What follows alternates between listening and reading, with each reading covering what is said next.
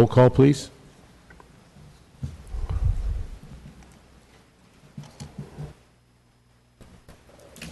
Councilmember Brand, Councilmember Brandau, Councilmember Olivier, Councilmember Quintero, Councilmember Soria, here. Council President Caprielio. I am here and on time, I might add. Next, we're going to go to an invocation by Father Joaquin Araga. Are you here, sir? If not, if you all stand up and join me in the Lord's Prayer, if you would, I'd appreciate that. Let's all rise. After we do the Lord's Prayer, we will salute the flag, and then we'll get to business. So thank you very much. You ready? Our Father, who art in heaven, hallowed be thy name. Thy kingdom come, thy will be done, on earth as it is in heaven. Give us this day our daily bread, and forgive us our trespasses, as we forgive those who trespass against us. And lead us not into temptation, but deliver us from evil. Amen. Thank you. Thank you very much. Yes.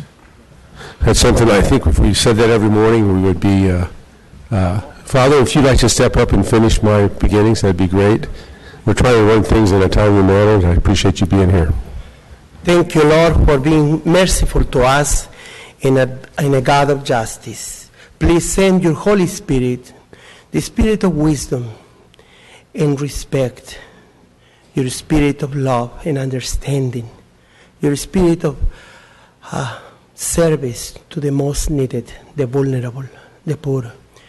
Help us to be public servants of your people, especially the most vulnerable, and guide us in the most difficult situations to discuss today so that we can come up with the best in our ability to serve our people in your name, Lord, because the better faithful we are to you, the better citizens we become.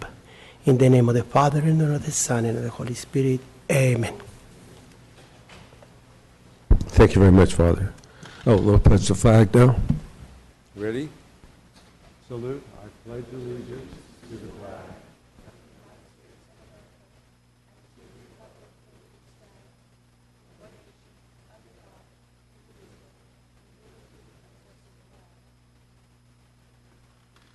Thank you very much, folks. Okay, we're going to move on to the agenda, and there are some changes. 1I. Madam Clerk, would you read that information into the record, please?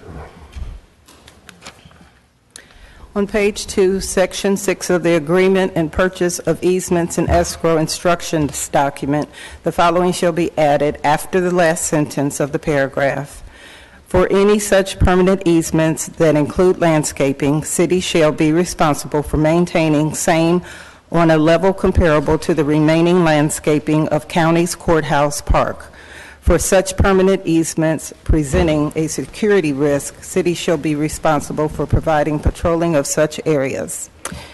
Same item, page 1 of the APN 466-160-01T, portions, deed of easement. The following shall be added as clause 4 of the deed of easement.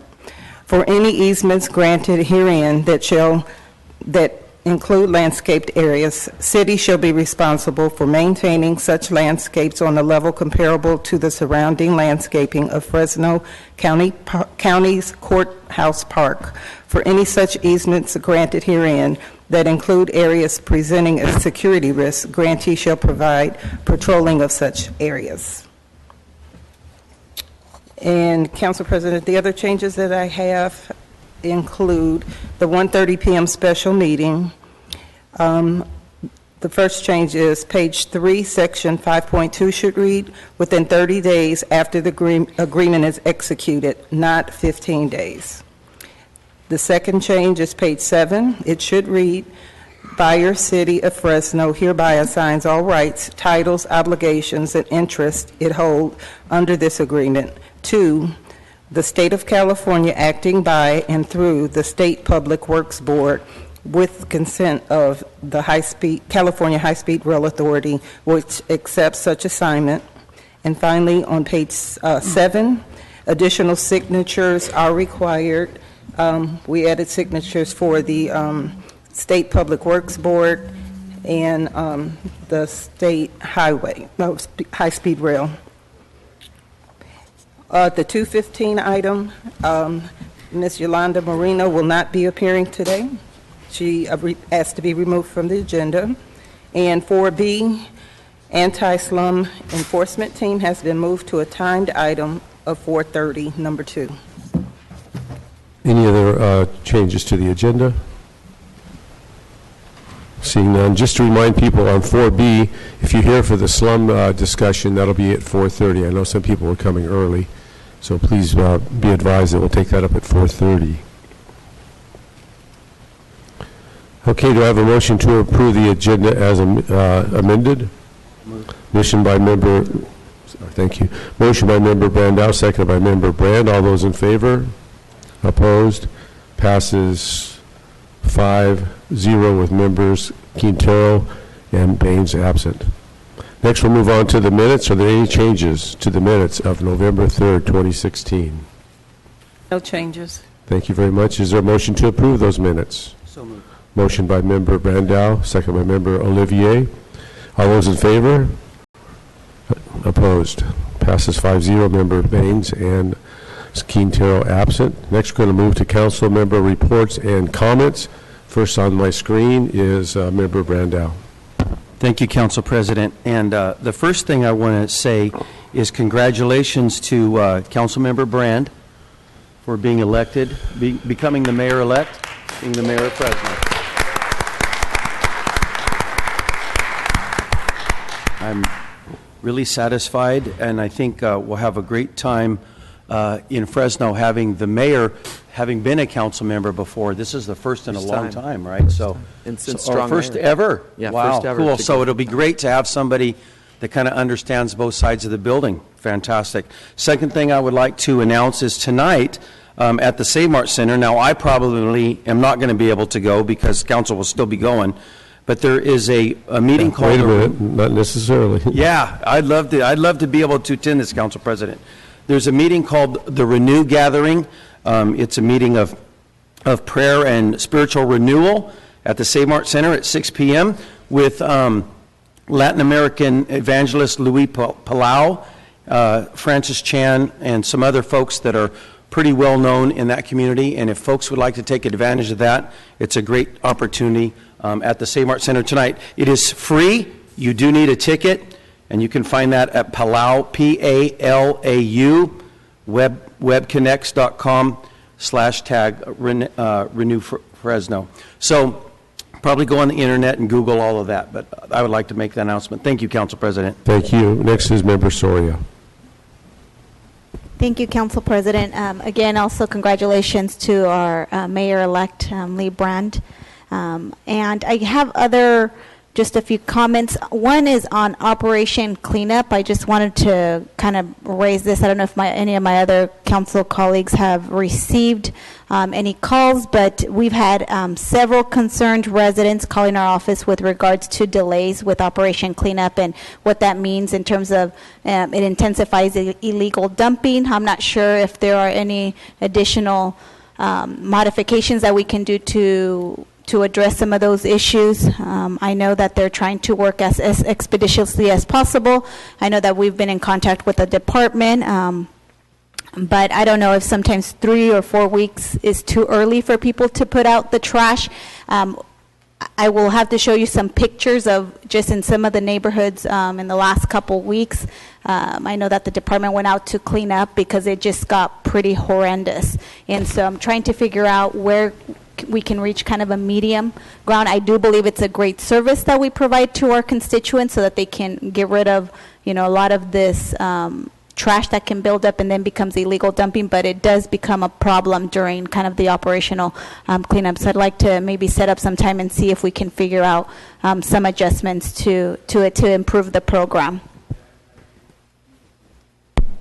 I too share your concerns. I've been in some neighborhoods where we've given notice, and as a result of that notice, other individuals from outside these neighborhoods are taking advantage and coming in and just dumping everything and anything that they can find, which is overloading the crews, because they're not only now trying to dispose of material that was generated by that neighborhood, but all the other material that somehow finds its way from all sorts of places within this community, as well as the county. Yeah, and a few neighborhoods were attracting even rodents. It was getting pretty horrific. So I absolutely agree. I have been in discussion, but I will follow up and absolutely look forward to the conversation with you as well. But I've had a similar conversation recently with the department that I think this 3 to 4 week window is too long. In fact, I think we really need to come back, and I absolutely agree. It's a valuable service, but we need to revamp this because it is negatively impacting our neighborhoods. I get the benefit, but the downside is what we now know is occurring in these neighborhoods, and we need to address that. And then also, I think some of the complaints were that the sweeper wasn't coming behind, and even some items that are being illegally dumped that can't because they're on the list that we don't collect. So it does become kind of a cycle. So I'd like to see how we can improve the program and maybe close that window so that the trash isn't there as that long. Okay. The other just kind of complaints that I've been receiving are, again, SPCA.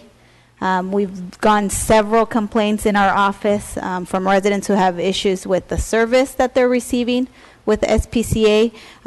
Just recently, we had a resident that had their pet picked up by the animal control but was not notified that the pet was at SPCA, although it had a chip. And it took several days, and so it ended up costing her a few $100, which shouldn't have. So we've gotten several complaints about kind of the customer service. They don't answer their phone.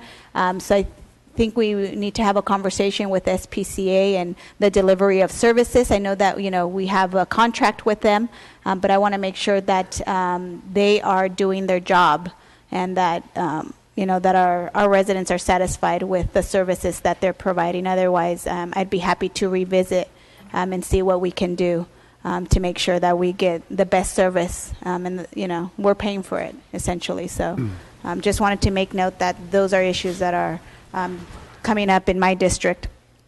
Also, just wanted to share, yesterday we had kind of a post-election press conference. There was a number of us leaders of the community to give kind of this post-election message to residents of Fresno. Some of them are feeling uneasiness and just unsettled because we have a number of immigrants within the city of Fresno. So we wanted to reassure them that we stood with them. We had a diverse group of folks from every walk of life. Was very happy to see the support from throughout the community. And so I just wanted to share that. I think that it's important for us to be inclusive and to really have the intentions to protect our immigrant community, which is a valuable asset. I also spoke to the chief of police. I know that many had been concerned in terms of our law enforcement. We have a specific policy that makes sure that we are focused just on enforcing our local, doing local enforcement and nothing related to immigration. I know that the mayor yesterday, along with the chief of police, released a statement clarifying that, because I know that there's been some uneasiness and people wondering where does our city stand, and also our chief of police and the department. So I was glad to see those statements go out to give our community, again, some reassurance kind of the post-presidential election.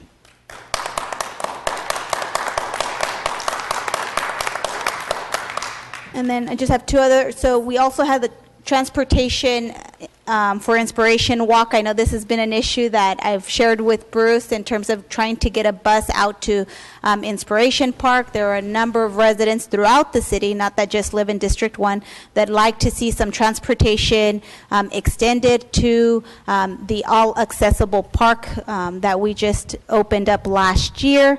I'm hoping that we can continue the conversation and try to figure out how we find those resources to do.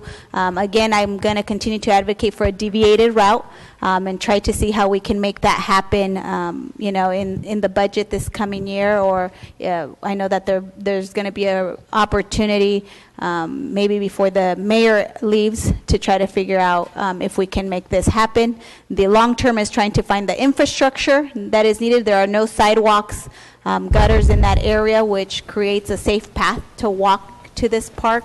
It's a little short of a mile from where the bus stop ends, and so I don't know if you've seen the video that they had, but there were people on wheelchairs, blind people trying to walk, and it was a pretty dangerous pathway to get to that park. And so I really hope that that's something that we can prioritize and try to get more access for the entire community. And then I just happy to announce that the Vallarta Supermarket opened. My council colleague, Paul Capriolo, joined us on the VIP reception. It opened up on Clinton and Weber in District 1, what I call a food desert. There are no supermarkets in that area, so happy to welcome them to the district. 270 new jobs in our community, and it provides access to fresh quality food. So we welcome the Vallarta Supermarket, the Gonzalez family. It's a family business, and they're great people. It's the third supermarket they have here in the city of Fresno. So we were very excited to have them in our district. And Starbucks actually will also be coming and joining that shopping center later in next year. So very excited about kind of the revitalizing of that neighborhood, which has been a long time coming. Thank you. Member Quintero. Thank you, Mr. President. City Manager, I'd like you to if you could send a message to Public Works, specifically Brian Russell, and thank them for the sidewalk cement work that they did on Jensen Avenue in Calwa. It was a front part of an old mobile home park that was built in the 1950s or late 40s, and it was part of the county, annexed into the city in the 80s, and we were finally able to get sidewalks and driveways in there, and it helps a lot of the school children that live in the mobile home park to get to Calwa School and not have to walk in the mud during the rainy season. So if you could tell them thank you, they're very grateful for that. Yeah, and then and on the other side of that, I'm sure when you go over the board of supervisors, there'll be the other half of Calwa who's going to want to have the same thing. So we can have that conversation when you become a board member. That's already started. Okay, good. Thank you. Also, today, Mr. President, I'd like to adjourn today's meeting in memory of Mrs. Hernandez. She was the mother of Alfonso Hernandez, and she was quite a woman. She raised all her children, did a great job with them, and every one of them was turned out to do great work in the community, and she was really a leader in the Sunset District for the area, but also a great role model for many children and adults over the years. So I ask that we adjourn in her memory. We Thank will you. certainly honor her with that adjournment, and thank you for that information. Member Olivier. Thank you, Council President. I would also ask that the council adjourn in memory of a well-known and widely respected community leader in District 7 named John Rose. John Rose was known as the wizard to the people on his street, in his neighborhood. He always had a kind word for everyone. He was active in ministry in the community, active in community revitalization as well. And he passed away a couple of weeks ago, so we'd like to also honor him by adjourning in his memory, John Rose. We'd be happy to honor him as well, Member Olivier. Next, my opportunity, last week I had the privilege of attending the grand opening of the Early Childhood Education Center at Stone Soup. That's at 6th and Shaw. And it was great to see all the kids. I actually worked on that about a year ago, helping assemble the playground, and as well as paint the classrooms. And Laura Rios, my chief of staff, who's over to my left, she's great with a paintbrush. So we painted up the classrooms, we got it all figured out, and now the students are there, and they can accommodate up to 300 preschool students. And all the studies and statistics say the more you educate at that earlier time, between 2 and 5, 6 years old, the more opportunity for success they have in education, in higher education. And at that grand opening, Larry Salinas will be up here in a minute, was there with me, and we were encouraging the parents to encourage the students. It won't be long before there'll be Fresno State Bulldogs. So it was a great event, and I appreciate all those that helped from PG&E on down the line. It was a great event, and it was a welcome addition to District 4. And there's another special event in District 4.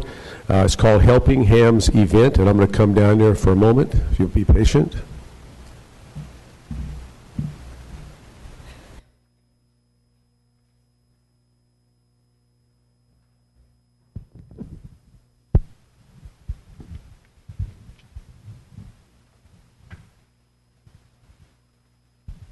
Okay, folks, this is, again, another special event in District 4. And Larry, would you like to come up here and join me? It's called Helping Hands Event. This is the 4th annual event of this nature. It's a campaign to feed the hungry during these holiday seasons. And the campaign will run through December 4th. And these, the money will help, that we raise will help with the student-produced holiday hams to charitable organizations affiliated with Fresno State. And I'm an alumni of Fresno State, and statistically, I hate to say this at this time, but we got to say it, is 1/3 of the students, about 33% of the students at Fresno State go to bed hungry.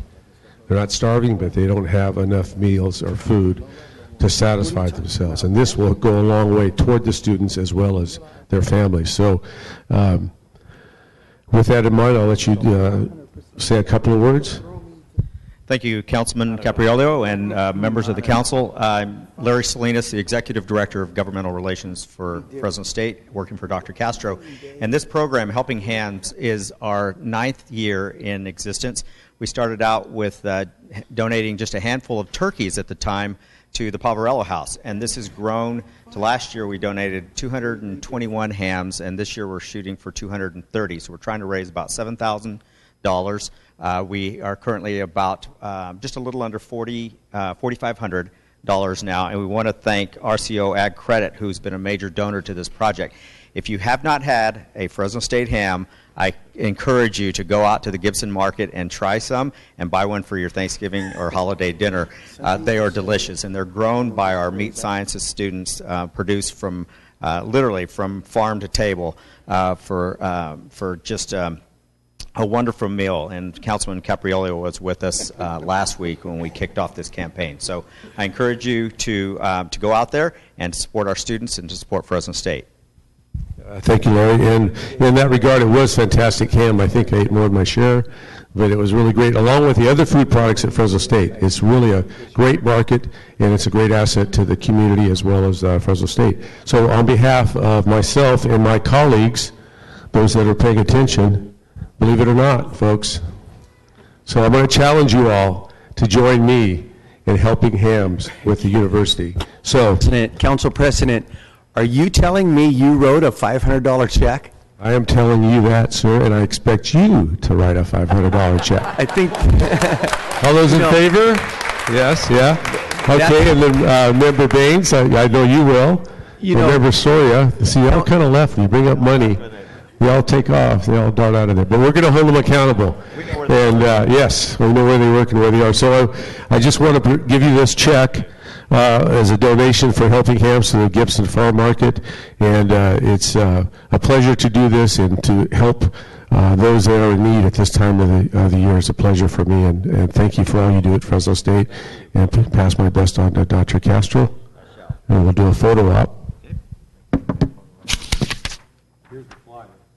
Anybody wants a flyer? Council members have it as well.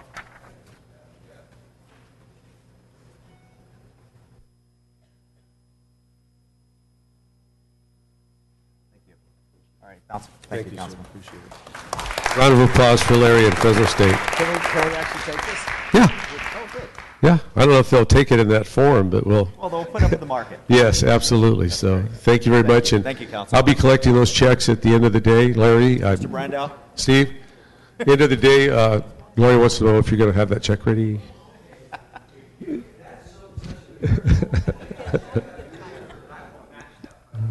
Thank you. Anybody else? Member Soria. Got it from Member Soria. Helping Hands at Fresno State, helping those that are in need. So $500 and from 500, all over. Pressure's on you. Come on, Ollie. Come on, baby. Come on. All right. Sal? Oliver, you can't let conservatives lead on this. Mine's in the mail. So, I'm sorry. Mine's in the mail. I'm sorry. I can't hear you. No hablo inglés. All right. Member Olivier? We'll do 600, Cap. Oh. We'll match you. We'll match you. It's the kind of people that lead our city. They're great leaders, but they have a great heart. They're very generous. And any of you that want to get involved, we'd sure appreciate it to hit that $7,000 mark. Thanks again, Larry. Appreciate it.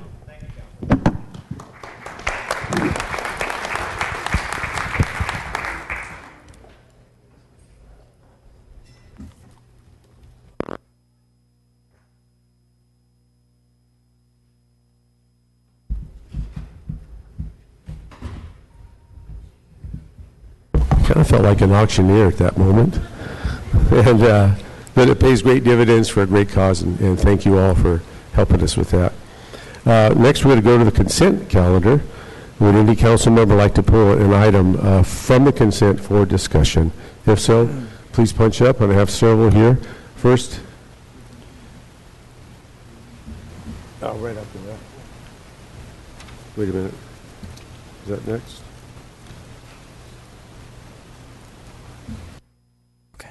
So I don't see it, so.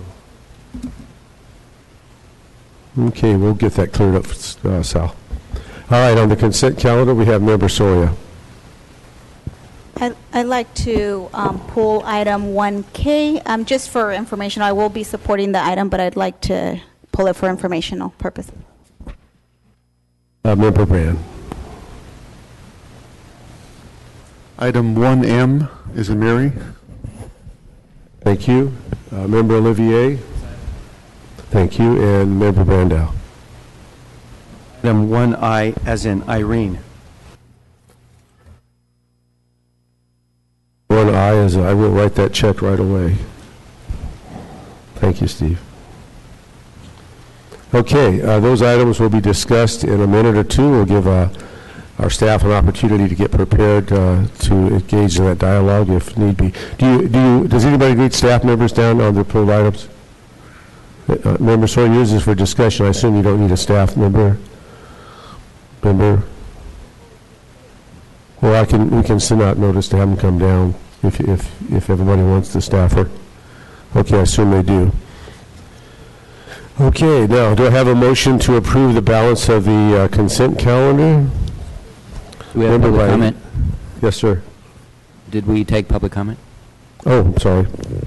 Would any member of the public like to come forward and discuss any item on the consent calendar?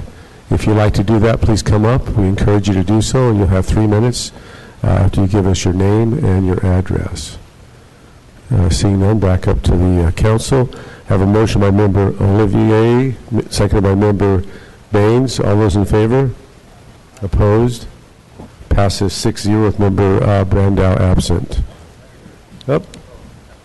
That's a 7-0. Thank you. A candy vote, yes, sir. All right. So the consent calendar, we're finished with that, and going on to ceremonial. Would you like to announce that, City Manager?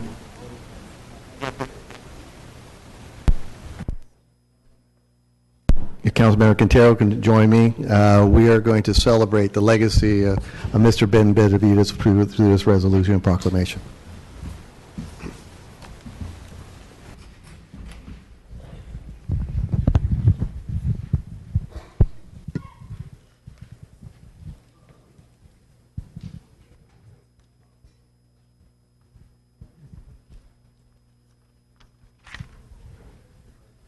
Is the family and representatives of Mr. Benavides here, Mrs. Benavides? And if any others who would like to join us, please feel free to do so.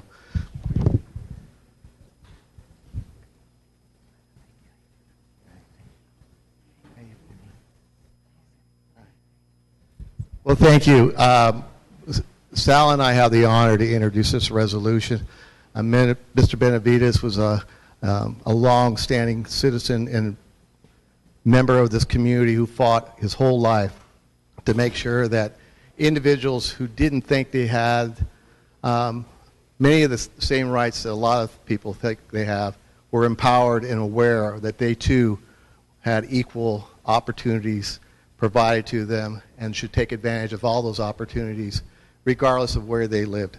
Although his work focused primarily in the rural areas, which is why there's a school named after him, which is so appropriate, he fought for individuals throughout this region, throughout this valley, to make sure they had access to all the same opportunities, including education, the ability to vote, housing, all those things that a lot of us take for granted. My family, my wife's family, is of Hispanic heritage and grew up in a rural community of Layton and Riverdale. And my father-in-law told me stories of how he was treated as a child and how there were separate classes for him in Layton with the rest of the white students. And as someone of my generation, was amazed that even happened in that era, but that was the reality. That was the world he lived in. And that impacted him, I can tell you, for a long time. So this resolution comes with, a heartfelt thanks to Mr. Benavides, because he opened the door and created those opportunities that maybe weren't available to my family members. So Sal, I'll hand it back to you. Thank you. I can recall when Ben had a youth center at San Pablo in Belmont. You remember that one? I was there for a while. And he was, every day he was trying to make ends meet, whether he was hauling in a piece of furniture, whether he was bringing in a used desk or a new one, whatever he could put together, it was always for the kids. And it was for the best of the kids. And he tried to provide everything for them and tried to make ends meet. He'd go down on behalf of families, the PG&E, to work with PG&E to try and help them keep their electricity on. And, Ben just gave a lot. He had a passion. He had a passion to help people that were underserved, people that needed help, and he never gave up. He was a fighter. He was a fighter till the end. And that I do know about him. And always, whatever you heard from Ben, that's the way it was. There was no middle ground. He had to, it was his way, and it had to get done. But he always had a vision. He always had a vision that if he could help one child succeed, he had a good day. He had a good day. And also, I can tell you that I know one of the things that he always felt in his heart was he was always grateful for his family, because you guys gave up a lot. You gave up a lot to try and help Ben's dream come true, to make this a better community. And so for that, we owe you a debt of gratitude, and thank you for sharing him with us. You shared him. You've done a ton, and thank you so much. Mrs. Benavides. On behalf of my mom and my family, we're very honored at this proclamation that's being presented today. My dad was the smartest man I ever knew. He was the most socially engaged person I ever knew. And one of his biggest philosophies, just like he was mentioning about his school, that it's the epitome of who he was. He was about education, empowerment. He was about also service to others. And so just as we're in the City Hall chamber, there's many of us that are in service to others, where it's in big way or a small way. But it's understanding that my dad was always about giving back. Whatever you know, whatever you take with you, whatever you grow from the small towns that surround us, and even the city and state and national, he said, give back. And so being the climate of our nation, that we are understanding of the power that we have. My dad was a very, very common person. He never minced words. But he was also extraordinary because he gave his entire life for his city, for his state, and for his nation. Madam Clerk, if you could read the proclamation. Whereas Sebastian Ben Benavides was born in Miami, Arizona on November 25, 1946, and migrated to California as a teenager with his family, where he worked in the fields of the Central Valley, wedded Gloria Lopez when the couple were both 21 years old, and had 4 children, grandchildren, and great-grandchildren. And whereas Mr. Benavides' community awareness grew in the mid-1970s when he became familiar with organizations such as Friends Outside and Youth empowerment centers, which led him to seek social justice and to advocate on behalf of the rural communities of the Central Valley for educational equality and social economic opportunity. And whereas for decades, Mr. Benavides was a force for justice and struggle against racial discrimination and collaborated with institutions and organizations such as Wells Fargo, Bank of America, U.S. Bank, Anthem Blue Cross, and the Green Lane Institute, acting as a consultant for million-dollar contracts focusing on community redevelopment. And whereas Mr. Benavides demonstrated his commitment to informing rural areas and diverse populations about the empowerment of education, financial stability, and exercising their rights, becoming a political visionary in the Central Valley whose legacy lives on through the young students of S. Ben Benavides Elementary School in Parlier, California. And whereas the realization of Mr. Benavides' dreams is seen through the families who continue to move forward with the same strength, spirit of leadership, and preservation that Mr. Benavides demonstrated every day to the communities throughout the Central Valley. Now, therefore, be it resolved that I, Mayor Ashley Swearingen, do hereby proclaim November 25th, 2016 to be S. Ben Benavides Day in the city of Fresno.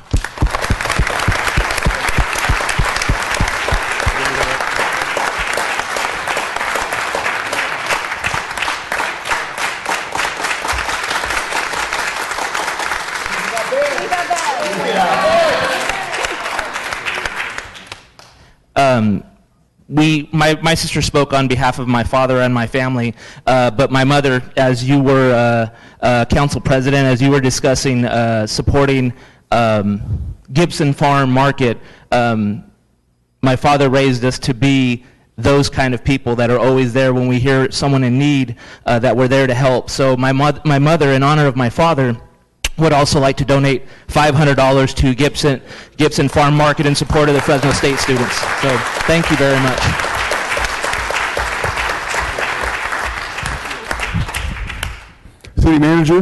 City Manager? Yes. I want to add, I used to work with Ben Benavides at Sears Paint Store. Ben was a friend many years ago. And when I ran in the ill-fated campaign in 2000 for Fresno County Supervisor, Ben's organization, the Mexican American Political Association, endorsed me. Didn't help me, but endorsed me. Anyway, thank you. Ben was a good man.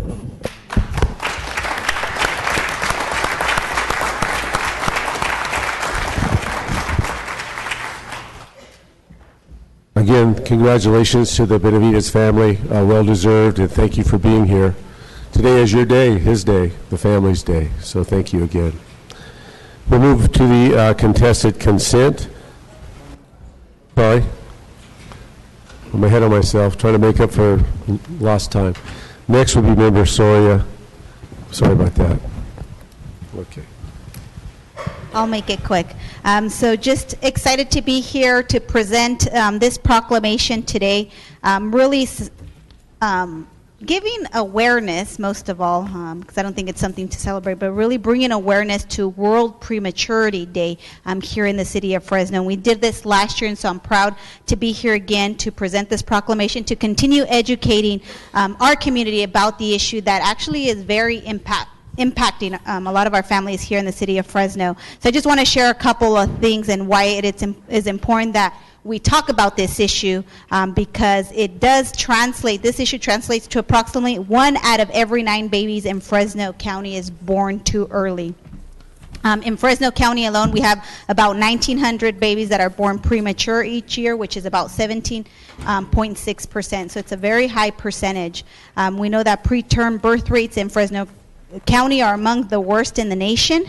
And the populations that are mostly impacted are communities of color and people also living in poverty. Today, Fresno County's initiative with First Five Fresno County will hold the World Prematurity Day event commemorating this day. And it's our second annual World Prematurity event. They're doing a walk where they will start at the lighthouse, so down the street at 5:30, and we'll end here at City Hall at 7 p.m. City Hall tonight will be lit in purple to again commemorate and really bring awareness to the issue that is impacting so many family and children here in the city of Fresno. The Fresno County Preterm Birth Collaborative Impact Initiative is part of a larger 10-year preterm birth initiative, which is being led by UCSF. Fresno State has served really as a backbone organization here locally for this Fresno initiative. There are many people involved, and I have here Sandra Flores from the collaborative really to speak a little bit more and share anything else that you think that I missed. Thank you, Councilmember Esmeralda. Okay, so I think just two things. One, as the council member mentioned, that we're part of a broader initiative. It's a 10-year. It includes East Africa, and if you can believe, our rates here in Fresno County are worse or as high as the communities in East Africa, which are Rwanda, Uganda, and Nairobi. So we are part of a global effort that UCSF is leading. The other thing I want to mention is that bringing babies to full term begins long before pregnancy. So somebody was mentioning the 2 to 5 importance of it, and I know, Oliver, you and I have worked on high impact in 0 to 8. So healthy birth outcomes impacts the 2-year and the 0. We want the healthiest zeros possible, and it happens well before pregnancy. The health of women before pregnancy, along with social and environmental factors, influence health outcomes. It's incredible. The last thing I will say about this initiative, it's incredible that 40% of all the preterm births in Fresno County are in a 2 by 5 mile radius from community hospital. So race, ethnicity, poverty, and access to quality health are key social factors in this issue. And we can turn the curve. We are really approaching this in a very different way, and you can reach us at Fresno State and the council member, and there's an article in the paper today about it. You can reach me for more information. But thank you, all council members, for supporting this and bringing awareness to it. Thank you again, Sandra, for being here. Thank you to the collaborative for really bringing this issue forward and continuing to educate the community. So, Clerk, if you could read the proclamation for the record. Whereas preterm birth affects 15 million babies globally and is defined as a live birth before 37 weeks of gestation, and whereas statistics show that the rate of preterm birth in Fresno County is 1 in 11 babies, and 90.5% of live births in Fresno County are preterm, and whereas in Fresno County alone, 1,900 babies are born premature each year, 17.6% of those premature births affecting the African American community, and whereas it is of utmost importance to bring awareness to women and men in the city of Fresno to ensure that women see a doctor as soon as they believe they are pregnant and receive prenatal care and recommendations not to smoke, avoid alcohol, get plenty of rest, eat a well-balanced diet, drink plenty of liquids, and maintain a healthy weight. And whereas millions of children face lifelong birth defects and intellectual disabilities as a result of being born too soon. And whereas World Premature Day on November 17th is one of the most important days in the year to raise awareness of the challenge and burdens of premature birth globally. And whereas World Prematurity Day is a day to rejoice in the resilience of those tiny survivors and to celebrate the courage of those mothers who experience having a premature birth. And whereas we must continue to find ways to prevent prematurity births and support organizations that stand with the babies and their families as they continue their journey through life. Now, therefore, be it resolved that we, Mayor Ashley Swearingen, and the City Fresno Council do hereby recognize November 17, 2016 to be Prematurity Awareness Day in the City of Fresno. Thank you very much. Round of applause, please. We're going to go to the 1:30 item in a minute, but we're going to quickly go through our contested consent, starting with item 1M, actions relating to repealing and adding fire and life safety regulations to the Fresno Municipal Court, and that would be by Member Brand. Yeah, thank you, Council President. One item, is Mike Pickett here? Yeah, come on, Mike.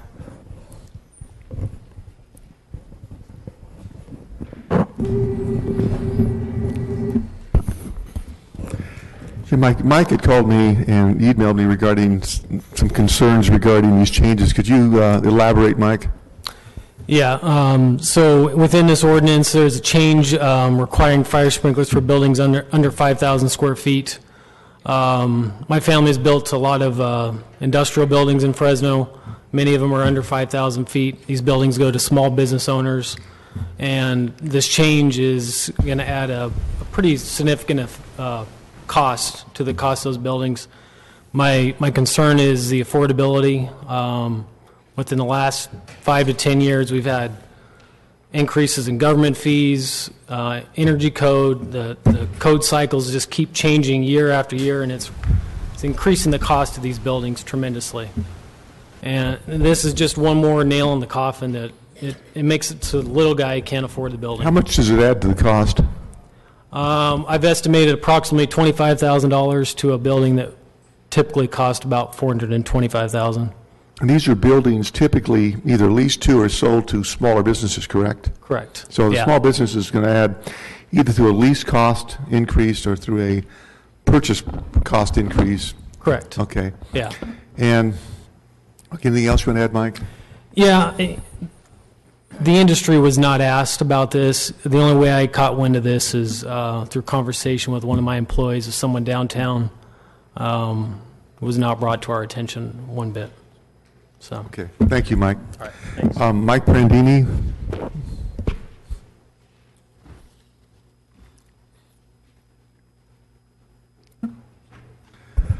You gave a cover. You want to say a few words, Mike? Excuse me. No, I'll be covering the same issues that Mike Pickett covered, and we were not notified that this was coming about, that they were going to reduce it from the current 5,000 square feet to virtually any building. And these are your business generators, your employers, your small business employers, and I don't think you can afford to make yourself uncompetitive with the other cities in the county in this area to compete for those kind of businesses. Okay, thank you, Mike. Chief Donis?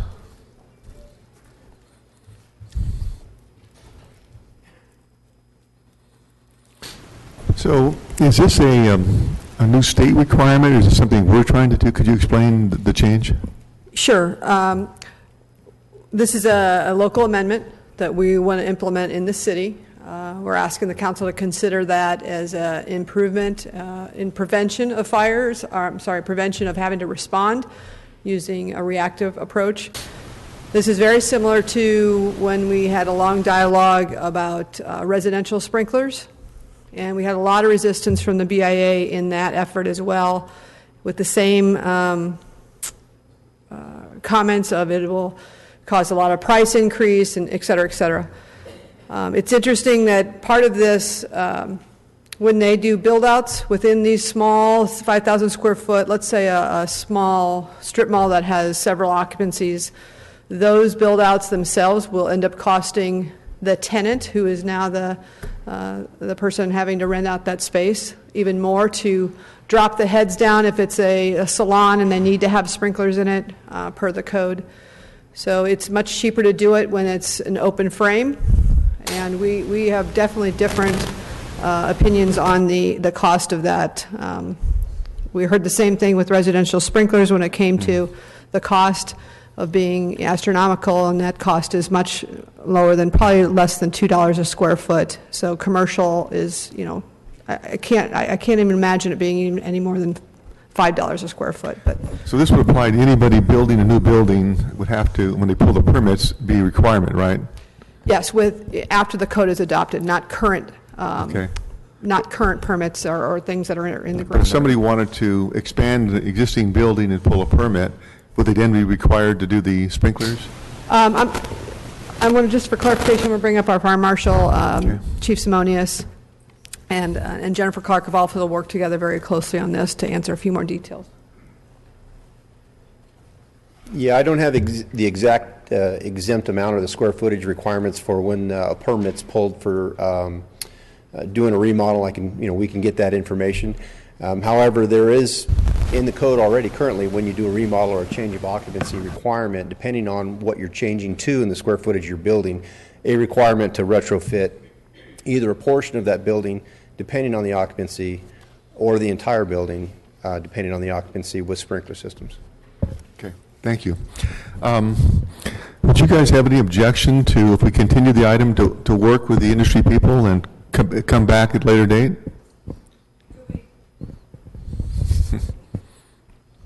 No, we don't have an objection to that, but we would bring it back to December 1st, so it would be able to be adopted and approved and implemented by January 2nd or 3rd. Okay. So you'd want it to come back 2 weeks from now, right? Is that right? Yes. Okay. Does that give you guys enough time? Okay. So can I make a motion then that we continue this item to December 1st? And we asked our fire department to contact Mr. Pickett and Mr. Prandini and to get their input into the process? Yes, of course. Okay. All right. Thank you. Member Olivier, did you have any additional comments? No.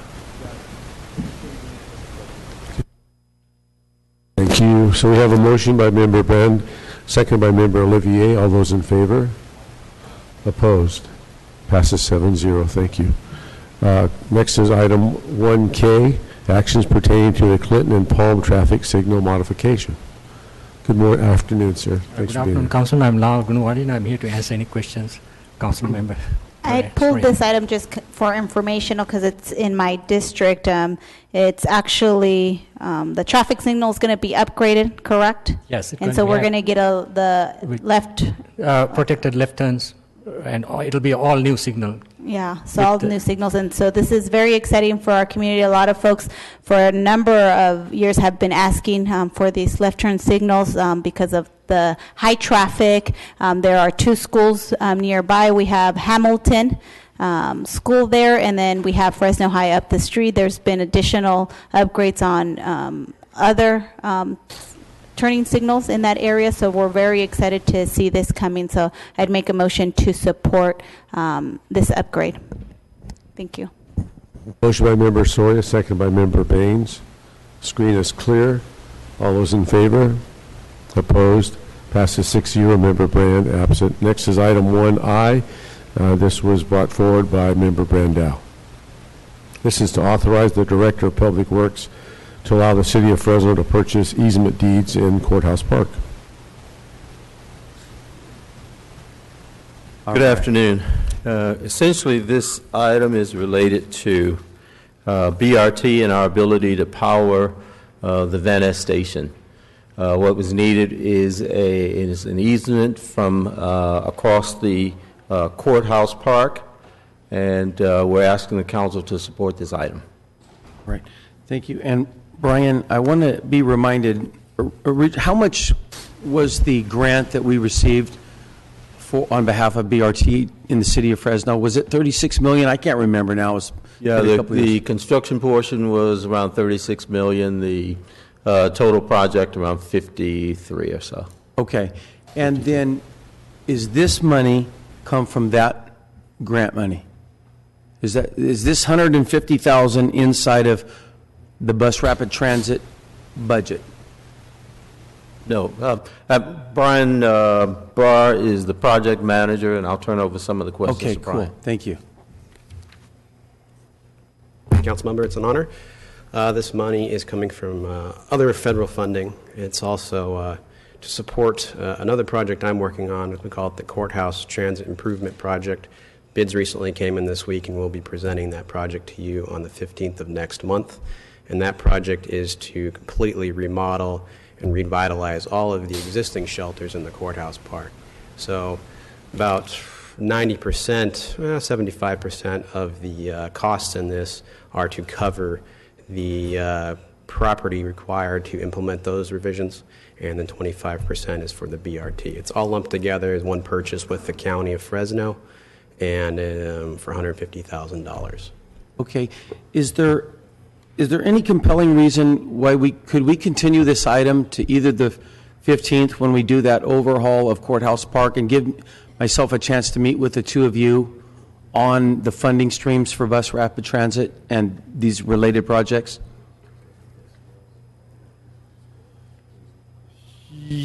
Yes. Maybe I can clear the confusion, even publicly. There are two projects essentially together. There's the livability project, which is the bridge and related items called livability. Then there's the BRT project, and this essentially is to power to feed into both of those. When I said BRT, it's not exclusively a BRT item. It's a joint item. It's an item that will serve both purposes. The livability project, which Brian mentioned the funding coming from, and it will also serve BRT. Okay. And Brian, could I ask you, you and I have a meeting and revisit this item next council meeting?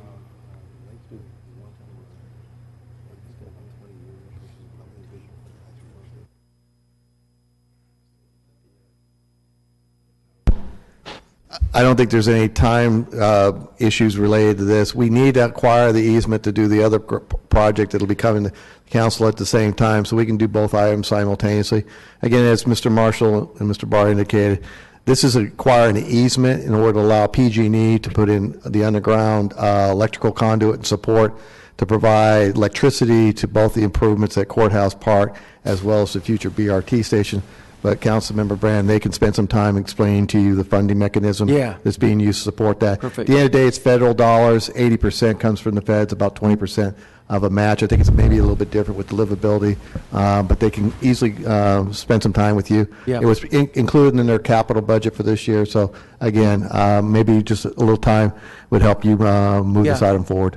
And if we're going to have that update on the 15th, I would have requested an update for that meeting, so I'll just roll my two meetings together, and if we could meet and combine those two meeting sources, come back on the 15th, I'll make a motion to continue this item. I have a motion by Member Brand, thank you, Brandow, to continue the item, seconded by Member Olivier. Member Soria. I just had one question, but maybe I can set up some time since we won't be voting on this today. So if we can follow up, Brian, I have just one question that I'd like to ask you. Thank you. We have a motion and a second. All those in favor? Opposed? Passes 7-0. Thank you very much. Thanks for being here. Thank you. 6-0. Sorry, Member Brand is absent. Thank you guys for coming forward and helping us on this item. All right, we're going to get to our 1:30 item. It's a special meeting of the Council of the City of Fresno, the successor agency to the redevelopment agency of the City of Fresno, and the Fresno Revitalization Corporation. This is regarding approval of the exercise of the right of first refusal for 2.81 acres of property located at 1903 Mariposa. Council President, I think we were planning on a closed session before the open session item on this. Very good, then we can do that.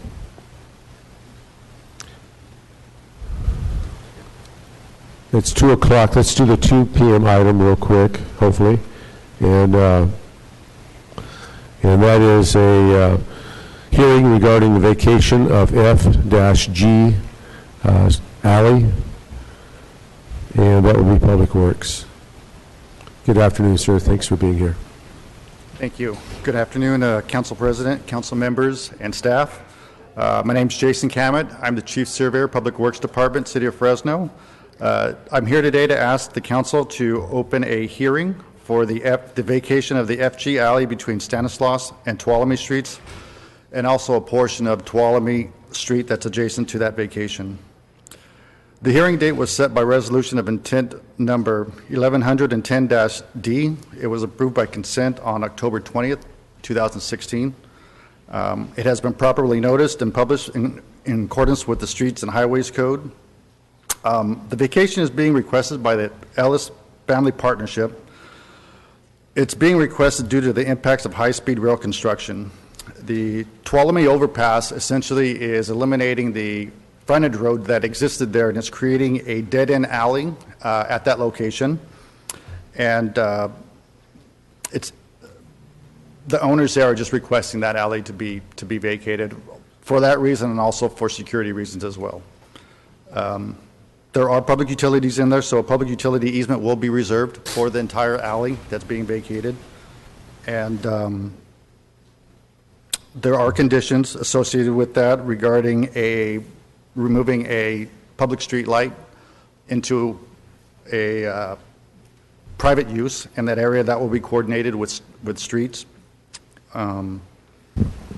Access, 24-hour access will also be granted to all utilities and departments that need to maintain and service their utilities in that. Thank you very much. We appreciate that. Is there anyone from the public who wishes to comment on this item? Now's the opportunity. Please come forward. Seeing none, back to the dais. Do we have a motion to approve? Motion by Member Oliver Baines III to approve this item. Seconded by me. All those in favor? Opposed? Passes 6-0 with Member Brand absent. Okay, we're going to go quickly into our 1:30 closed session. City Attorney? Yes, in closed session, we have real property negotiation concerning 1903 Mariposa. We'll be right back.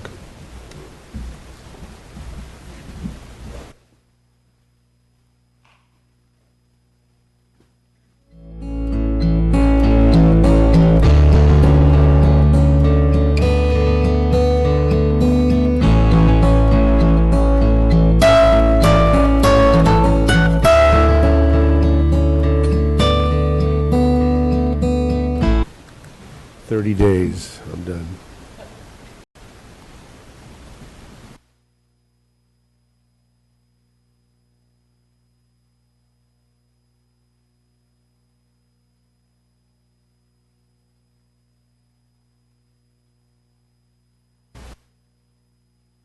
Okay, folks, thanks again for being so patient with us today.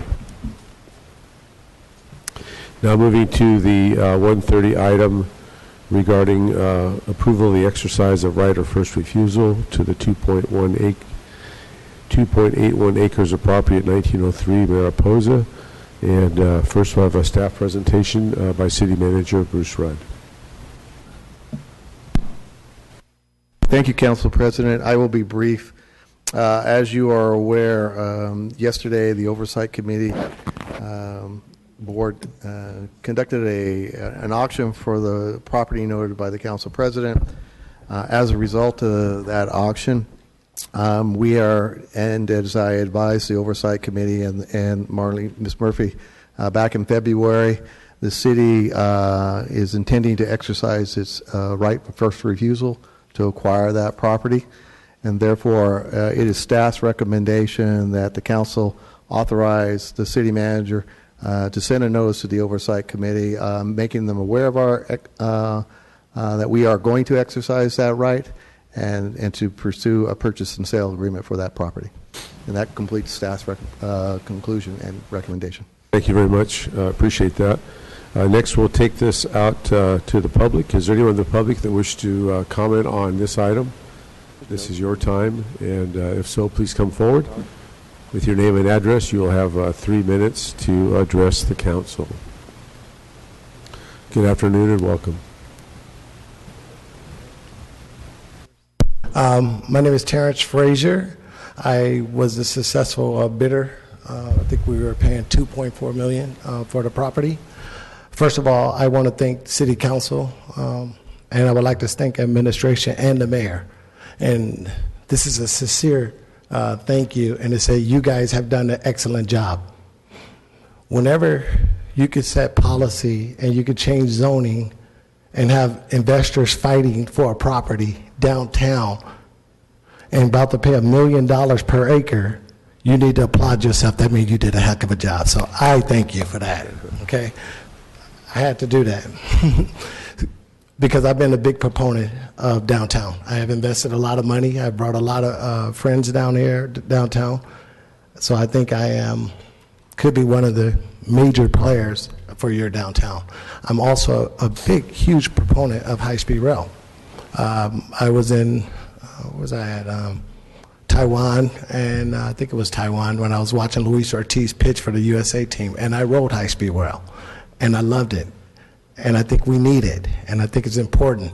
So I just wanted to say that. I have some friends that were high-speed rail also, so it's really awkward to be in this position where I'm sitting up here like, oh God, I got investors, I got investments, I'm putting my money in, and whoa, then something happens like what happened with high-speed rail, wanting the property, and the city coming back and going, we may exercise our right to take the property away from you. I've learned a long time that we have to respect process. And I think that's important to let whatever process happen. Whether I get the property or I don't get the property, I know what we did was right, and we will be okay with whatever decision that the council make. We will respect that decision. On my way out, I have to tell you, be very careful when you set processes and you make it how do I say it? You create investors to come to your city to develop in your property, and then you say, hey, I'm gonna pull something away from you. I'm just saying, be real careful when you do certain things like that. But end it with, this morning I woke up and if you were ever a Cub fan and you saw the Cubs, and it was 105 years and they finally won the World Series. And then you go to bed and you wake up and then you find out, wow, the commissioner has decided that the other team have already won it. It hurts.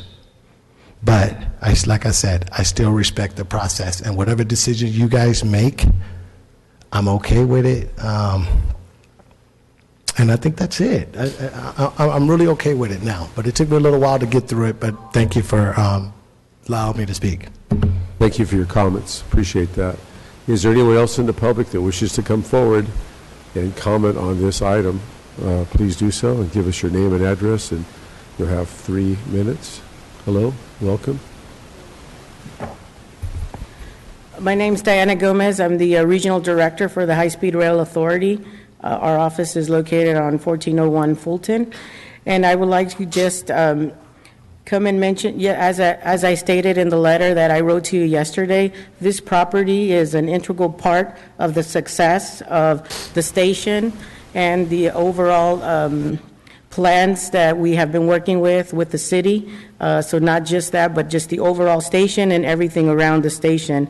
And so we would like, again, as I mentioned in our letter, for the property to be then sold to the high-speed rail, so we can continue planning as we move forward in the development and the design of the station and the overall portion, the overall everything around the station.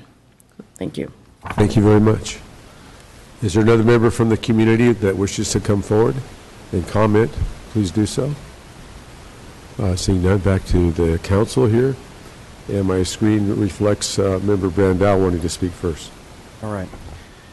Thank you, Council President. So I had a chance to meet with Terrence Frazier yesterday and his partner in that concept project, whatever you want to call it. And then I really didn't hear much of the other side of the story till we just got in closed session and talked about this item. And it really, from the minute I first heard about it, I had some trouble with it. And part of the trouble was with process, and part of my trouble was with the role of government. So I'm going to make an attempt to oversimplify something, the item. It's for sure somebody's going to say that's too much of a simplification, but for folks watching through cable or whatever, they might get a chance to understand it. Really, it was a piece of property that was put out, that's owned by the city of Fresno through the RDA, and we put it out to an auction process. And there were 2 bidders at the auction process. One of them was Mr. Frazier, who just spoke, and then the other one was High Speed Rail Authority. And then at the end of the day, when they did their bidding back and forth, we've all seen auctions before, High Speed Rail Authority dropped out, and Mr. Frazier won with the highest bid at the auction. And that's what he was talking about, going to sleep like a Cubs fan. Okay? And then the city of Fresno at all times had the option to step in and do a first right of refusal. So here's what's happened since Mr. Frazier won that auction. is the city of Fresno is now going to exercise its right to buy that property. Forget about the auction. We're going to take the property, and then we're going to turn around and sell it for that price to high-speed rail. So really, philosophically, I have real difficulty with government picking winners and losers, right? The government steps in and makes the decision, winners and losers. Now, I'm not going to say that should never happen, but you should not go through this auction process and have one person win, and then we're going to decide that they don't win after all.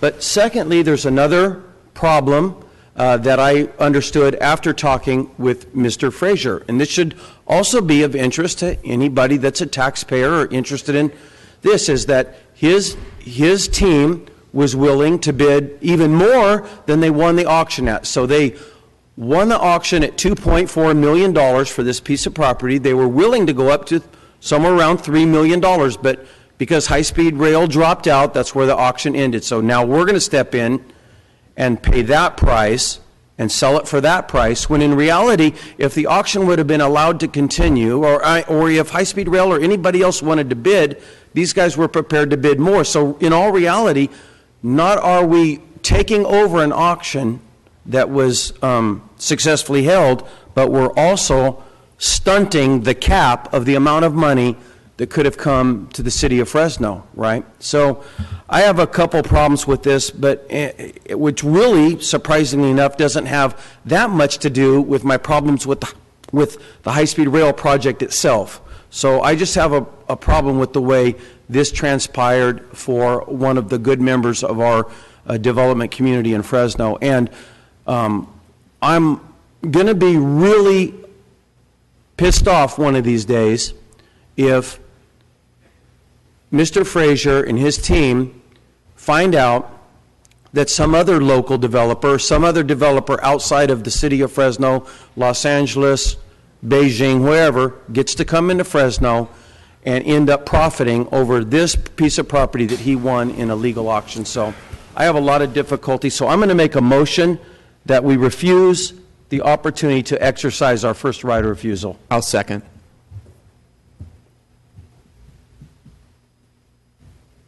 Member Olivier. Thank you, Council President. I just wanted to, I seconded that motion because I think that I'm also in agreement that Mr. Frazier and his investors were successful in that auction and should have the opportunity to see what they can do there. I don't think that if given the opportunity, I mean, I'm familiar with the product that Mr. Frazier delivers, and he does good stuff. And so I think that he should be given the chance to execute, and he's a big player downtown and wants to be in the future, whether or not this goes his way today. And it's because I know that he would build something that the market would want, that people would want to shop there and live there and work there, that I seconded Councilmember Brandau's motion that we don't exercise the first right of refusal and give our local developer a chance to make something great happen on that piece of property now, as opposed to waiting for whenever High-Speed Rail Authority is finally able to make something happen down there.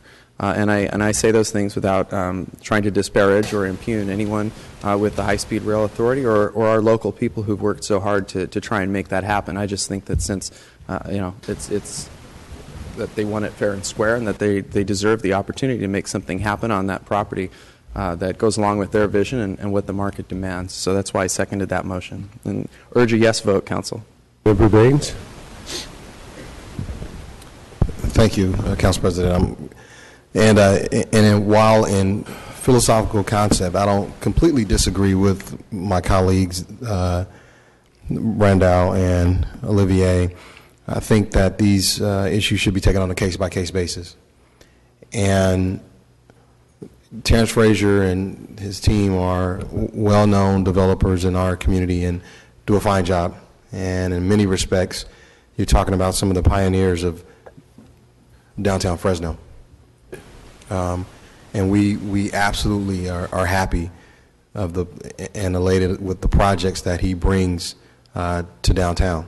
So I don't want this to be misinterpreted as our city's a lack of gratitude for the projects that you do, Mr. Frazier. We appreciate it, and we appreciate your willingness to continue to invest.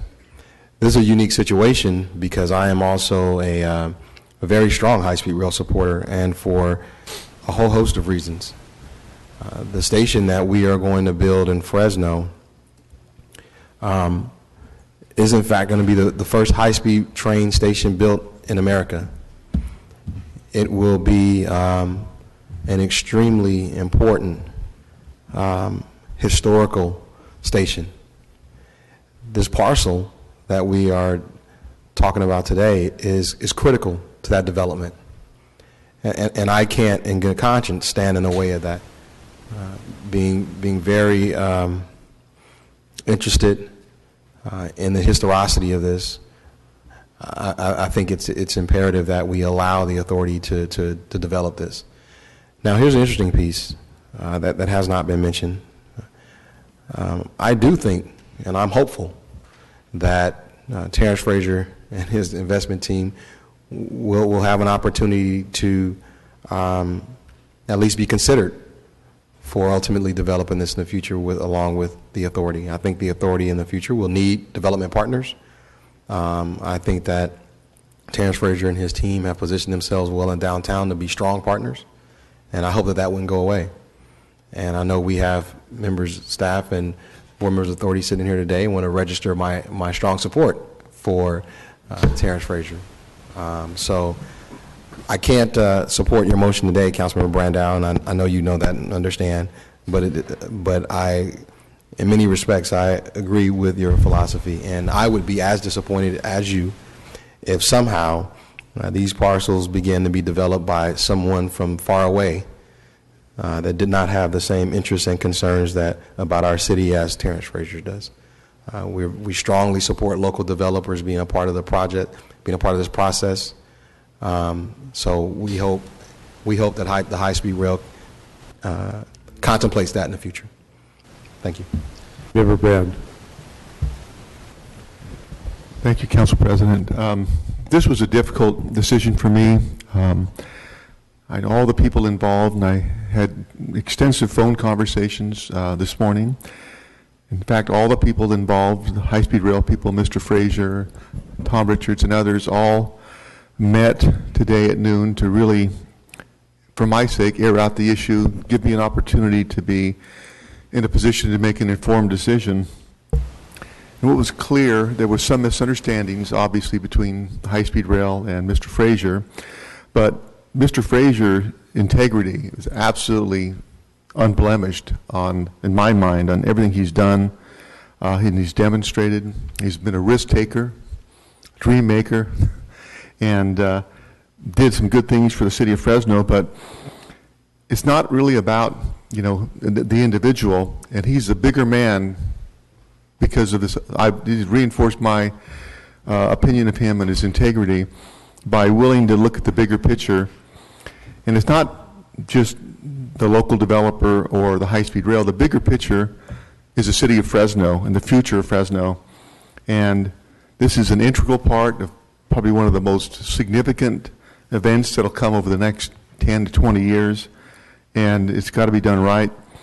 And I think and I believe and I hope that when this is settled, that Mr. Frazier is the developer for this property. That'll be one of the most important components of the high-speed rail station downtown.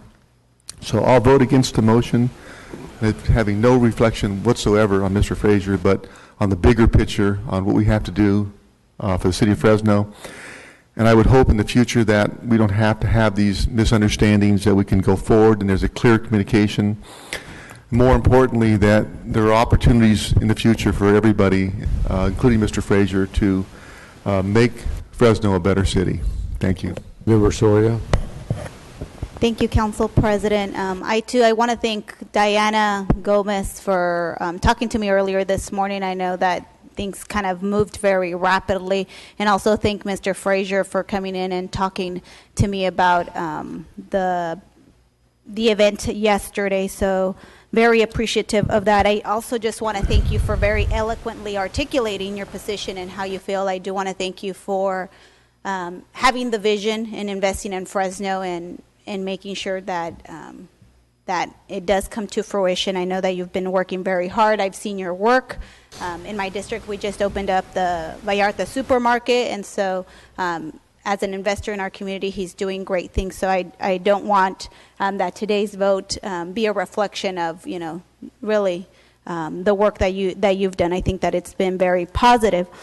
I do kind of echo very similarly, I think across just my council colleagues, I think both in terms of respecting process, and I think the right of refusal also is part of that process.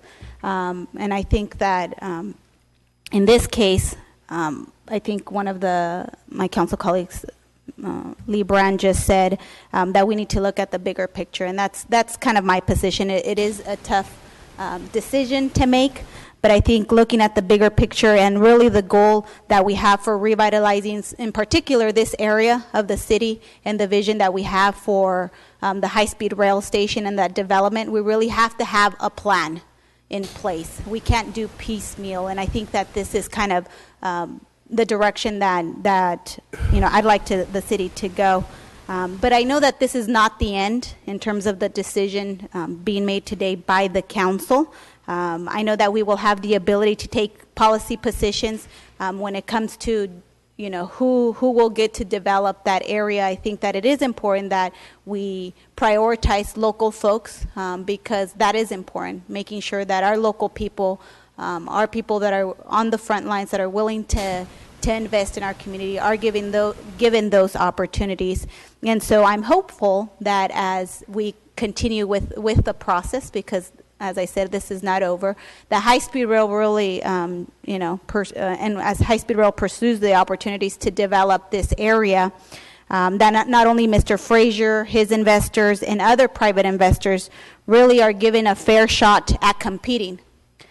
Because, as I think people have said, the great track record that he has in building great neighborhoods here in the city of Fresno. So with that, I won't be able to support my colleague's current motion, but I do, just want to say that I'm grateful for the work that you have done and that you've been doing in the city of Fresno. Thank you. We have a motion by Member Brandau, second by Member Olivier, to refuse the opportunity to exercise the city's right of first refusal. All those in favor? Opposed? It fails. Two yeas, 5 nays. And now a motion by Member Baines to exercise our right, or the city's right of first refusal. Do you have a second? Second by Member Brand. All those in favor? Opposed? Passes 5-2. Members Olivier and Brand voting no. Thank you very much. I wanted to move on to a 220 item, and that is appearance by Zoya Zindel. Are you here? Oh, good to see you. Thank you. To discuss the, no, I guess he isn't here. Are you here, Mr. Zindel? Oh, good. Thank you. Please come forward. Thank you for your patience this afternoon. And give us your name and address, and you'll have 3 minutes, sir. Thank you. My name is Zoya Zindel. I live at 2812 Everglade Avenue, Clovis, California, 93619. You can proceed, please. Thank you. Thank you for having me speak to you. I'm here on behalf of the organization that I'm chair of, Transemotion, which is an organization that provides outreach, advocacy, education, and support for the transgender community and their allies in Fresno and surrounding areas. And so I just wanted to inform you that we are here and let you know about the good things that we're doing. We have 2 events planned this weekend. The first is the Transgender Day of Remembrance March. And so if you don't know already, Transgender Day of Remembrance is an annual international event. And the event is to put aside a day to honor transgender individuals that we lost this year because they were murdered or they committed suicide. This is a social problem that the community needs to be aware of, and it is our intent to provide a space to increase awareness so that our community can be safer, particularly for these individuals, and that the violence stops and that the suicides stop as well. And so the first event is a march. It will happen through the Tower District. We'll meet at the LGBT Community Center, which is at 1067 North Fulton. It's this Friday, tomorrow, 7 p.m. We'll march through the Tower District, and we will have speakers and listen to folks share about the subject of why this is important, why we need to do what we can to speak up against transphobia, which is the irrational fear of a transgender person. And there are many transgender people here in Fresno. And it is our duty as an organization to educate folks about transgender issues. So again, Friday, November 18th, 7 p.m., 1067 North Van Ness. The other event, which is happening this Sunday, is the Transgender Day of Remembrance event, where we'll actually do the memorial and reading of the names. We'll have light refreshments, art display, speakers, live entertainment. That will happen this Sunday, November 20th at 5:30 p.m., and that will happen at the Big Red Church, also known as the First Congregational Church of Fresno, 2131 North Van Ness. And I do have flyers here that I could leave for each of you council members. And so I'm here to tell you you're more than invited, and we hope to see you there. Is that? Very good. I can leave them with you. Good. If you'll leave them with Todd, he'll hand those out for you. I also want to thank Councilmember Baines for your support with the proclamation. I also thank Esmeralda Soria, who has been supportive of us many times before. Thank you for your support, and I encourage you all to attend. We're friendly. We don't bite. We like to be friends. Thank you for being here and sharing your thoughts. Sure. Go to the 205 item. It's a hearing regarding the vacation of certain streets and alleys, and that's Public Works. Good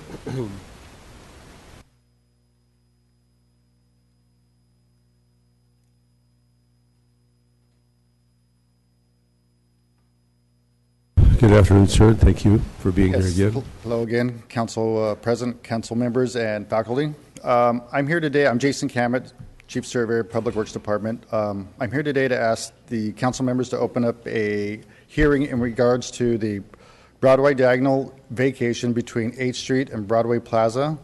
Also, the Broadway Plaza and 8th Street alley between Merced Street and Broadway Street. Hearing was set by Resolution of Intent 1111-D on October 20th, 2016. It's been properly noticed and published. The vacation is being requested by APEC International. It's being requested to accommodate development of Site Plan 6-14-076, which is the rehabilitation of the Hotel Fresno, as well as the construction of a multi-story parking lot associated with that site plan. Public utilities will be reserved. A public utility easement will be reserved over the entire area being vacated to accommodate relocation and privatizing of those facilities. It has been conditioned as well. At this time, I ask council to open up a public hearing. Thank you very much for your presentation, sir. We'll take this out to the public. Anyone from the community wish to speak on this item, please come forward. It's your opportunity. Okay, we'll bring it back up here. The screen is clear. I think that's a District 3 item. Motion to approve by Member Olivier. I'll second it. All those in favor? Opposed? What did I say? I did? I'm sorry. Wow. Motion by Member Baines, seconded by me. All those in favor again? Opposed? That's a 7-0. Thank you. On to the 210 item, hearing to consider a plan amendment application, and this is Darm. Good afternoon. Good afternoon, Councilmember Capriolio, Council, Bonique Emerson, Planning Manager with the Development and Resource Management Department. Staff has nothing to add to the info provided in the staff report, other than the fact that the applicant is in agreement with the conditions outlined in the email. from Todd Wincoop in the email dated November 15th and included in the project record. I do have a brief presentation if you guys would like to see the presentation, and with that, I'm open to answer any questions that you may have. Thank you. Thank you very much. It's the best presentation of the day. Anyone in the public wish to come forward and comment on this? Please do so now, and you'll have 3 minutes once you give us your name and your address. Good afternoon, sir. Good to see you. Good to see you, Mr. President and council members. Nick Jovino Sr. With the applicant. We concur with the staff report and all the recommendations in the staff report. I'd like to acknowledge and thank the applicant, their architect, the staff, and also the neighborhood for working together to make this project happen.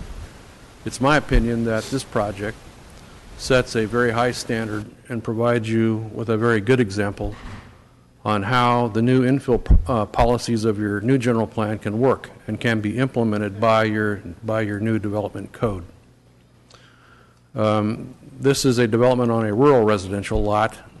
In my opinion, the biggest, most single cause of the kind of sprawl we've had in Fresno is not something that the city has done, but the county through the creation of hundreds of rural residential lots throughout the metropolitan area in Fresno and Clovis. These lots are difficult to annex. You cannot assemble them. You can't infrastructure them. You can't build on them. You can't build through them. You got to build around them. So they've been the problem. Here you have an example of how they can now be reused for moderate density residential infill. So we concur with the staff recommendation and recommend that you approve the project today. Thank you very much. Anyone else like to comment on this? Please come forward. Good afternoon, and thank you for being here. Good afternoon. I'm Todd Weinkup. I'm an attorney at McCormick Barstow, and we represent some of the single-family homeowners adjacent to this project. Mr. President, members of the council, as Mr. Urbino indicated in staff, there were a number of conditions that led to our client's support of this project. It did not start off that way.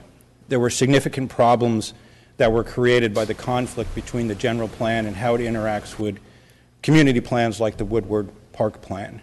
Our support today comes in large part because of the intercession of Mayor-elect Brand, and we are grateful for that. He organized meetings among the homeowners, the developer, the architect, and city staff, and together we worked through a process where the initial plan you would have seen in August actually had balconies 10 feet away, 20 feet away from our clients' backyards, facing into the backyards from the second story. All with the council, Mayor-elect Brand's intercession and the developer's support, we addressed each of those. And I think there's some really excellent lessons learned in this process that are going to be necessary for the city to move forward effectively to address the aspirations of the community plans that created some of Fresno's best neighborhoods with the aspirations of the new general plan and the conflict that those aspirations create. Some of them are very specific, such as line of sight drawings being required as part of application process so lay people can understand the impact that houses, that the multifamily homes have in these infill areas. Some are more general, which is a more creative way for staff and planning commission, which frankly in the earlier rendition of this plan was quite dismissive of our clients' comments and openly hostile. But a creative way in which the staff, planning commission, and the city council works with homeowners and developers to try and blend the aspirations of the existing community plans with the current plan. With that, we would like to thank the developer for his concessions, for his help and his cooperation. We'd like to thank Councilmember Brand for his help, and we fully support the project as planned with the conditions set forth in my email. Thank you very much for your comments. Anyone else wish to come forward? Please do so. See none, back to the council here. And, it's a District 2 project. 6. Bad day. 6. I want to thank all the people involved in this process. This is, I think, how it should be when we develop new properties, and some of the issues of conflict with the new general plan and community plans were evident. I think we'll see more of these along the way, but This was a very collaborative process where the residents raised some valid issues, and the owners were really good, and Nick Uvino, in finding a solution that everybody agreed upon, and we very seldom ever get those, but I enthusiastically support this, and will make the motion that we approve this item. I'll second Thank that. you. Thank you very much. We have a motion by Member Brand, seconded by Member Brandau. Screen is clear. All those in favor? Aye. Opposed? Passes 7-0. Thank you very much. Under the 3 p.m. item is actions pertaining to the Economic Incentive Agreement with ULTA, Inc., a Delaware corporation. Staff?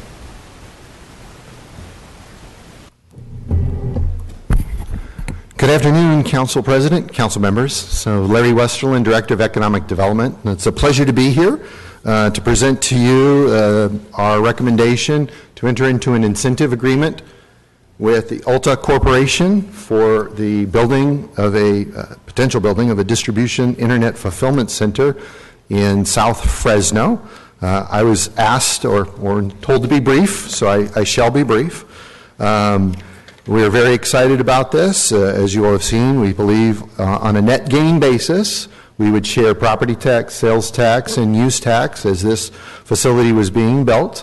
We believe it would be 642 full-time jobs that would be created on this. And of course, as internet fulfillment centers are around certain periods of time of the year, they will bring on additional employees to help them with their Christmas crunch, and in this time Valentine's Day crunch, as I understand it.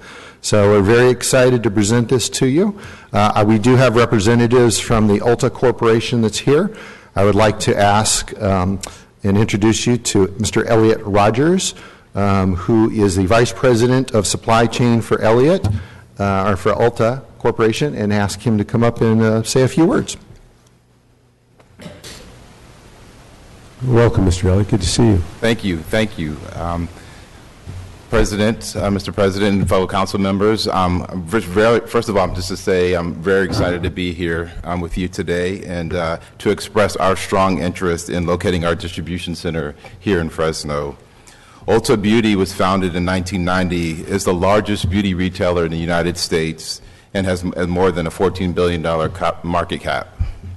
Currently, we are seeking approximately 670,000 square feet of industrial property in the city for a West Region distribution and e-commerce fulfillment center. This facility would ultimately service up to 400 stores and 25% of our e-commerce volume nationwide.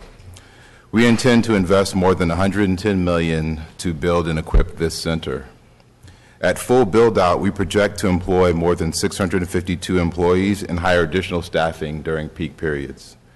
We are considering multiple locations that offer operational advantages, including, but not limited to, a qualified workforce, cost advantages, access to customers, and capacity to staff jobs.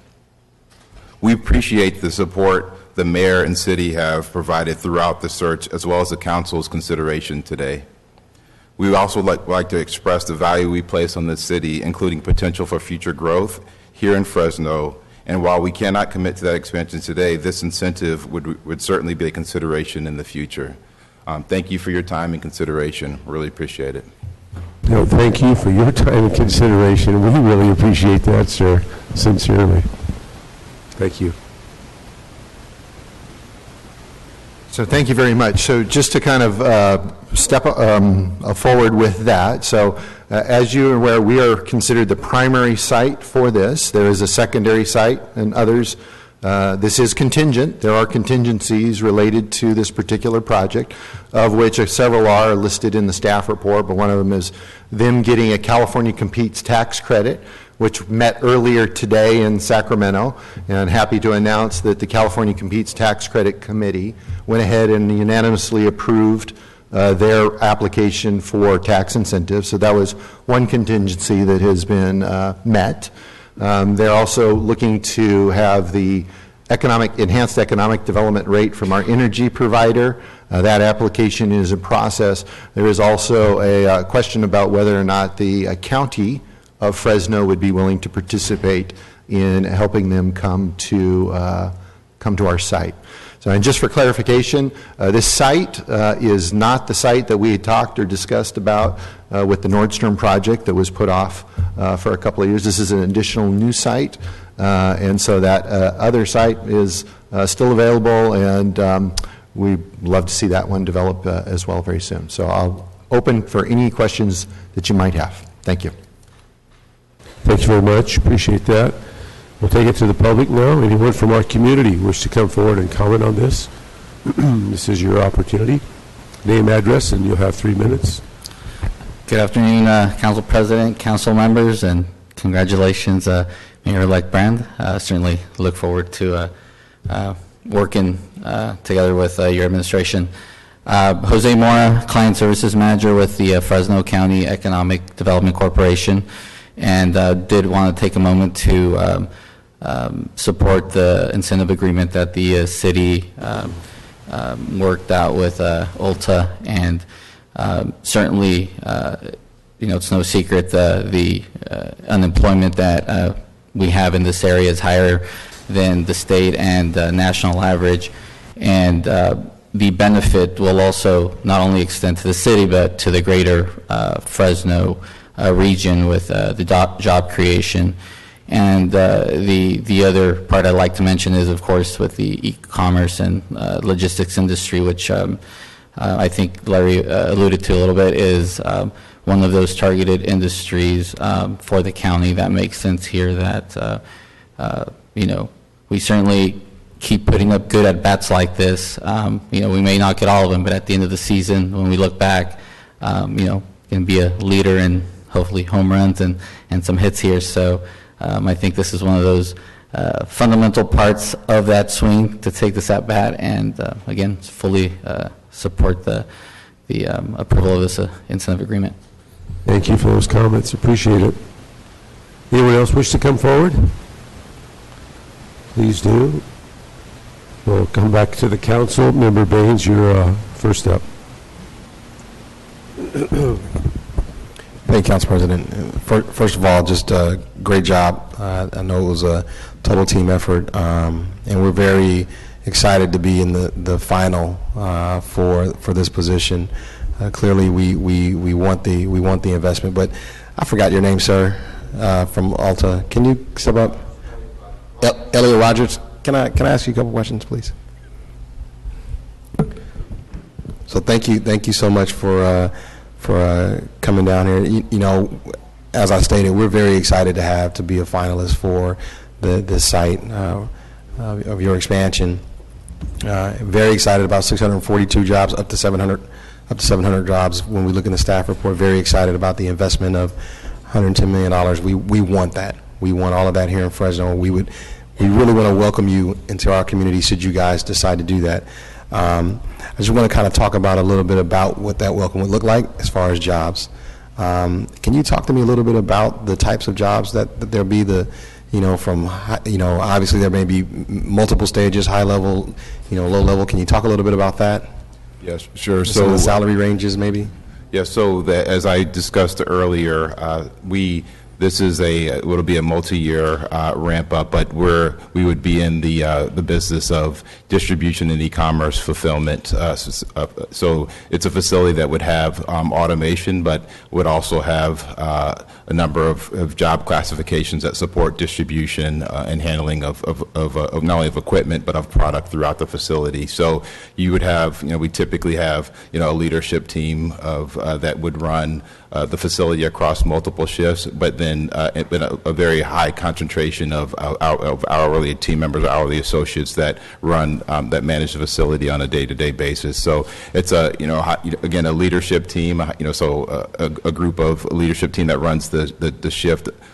But it's a very high concentration of hourly associates that would run the facility, and it's a multi-year ramp up. And then as was mentioned earlier, it's a peak intensive business, so there are certain peaks across the year. The holiday season in the fall, sure. The Mother's Day types of events, Valentine's Day types of events where there's gifting. So we do have a seasonal workforce that we have throughout the year, depending on the peak period. Now, the 642 jobs, the 700 jobs that you guys that we talk about in the staff report, those will all be net new jobs, or will any of those be transferred from other places? Well, so as you can imagine,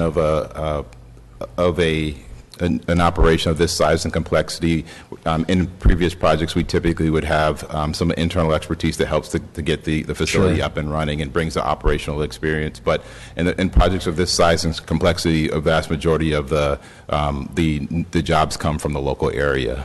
But we do have a presence that would come. No, I could certainly, and I don't want to pretend that I know how the e-commerce distribution center works. I mean, I understand distribution centers, so obviously our interest is in how many of those jobs are going to be for our local residents. Very high priority for us.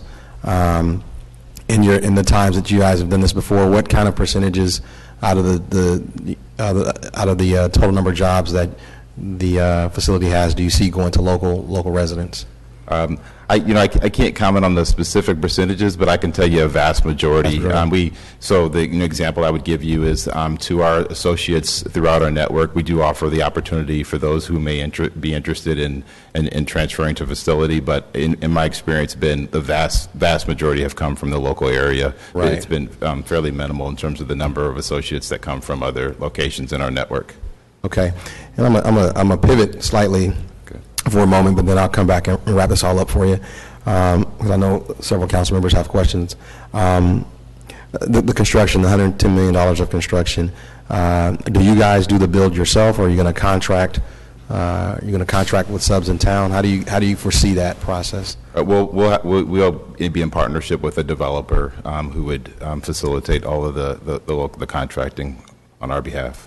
And do you have a corporate developer that you use all the time, or will you come in and seek out developers, local developers, or? We're currently in discussions with a developer to actually fulfill the contract. So it's typically been different depending on the location. So some developers have a more regional presence, some have a more national presence. So it's really different depending on the nature of the project itself. But we have not finalized that for this particular project yet. And Mr. Elliott, I think you can see where all my questions are leading. Obviously, we are very excited about the opportunity to have this e-commerce facility in our city and our community. We very much desire all the benefits that come with that. We do want to ensure that all the benefits that come mainly go to the people in the city of Fresno and in this valley. Have you all ever entered into community benefit agreements or anything like that after you've decided to move someplace? Well, I'm not sure. So just some kind of agreement where you'll say, hey, when we come in, we'll hire, we know we're going to hire this many people from the community. You really do make the idea of a community benefits agreement. It can take many forms, but what it really does is it lets us know and lets this community know that when you come in, you're going to be strategic and intentional about ensuring that the residents get the benefit of your presence, right? So it may say, hey, we know we're going to set aside, we're going to have a certain number of people that we're going to hire from Fresno, we're going to work in the facility. It may say that with a developer that you work with, that he's going to ensure, he or she's going to ensure that the subs that they use will be from, the Fresno area, so that we're not really contracting work outside the area. So I would just submit that to you as something to contemplate. I think for us on our end, and other council members you may hear this not from just me, but you may hear this from other council members, that's very important to us too.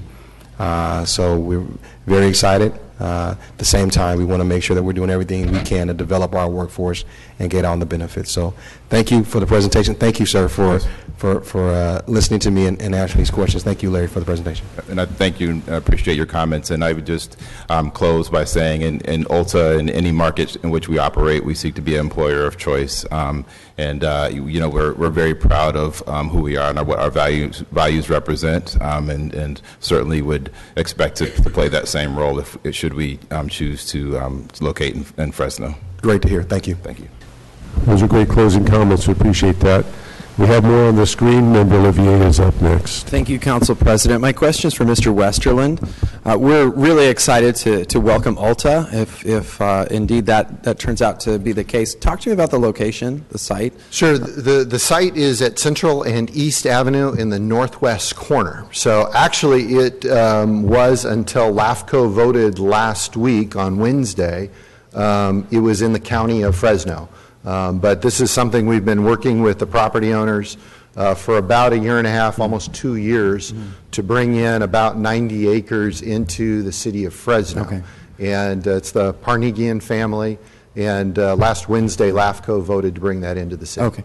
Well, that sounds fantastic, and it's not my intention to blindside you with this question, but do we currently provide fax service to that location that goes by that location? No, we do not. No, we don't provide anywhere into that area at this point. And so one of the things that we have talked about with the city manager is we know we're doing a citywide study of the fixed transit corridors, and one of the things that we asked to take a look at is that particular area. Okay. And as we see it build out, I mean, currently there is not nearly enough.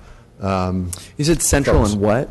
Central and East Avenue. Central and East. Yeah, so Okay. south of North. Right. So this is why when you get into naming cities after directions, so Right. it's south of North, but west of East. No, it's Central and East. Let's just we'll go there. You have me thoroughly confused. But, Yes. I think that as the economy continues to improve and as we attract even more investment into our community, we have the El Paseo development that's out there off Herndon and 99, and we don't provide fax service to that location. We also have, and it's funny you mentioned Parnegians, because I think they have a facility down in the southeast. There's a business park in the southeast that fax is unable to reach. So the only thing I would ask of the administration is, especially because I definitely have neighbors that live in the inner city that are looking for work right now that I think would jump at the chance to work for Ulta or work out at El Paseo, but they don't have access to transportation. And so I would urge, even if it has to be a part of gaining this business, that we take a look at making sure that fax is able to reach this facility. If we're talking about hiring hundreds of people, there's going to be a percentage of them from my neighborhoods in the inner city that don't have access to a car, that Ulta's going to need them to get out there, and they want the work. Sure. So that would be my only ask going forward, is that we make sure we work with fax and get folks out there.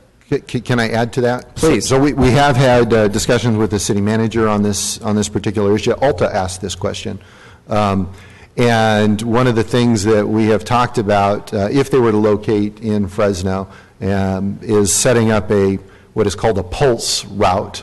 As required or needed, fax could go to a central location, maybe downtown, and then run a line back and forth, potentially, on when their shift ends and starts, so we can make sure that folks, either on the temporary or the permanent level, have an opportunity. I don't want to speak for my colleagues, but I'm quite confident in saying that I'm sure this body would be more than supportive of something like that to gain this business. If I could, I'll provide some perspective. I guess that so happens we've been around building for 40 years.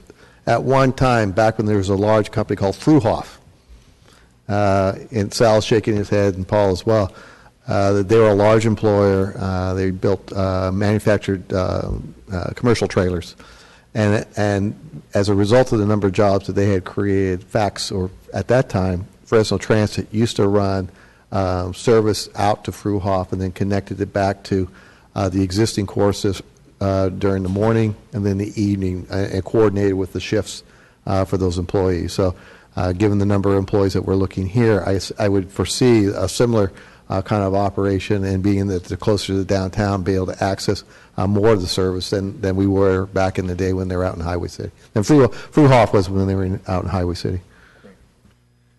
So, Council, can I just add one other thing? I know the City Attorney's Office, I want to thank Lori for all her work on this, but wanted to remind me to make sure that you understand you're approving the incentive agreement and giving the manager the authority. There may be some small tweaks that are required for the final contract. If I've tweaking is probably not the right language for that, but if you understand, there may be some changes that need to, but nothing that would be of material value. And if anything material were to come up, we would return back to council.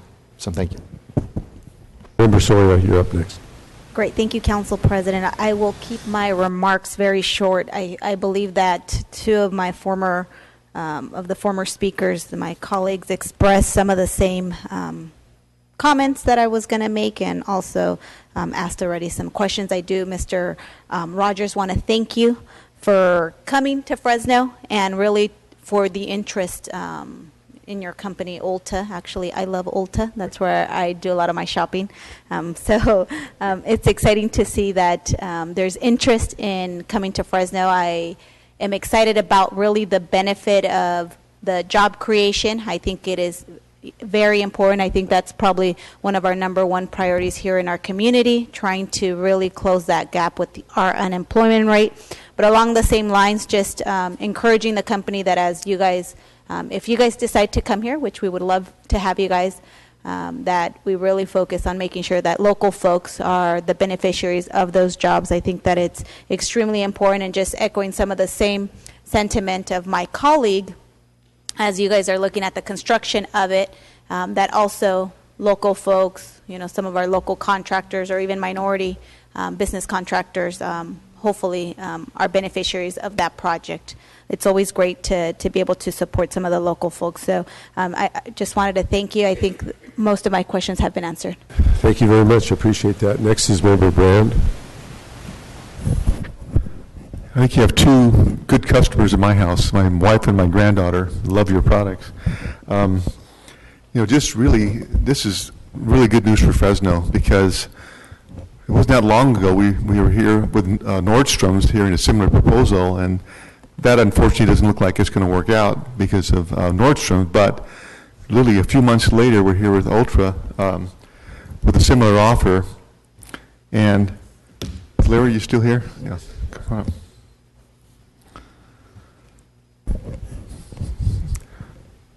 On this, these performance-based incentives, so when they reach a level with 600 plus jobs, that's when the sales tax, property tax incentives kick in? Yes, in this instance, there's a requirement of 500 jobs. Now, we would pay them on the ramp up before that. It wouldn't, but they need to be able to create 500 jobs and maintain that 500 jobs. If they do not over a period of time, then there's a clawback provision that would allow us to ask for back some incentives. And so if this goes through other people over a 20-year period of time, what was the net economic benefit to the city of Fresno? Well, over a 25-year period of time, there's a $26 million is what we would say after the rebate. And I know you were forwarded the impact analysis that came, it was a little bit later because we were short on this, but $26 million is what they had estimated conservatively after the rebates had been paid. I noticed last time when we had the Nordstrom deal, and it was announced a very similar performance-based incentive program, that people see you're going to rebate 10 million or 20 million, that these are net new tax dollars, net new jobs. They're not, for example, like building a retail store across the street from Macy's. You're simply trading one sales tax dollar for another. These are net, and really e-commerce hopefully has a home here in Fresno, that Ulta will make the decision and others along the way. But this is the future for Fresno. We desperately need the jobs. And I think one of the keys to being in this position is having properties in shovel-ready condition with infrastructure, water, sewer, underground, that make it much easier to ramp up these businesses as they come in. And I want to thank you and EDC for working together on this project. And I know, but beyond the measured benefits, that there are induced benefits that ripple across our economy. And I think the challenge for us, too, as a city, is to make sure we have a workforce ready and prepared to take these new jobs. I want to, again, thank Ulta for considering Fresno as one of your sites, and hopefully everything works out and And in the near future, we have a new plant and we have a lot of new employees. Thank you. Member Baines. Thank you for indulging me again, Council President. It dawned on me that we had not made a motion, I don't think, to accept this item yet. And so I'm happy to do that. I want to be happy to accept staff's recommendation to move this forward. And I just want to, as we move this forward, I wanted to just point out to the city manager, you really did hear the thoughts of the council. You know, the strategic intentionality of making sure that we have a workforce development component in this. Just ask that you make sure you come back to us and let us know how those conversations develop. So happy to support this. We want to be on board. We want to partner with you all to be strategic about how we incentivize our workforce. I have a motion by Member Baines, seconded by Member Quintero. Screen is cleared. There's not much more I could add to this other than, Mr. Rogers, I'd like to be able to call you Elliot, because I want to see a whole lot more of you here in Fresno, so we can get this e-commerce distribution fulfillment center located here in Fresno. So please call me Paul, and I'd love to call you Elliot, and see you more and more often, make this happen. So I think it's easy to say you have unanimous support of this council, but we're going to take a vote on that. So again, thank you. And it sounds like he has a little bit of a bromance going with you right here. I don't know. He won't even let me call him Paul, so. You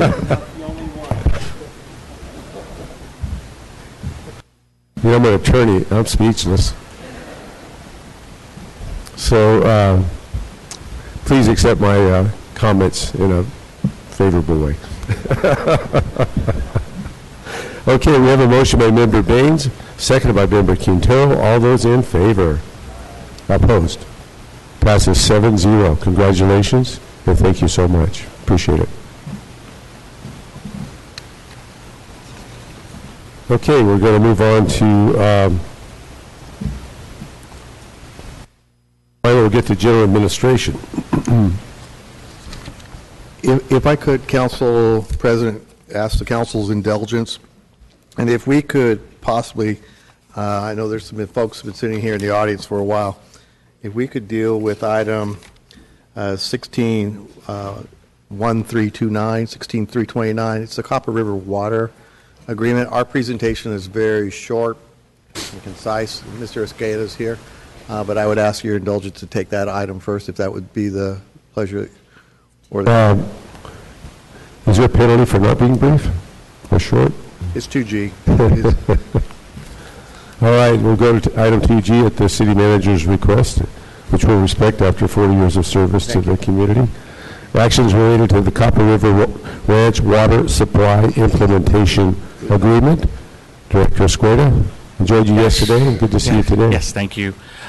This agenda item is a request to approve a water supply implementation agreement with the developers of the Copper River Ranch. And it's nothing new. We're just consolidating everything under a consolidated agreement over the years of all the conditions of approval we've established, and getting it all cleaned up and put into one package that will bring to council and work with the developers to get them the water supply they need to service north of Copper Avenue. If you want to add anything else? I just want to acknowledge our appreciation to Raj from the City Attorney's Office. He's done a yeoman's job of getting all the fine print and the whereases and the therefores and the I's dotted and the T's crossed. But I also want to extend my appreciation to Mr. McDonald for his leadership in help facilitating this agreement and bringing this item ultimately to a successful conclusion. So that concludes my comments. Mr. McDonald, if you'd like to say a few words. But again, we would ask council's support for this item. Mr. Council President. Yes, sir. And members Welcome. of the council. My name is Gary McDonald. I live at 2097 East Queens Gate in Fresno. I just wanted to say a quick word of appreciation to Bruce Rudd, also to, where is he?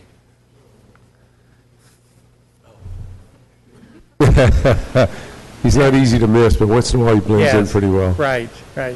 And also to Raj. All three of them really worked well to get this agreement completed.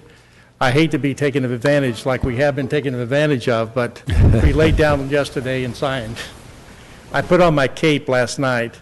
The last time I had my Superman cape on was 1981 when the prime rate was 21.5%. So Wow. to get this all done, as we have agreed, I'm going to need it again. Seriously, we're happy to do this. It brings to a conclusion. We can move forward. And also, I would like to thank the council for the leadership you've shown in bringing to pass this huge amount of water is going to be available to the residents of Fresno. And the people of the future will be very appreciative. You think about all the cities in the state of California, who's better in a position going forward with quality water for its residents. And so I commend them for that, and I thank you. Thank you very much for that recognition as well. We appreciate it. That's what we're all about, is making tough decisions, and we're also known as the Cleanup Council. So thank you. And anyone else in the public want to come forward? Please come up and give us your name and address. And we'll have 3 minutes. Welcome. My name is Martha Favela. I live on 9360 East Griffith Way, Fresno, California, 93704. And I had the opportunity to meet Mr. Lee Brown, and I wanted to say that I'm very could you get happy that to have met microphone a you. little closer to her, please? I would like to say that I'm very happy to have met you, and that the fact that you actually talked to us from my block was from Maroa to Blackstone. And last night I was watching all of you on TV, and I've never watched you guys, never gotten to know you. My parents are also, my grandpa came from Mexico, Durango, Mexico, and my dad worked in the field since he was 4 years old with his brothers, 7 brothers. And he told us that the way to get out of poverty was to get an education. So I had the opportunity, me and my 7 siblings, to be given education, to be educated. Although I had a very bad, severe fall within, when I was 40, I have not been able to work since. And so that was one of my things that I worked. I'm a handicapped person, and I want to work. My mind still goes, and my upper body is fine. And so my parents I'm very proud of them too. We came from Selma, California. I went to private school all my life. They sent me to college. They paid for it. My dad worked in the fields. He got his first degree from Reilly College. Then he went to Fresno State, and then he got his master's from UC Davis, and also all of my uncles. My grandfather had 11 children, and each and every one of them were college graduates with master degrees. My father, he had 7 children, and we are all, at least, not all of us finished college, but I'll have to say I did graduate from the city, and I have 67 units at Fresno State. My kids right now, that's what I'm fighting for, an education for them. And so one of the things with the water is a big issue with us. So when I was watching about the water and the developments and stuff, I said, Jesus Christ, I've been asleep for a long time. I haven't been out here, because they would say, any comments or anything? No comments from us people. So I formed now a little committee on my block from Blackstone. We're going to be getting together every once a month. We're talking about the issues that you guys are talking about, because we need to have a voice in it, and we need to take part of it. We need to get jobs. The people on my block are 35% Hispanic from Mexico, and they are lawn mowers, and the other 35% are educated, and the other 50% are of a different race. But the thing is that we need jobs.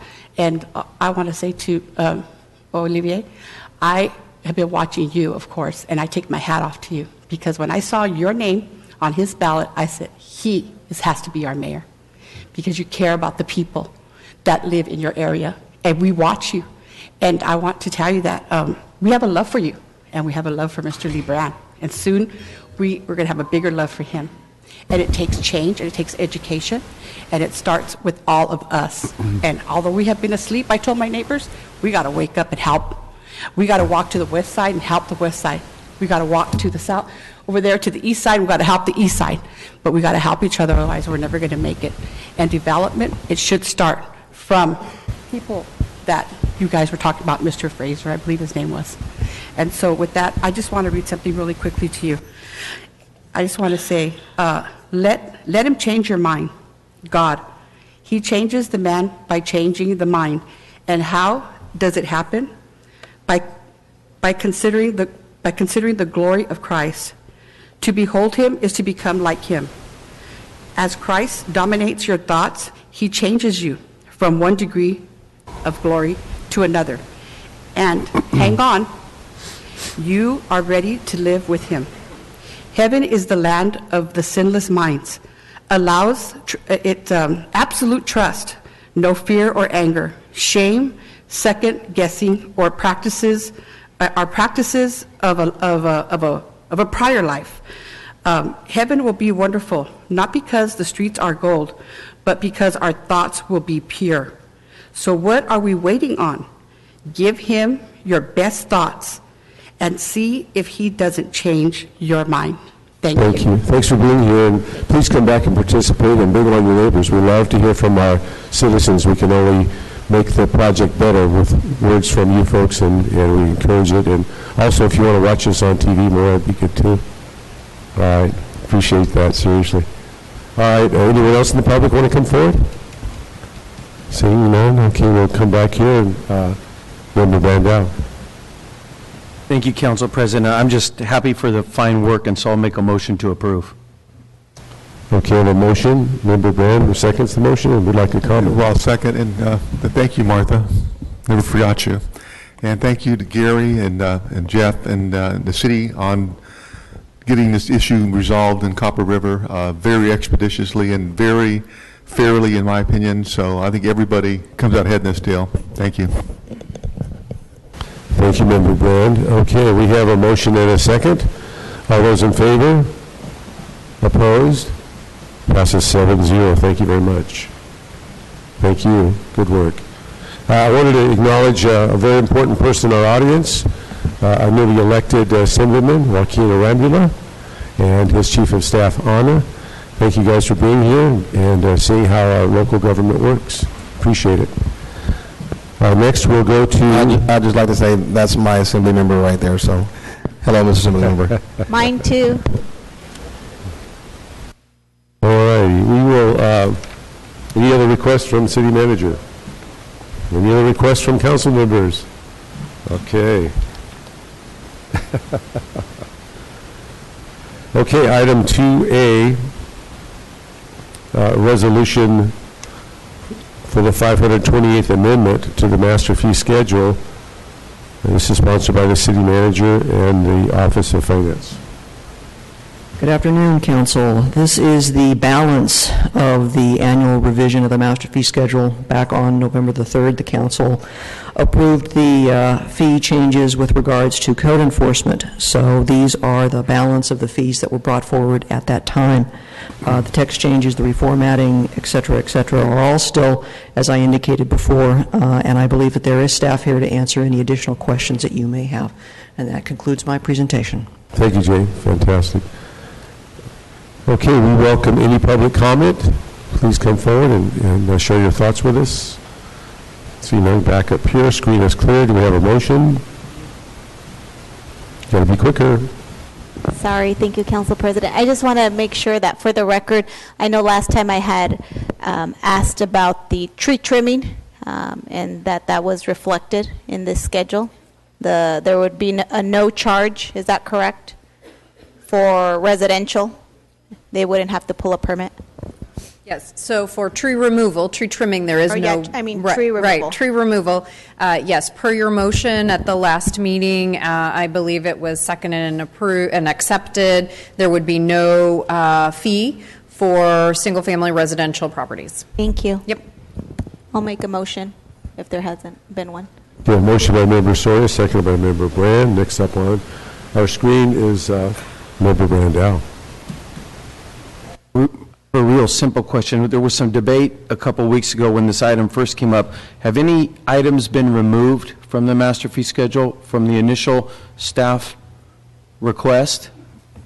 Any of the swimming stuff, basketball stuff, any of that stuff? No, no other items have been removed, except for the code enforcement items, which were already passed. Yes, right, the code enforcement items. All right, that was my only question. Thank you. Thank you, Member Baines. It's your opportunity. Thank you, Council President. And Councilmember Brandau teed up my interest because this last discussion I was really interested in the low-income swimming lessons. And so there's already been a motion, I don't remember who made it, but I'd like to add, you did? I'd like to ask for an amendment along with your motion for staff to develop a low-income swim lessons price in return for final approval. Okay, thank you. Yeah, the second agree to that amendment.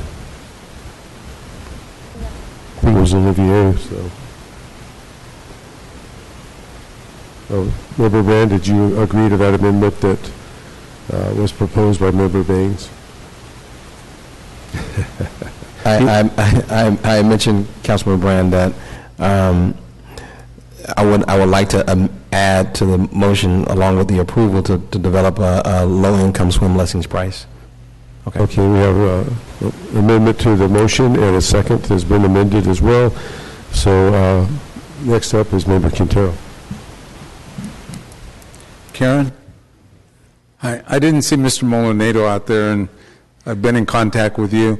With regards to these senior questions that I had on the fees for the annual parks, how did that get taken care of? So when several weeks ago when we came before council, you asked about the annual fee for seniors and what was the number of seniors that went in and used the annual pass.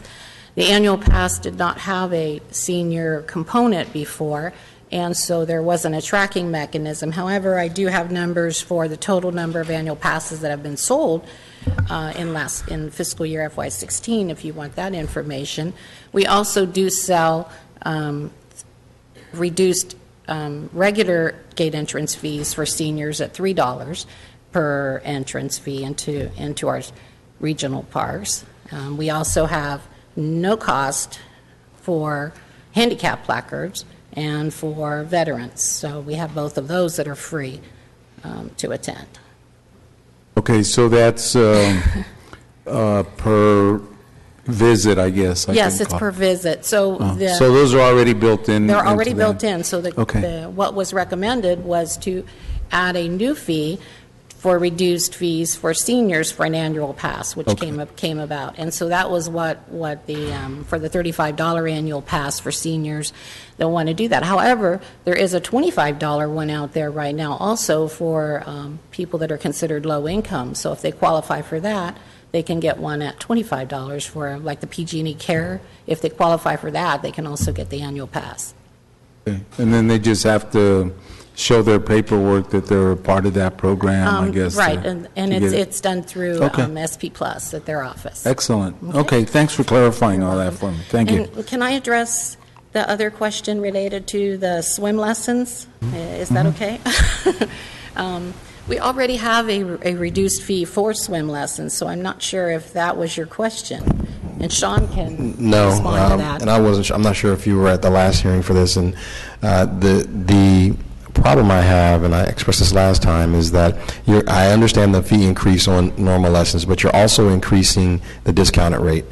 Right. I don't want you to increase the discounted rate. Okay, so you want it to remain the same at the $32? At a bare minimum, yeah. Right. And so before Manuel left for his leave, he was not opposed to that. So yeah, and the funny thing is, Manuel and I talked about that, and I thought that he'd adjusted that, but when I read the staff report, it wasn't contained in there, so I just want to make sure. Actually, let me just amend my motion to say this. I mean, I'm in the amendment. Just that we don't want any increase in the low-income fee. Let's just make it simple. Okay, that'll be good. That way we don't have to come back. That way you don't have to come back. Agreed. Okay. City, I'm sorry. I just want to actually make it really simple, and just keep the discounted rate the same for swim lessons. Okay. Okay, I guess I'll second that since the second isn't here. Hey, I just seconded I want to make sure, because Councilmember Quintero looked down at the seniors as well. What we're proposing on the senior pass, we already have a discounted rate, and there was a request to even reduce it even further So for the annual pass, which this includes. What Councilmember Baines is asking us to do is maintain the existing discounted swim lessons. So I understand that's the intent of the motion. Yes. So we're both covered. You're both covered. That's our motion, I presume. We're all over the board, folks, but, well, if you'll make the motion new, I will second it. Renew the motion, I'll second it for you. I'll make a new motion with the additions requested by my colleagues. Very good, and I'll second that. We have a motion and a second. All those in favor? Opposed? Passes 4-1 with Member Brandow opposing and members Brand and Brandow, Brand and Olivier absent. Okay, we're going to move on to action 2B, actions pertaining to the FY 2017 budget update for the general fund. City Manager. So I'm going to hand this over to my very talented budget director. This is an item, a carryover item from the previous council meeting, in which during the budget deliberations that we had, there was a motion made that in the event that the carryover came in higher than about, I think it was 4.2, 4.3, or whatever the estimated carryover was going to be, that there would be a number of deferred capital improvement projects that would be funded. The item before you reflects that motion, as well as if it was even higher, we'd take care of what we call Tier 1 and the Tier 2. And then there were a couple other projects added to that list, but they are, again, the vast majority of these dollars, the recommendation is to put them into deferred capital improvement projects that we have been talking about at great length. So with that, Ms. Sumner, the mic is yours. Thank you, City Manager. This is the update that was requested by council during the budget hearings in June.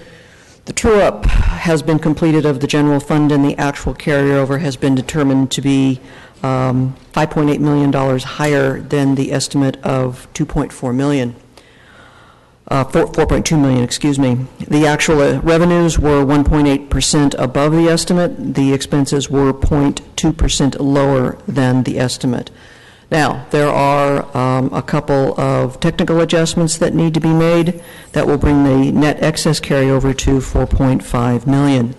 The overages in revenues were in large part caused by greater than anticipated property taxes. The secured pension override and the supplemental property roll taxes were both higher than anticipated. Also slightly higher than we had anticipated, fortunately, were room tax, business license, franchise fees, and charges for services. Lower utilities, fuel costs, and slightly operations costs caused the difference in expenditures. As far as the adjustments that need to be made, there are several rebudgeted items that total $739,000. These are items that were approved by council last year but not completed, and therefore these must be reappropriated to be completed in the current fiscal year. They are the council's infrastructure funding, your council carryover, your infrastructure funding, and the MAP point funding that was approved last year by council. In addition, there are a couple of personnel costs that are due to items that were approved by council, the class and comp study for Local 39, and the fire basic memoranda of understanding and the impact of that. Those additional costs total $565,000. That basically gets us down to $4.5 million in excess carryover. As per Council Motion 29 that was passed as a part of the budget process, there were certain priorities that were identified for any carryover in excess of $4.2 million, and they are contained within this item. And they were $100,000 for the remaining BMX park funding, $548,000 for the neighborhood street projects, and $337,000 for a certain number of Tier 1 deferred maintenance, the Tier 1 being determined by the memo from the city manager that was issued on June 30th. In addition to the excess carryover, also folded into this item is the $1.4 million in proceeds from the sale of the boxcar lot. That was approved by council several weeks ago. Those revenues have also been included in this item. With the residual carryover, plus the boxcar lot proceeds, the recommendations include funding the remaining Tier 1 and Tier 2 deferred maintenance items that were listed on the memo, and they also include other critical projects within the parks, public safety, parking, et cetera, which are listed within the staff report. And you can also see on the slide that these are listed by category. The parks improvements and deferred capital repairs will total $1.8 million. The public safety, $1.3. Parking deferred capital repairs of almost $1.2. And there are several other deferred capital that will total $1.2 as well. There is also some staffing requested for the Building and Safety Division to positively impact timelines in that division. And there is also a request for some staffing support for the Southwest CDC. That concludes my presentation, and we're available to answer any questions you may have. Thank you, Jay. As usual, fantastic job. Anyone in the public want to come forward and talk about this? This is your golden opportunity, so come forward, please. And no one is taking advantage of that, so back up here to the council, and Member Brandow, you're up first. All right, thank you, Council President. So and Council President, as you know, I had kind of made a request to move an item that I have scheduled now at 4:30 up into where it could be heard before this budget item. So, but you told me just go ahead and make my request in advance. So a budget item that I'm going to be looking to fund in about 30 minutes is going to cost $270,000 this year for the remaining 6 months of the budget. So I have a couple of technical questions, and maybe Jane, you can help me, or maybe Doug, you can help me. It looks like we're going to recover $190,000 in fines paid from the Somerset apartment complex. Is that correct? There is an order to pay that. I don't know when we will actually receive the money. Okay. Then a second question is, we just essentially today, with the transaction of our first right to exercise that first right on the property with the Terrence Fraser property or the RDA property, do we have money coming in due to that decision? Not soon. The transaction itself will be a pass-through. High-speed rail would stand in the shoes of the city, so there's no net difference to the city there. Ultimately, though, when that payment is made and processed through the county, the city will receive its share of that money. And do we know what that share is? Approximately 25% of the $2.4 million. And I would say the soonest we would see that would be maybe next June. Renee would know better. So $600,000? 18 months. 625. 625? Okay. As we have in the past, it's probably going to be June or later. It would be something that we would put into the FY8, an assumption that we would put into Mayor-elect Brand's FY18 proposed budget. Okay. All right. And Bruce, what is your opinion on the $190,000 coming in from the fines at Somerset Apartments? Could we appropriate that money today for a purpose? Well, you could. We'd have to come back with an appropriation resolution. So if there's a desire to do that, I mean, we could, but, you know, the actual expenditure would have to occur once we were successful in receiving the actual payment.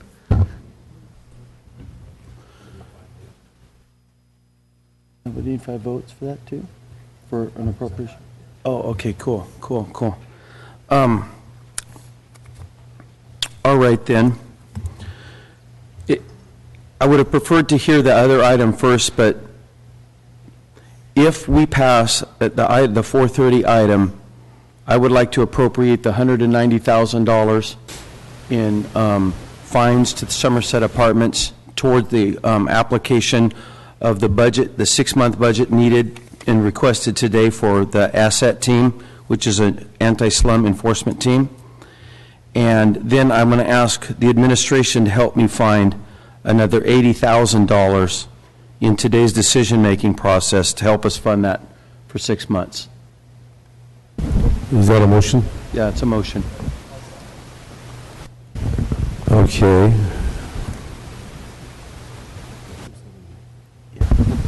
All right, next up is Councilmember Lee Brand.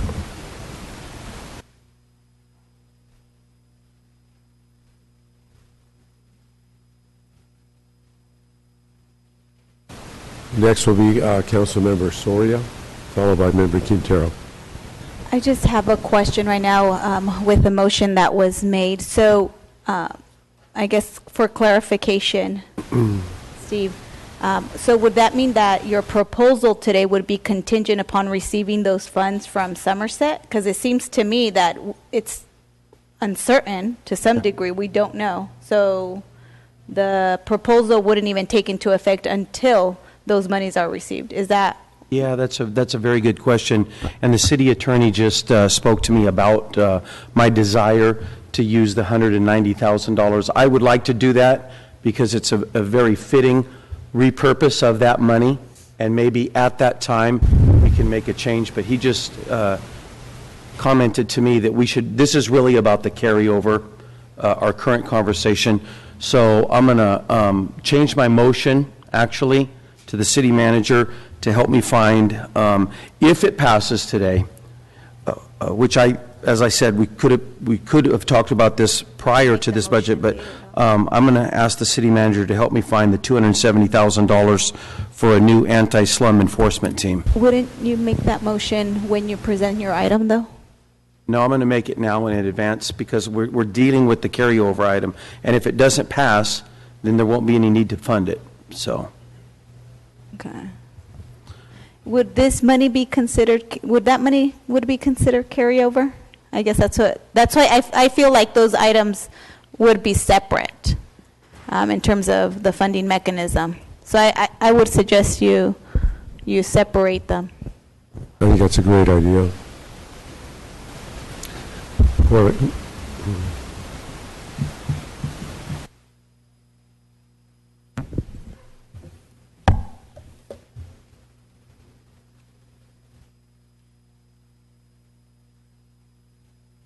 Member Brand, did you want to address?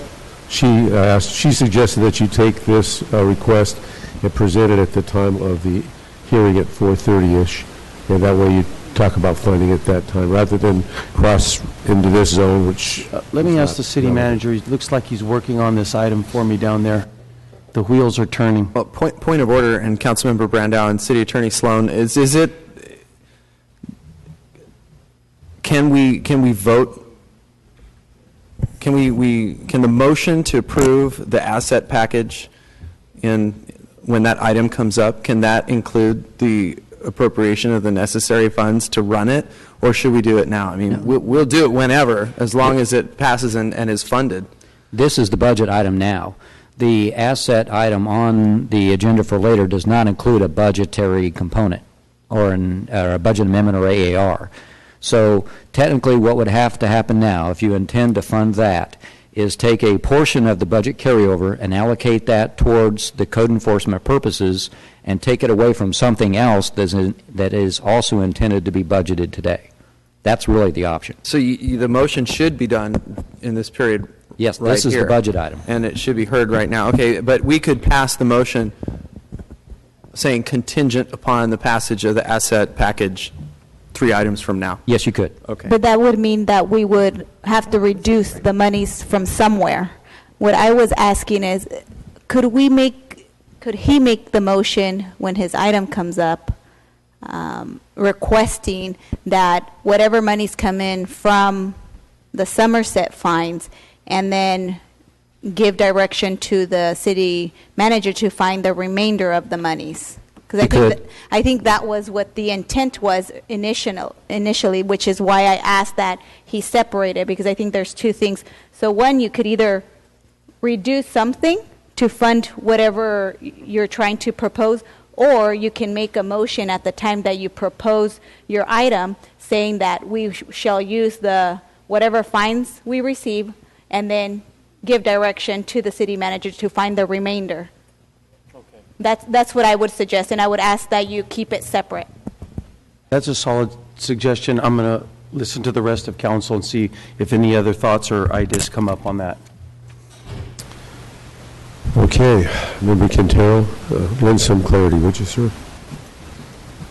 Well, I'm not really prepared to vote on an item like that, simply because we have to deal with the housing slum landlord, and I think that should be a part of that. We have people that have been waiting out here, and I think some of them were part of the committee that was appointed to deal with the slum landlord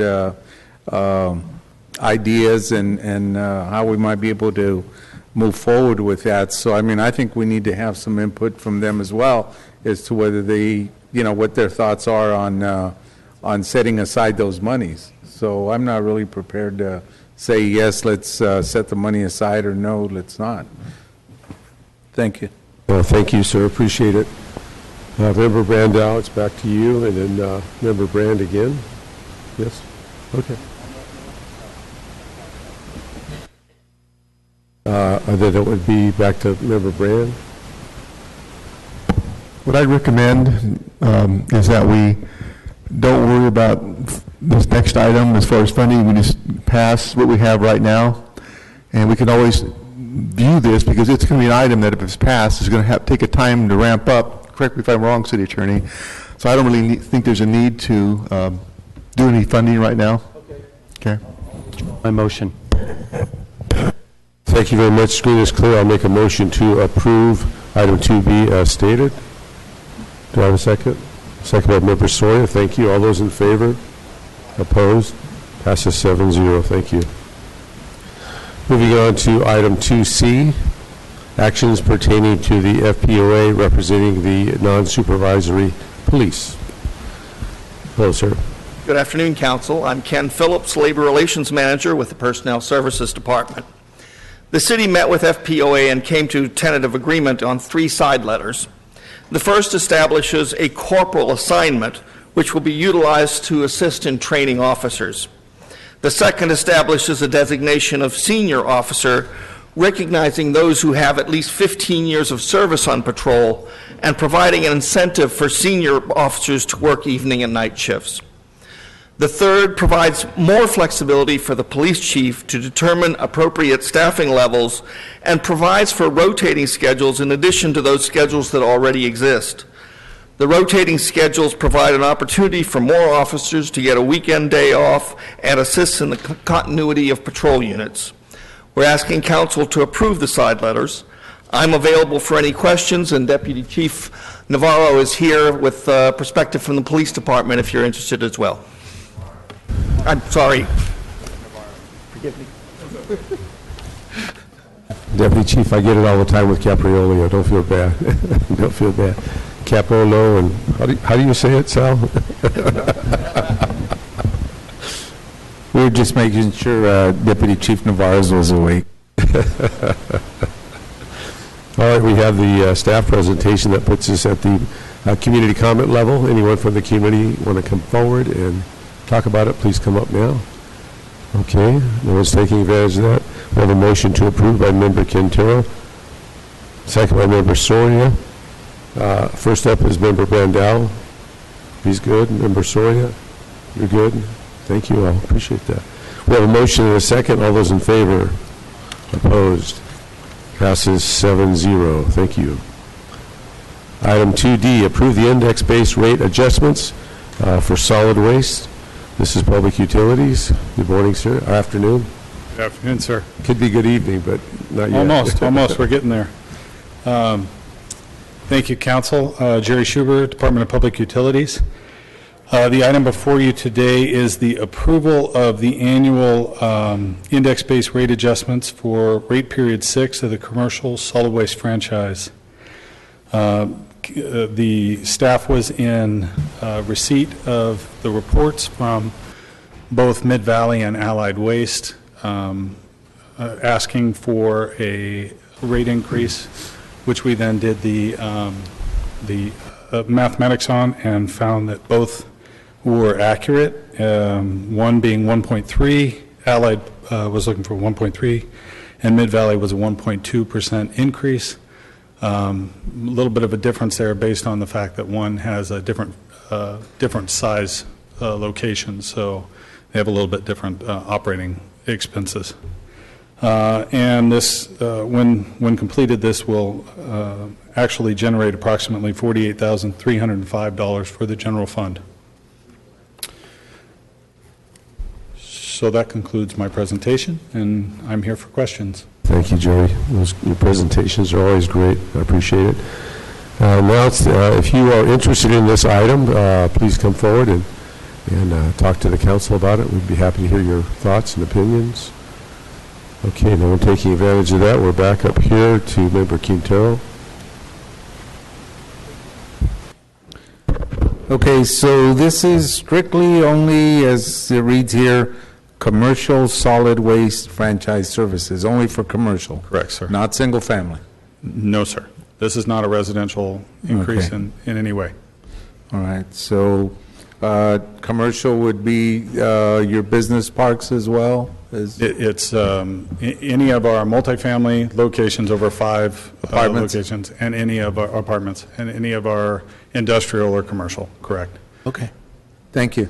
Absolutely. That's what I think I'm next. I have a couple questions, Jerry, for you. Kind of along the same lines, I guess. I know that the customers are commercial customers, which includes businesses, private businesses, and multifamily housing. So what does it mean for those customers in terms of these changes? Well, there's a 1.3% increase for Allied, so it would mean, depending on the size of the bin, and according to the report that we submitted, let me grab the last page. The rate schedule for, let's say, a 1 cubic yard bin or a 2 cubic yard bin could be, it was, boy, my text is small, so I apologize.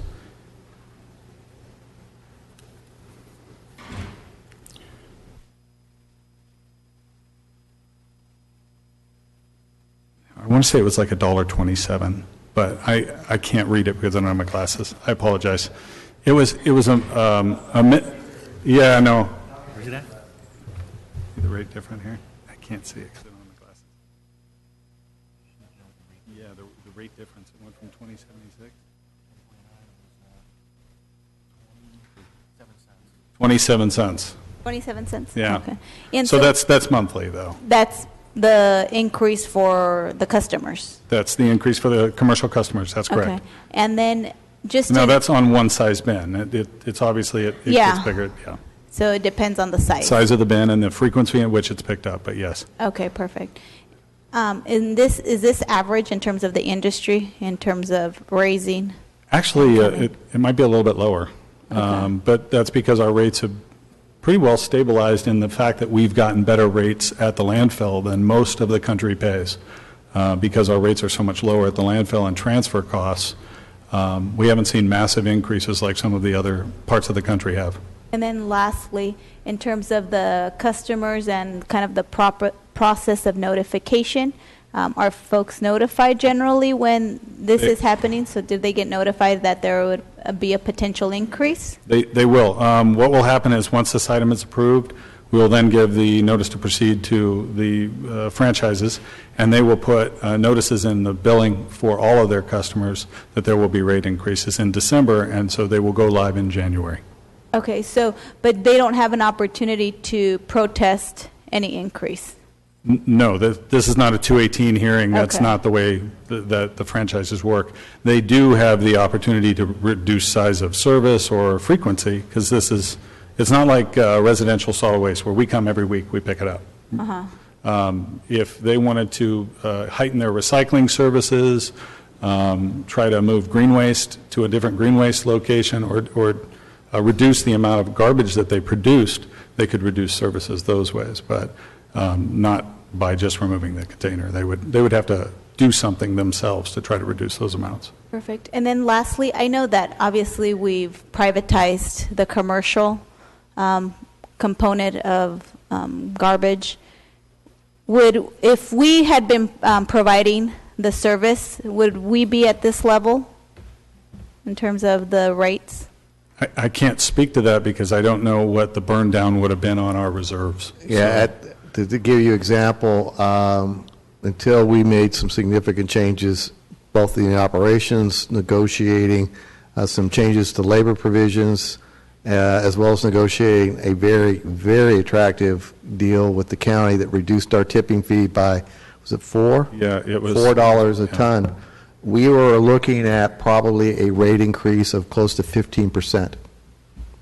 Oh, okay. Perfect. Those are all my questions. Thank you.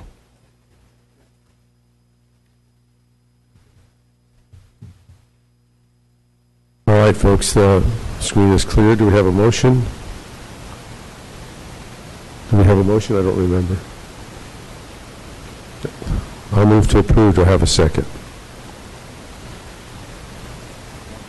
I just made a motion.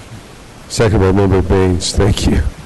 I think everybody's half asleep up here, which is tragic, but it's a product of your own doings, I think. It's just my opinion. Anyway, we have a motion and a second. All those in favor say aye. Opposed? Passes 6-0 with Member Brandel absent. Thank you guys very much. Approve a revised funding, item 2E, approve a revised funding agreement with High Speed Rail regarding Veterans Boulevard. This is in Council District 2 and Public Works. Good afternoon, Scott. Good afternoon, Council President, Council members. Again, this item concerns the Veterans Boulevard overpass planned over High Speed Rail and the Union Pacific tracks. We've negotiated a revised funding agreement to add $3 million to the project to address changes that were initiated by the High Speed Rail Authority with the project. Staff's available with any questions and all the details contained in the report. And we'd recommend approval. Thank you. Great job. Thank you. If you are interested in this item, please come forward and comment on it. We'd love to hear from you. Seeing none, up to the dais, we have Member Soria first up. Scott, just one quick question. Time frame for the building of it, or the construction of it?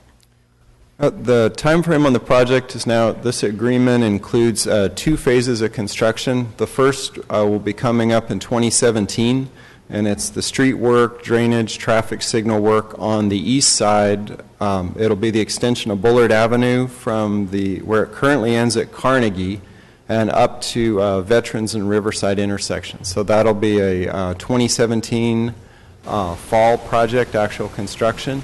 And then the actual bridge over the railroad is currently planned for 2018. We are waiting for some relocation of utilities that the High Speed Rail Authority is handling, and we need to get that accomplished first. Perfect. Thank you so much for that information. For all my questions, but the council colleague who... If you want to make a motion, I'll be happy to entertain I'll make it. a motion. Thank you very much. We have a motion. Anybody have a second? Second by Member Baines. Thank you for being here and paying attention. And we have a motion and a second. All those in favor? Opposed? Passes 5-6-0.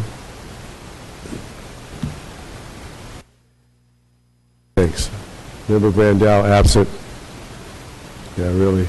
I think these seats are meant to be sat in, but I don't know, folks. What do you think? Sorry about my sarcasm, but, you know, yeah, I know. I'll be president for about 29 days, 7 hours, and 8 minutes. Is that what the count is? Pretty much. If I don't get committed first. All right.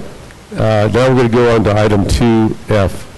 This is actions pertaining to the Herndon Avenue widening. Again, in District 2. Staff, good afternoon. Thank you for being here. Good afternoon, Council President, Council members. Randy Bell with the Public Works Department. The item before you today is approval of amendment between the city and the FCTA for the widening of Herndon between Polk and Milburn from 4 lanes to 6 lanes. This section includes the section of Herndon includes the widening of the bridge over the BNSF Railroad and will include a Class 1 bike path. Initially, $250,000 was authorized to conduct a preliminary engineering study for the project, and with with that study done, we are now ready to start with the next phase, which is the construction documents and the right-of-way. Construction is scheduled for the fiscal years 2018-2019, and this amendment will add $1,237,000 to the project. I'm available for questions. $1,237,000. Very good, thank you. Anyone in the community wish to come forward and discuss this? Please do so. Okay, back to the dais, Member Soria. Thank you, Council President. I'd like to move that I take that 1.2 million. My colleague right here who is would benefit from that is not even here to discuss the item. But no, I will move or make a motion for this item. Motion by Member Sawyer, second by Member Brand. All those in favor? Opposed? Passes 6-0. Member, strike that 5-0. Member Quintero, and boy, my neck's getting sore. Members Quintero and Brandau absent. Okay. 2G, actions we did that. Thank you. All right, let's do unscheduled communication. If anyone in the community wishes to come forward and discuss any item they'd like, this is the time. Please come up and give us your thoughts and opinions on anything relative to the city of Fresno, the great city of Fresno. Seeing none, thank you. We're closed. Unscheduled communication. And, okay, it's not 4:30. So, pardon me. They finally had to work like crazy to get us back on track.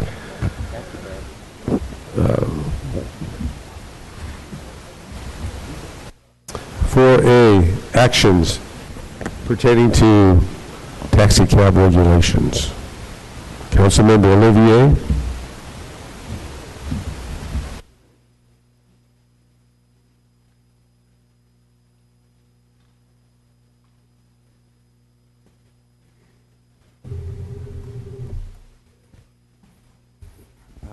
Yes, we have a PowerPoint. Aubrey? We have to do taxis first. And you know that's always an entertaining topic.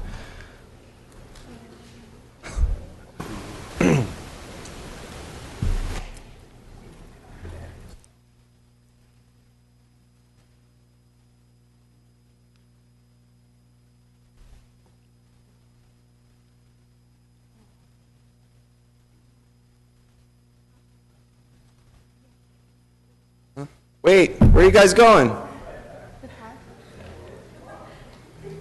All right, well, we'll wait.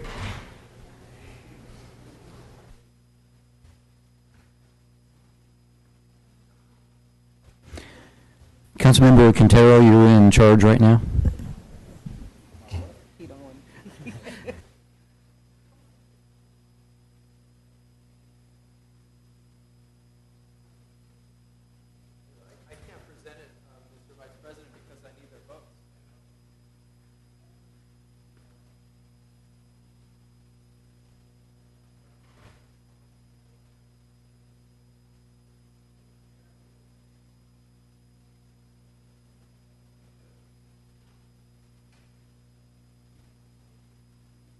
Councilmember Olivier, you wanted to wait until we can wait. I mean, it's your item.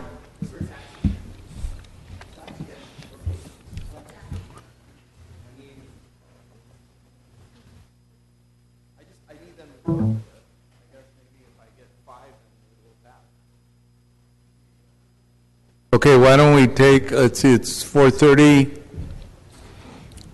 How long of a break would you like? Where'd they go? They don't like you.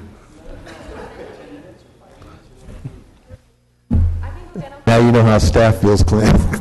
Right? Oh, what's that? Why don't we convene at 4:45? Okay. Thank you. Thank you.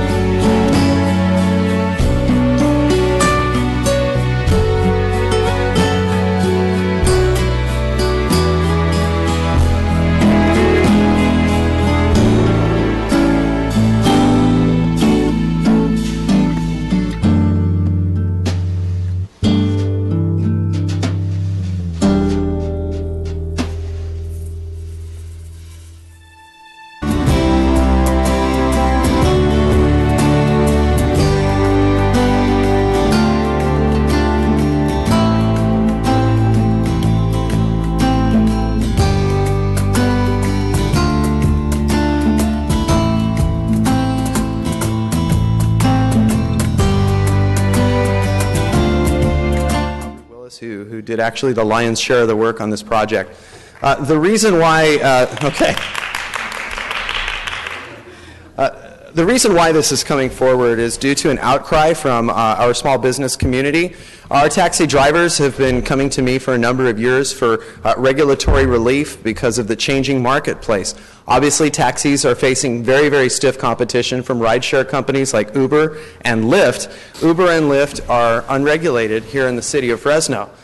They approached me about regulating Uber and Lyft, and I told them, I don't believe that there's any support within this organization, and that includes council colleagues, for regulating Uber and Lyft and rideshare, the rideshare companies that can provide service in the city of Fresno. So the alternative is, what if we deregulate you? And if you're going to get into the history, you start at what, about 2013? We started to repeal some of the regulations on our taxi cabs 3 years ago. But if you go back further, the tightening of the regulation on taxi cabs came about when the new terminal came about at the airport. And I know we've all heard this story before, but the new terminal came in. The whole idea was to attract business travelers, attract new people to the city of Fresno, and make a good impression by putting our best foot forward. At the time, that included taxi cabs, because taxi cabs were how people, the only way people could get from the airport to their hotel. And so a series of regulations came forward, including safety checks, appearance checks, a variety of controls that the city of Fresno put in place, the interest, of course, in luring and retaining new business to come to the city of Fresno. Some of those regulations, like, the seat color has to match the carpet color, and it became very in-depth. But as the marketplace has changed, our taxi cab owners are finding themselves very heavily regulated, while Uber and Lyft are not. Taxi cab owners are paying for classes and trainings and special letterings and meters and radios and all this overhead that is not present with Uber and Lyft, just because they're completely unregulated. So they came to me, we had a series of meetings, and then about 3 months ago this body passed, I think, 7-0 to turn over to city manager's office to go ahead and change the regulation of the taxi industry to allow them to better compete. And so with that, I'll turn it over to my council assistant, Aubrey Willis. Take it away. Good afternoon, council members and council president. So now I'm going to kind of elaborate more on what Councilmember Olivier has mentioned about the history of the process to get to where we are now. So starting with 2013, the taxi industry approached this council to discuss the issues of taxis operating in the city of Fresno without a license, without a valid license. And so to combat that, on April 11th, Councilmember Olivier proposed the code changes to say that vehicles could not be older than 10 years, starting with the model year of 2006, and to also grant the authority to the Fresno Police Department to cite unlicensed taxi cabs, because previously they did not have that authority. And then also to remove the requirement for two-way radios. That was passed by this council, and that's what we've had the changes for the taxis since 2013. So now going on to 2015, transportation network companies became a large part of the way the city of Fresno and the people who travel here get around. That started to pose an issue for our taxi industries here in Fresno, because they started to see an unfair advantage that these TNCs had over the taxis. So they addressed that with this council, and then specifically with Councilmember Olivier. And from those discussions that Councilmember Olivier had with the owners of the taxi industries, that led to what Councilmember Olivier mentioned, the passing of a motion to kind of lay this on the city manager's office. And so since then, Councilmember Olivier's office, as well as the city manager's office, has been working with the taxi industries to see what we can do, if we can do anything to level the playing field.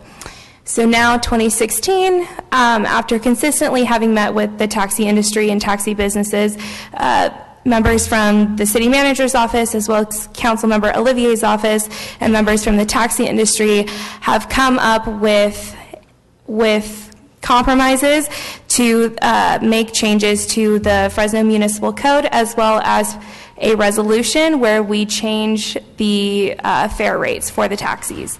So we will go over the municipal code changes.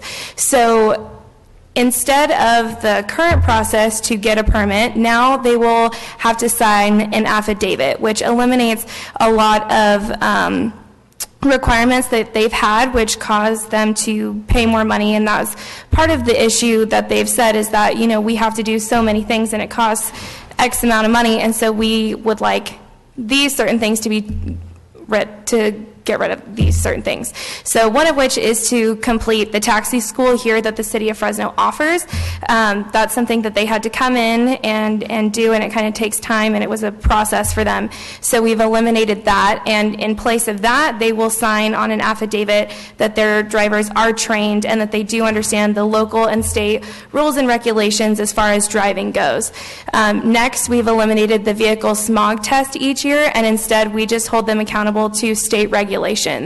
So after that, instead of an annual cosmetic inspection, they will have to do in-service inspections. And what this is going to be is random inspections done by the UBNC to go out into different areas in Fresno where taxi cabs, like mainly service passengers in the city of Fresno, and it will be random. And by a certain point at the end of the year, if we have not seen and inspected all of the taxi cabs, whatever taxi cabs are left to inspect, they will be sent out a letter or a notice, and then they will have to come in and get their vehicles inspected, and that won't be of any cost. Also, the change that we made to the code is to say that our definition, the way that we define it for the city of Fresno, taxi cab will exclude a TNC. So previously it had stated or insignia within the definition, and so we wanted to keep that, but also to say, you know, not transportation network companies, because that's not what we consider a taxi cab here in the city of Fresno. So next is the proposed resolution. So currently in the city of Fresno, taxi cabs charge $3.40 for the initial half mile, and then $2.45 for each additional mile. And so we wanted to give them a range that they can work with their passengers. So we came up with $3 to $10 for the initial drop rate. And we came up with these ranges by looking at the city of Stockton, the city of Visalia, Sacramento, as well as Bakersfield, because those are cities that we service here in the city of Fresno. So we came up with those rates by looking at the rates that are held within those cities. The next range is $2.45 to $3, and this range would be for each additional mile after the first mile. Both of these prices are negotiable between the two parties, which is something that the taxi industry is very hardly fought for. And that concludes my presentation. Thank you for listening. If you have any questions, you can direct them to Councilmember Olivier or the city manager. Thank you, Aubrey. Basically, the reforms and the deregulation that we're going to be doing with your consent this evening are based on the best practices, like Aubrey said, in other cities and Long Beach as well.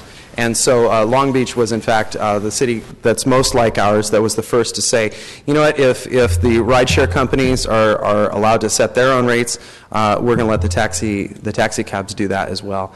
And I think the one thing that we didn't mention, either one of us, was the attrition in this industry.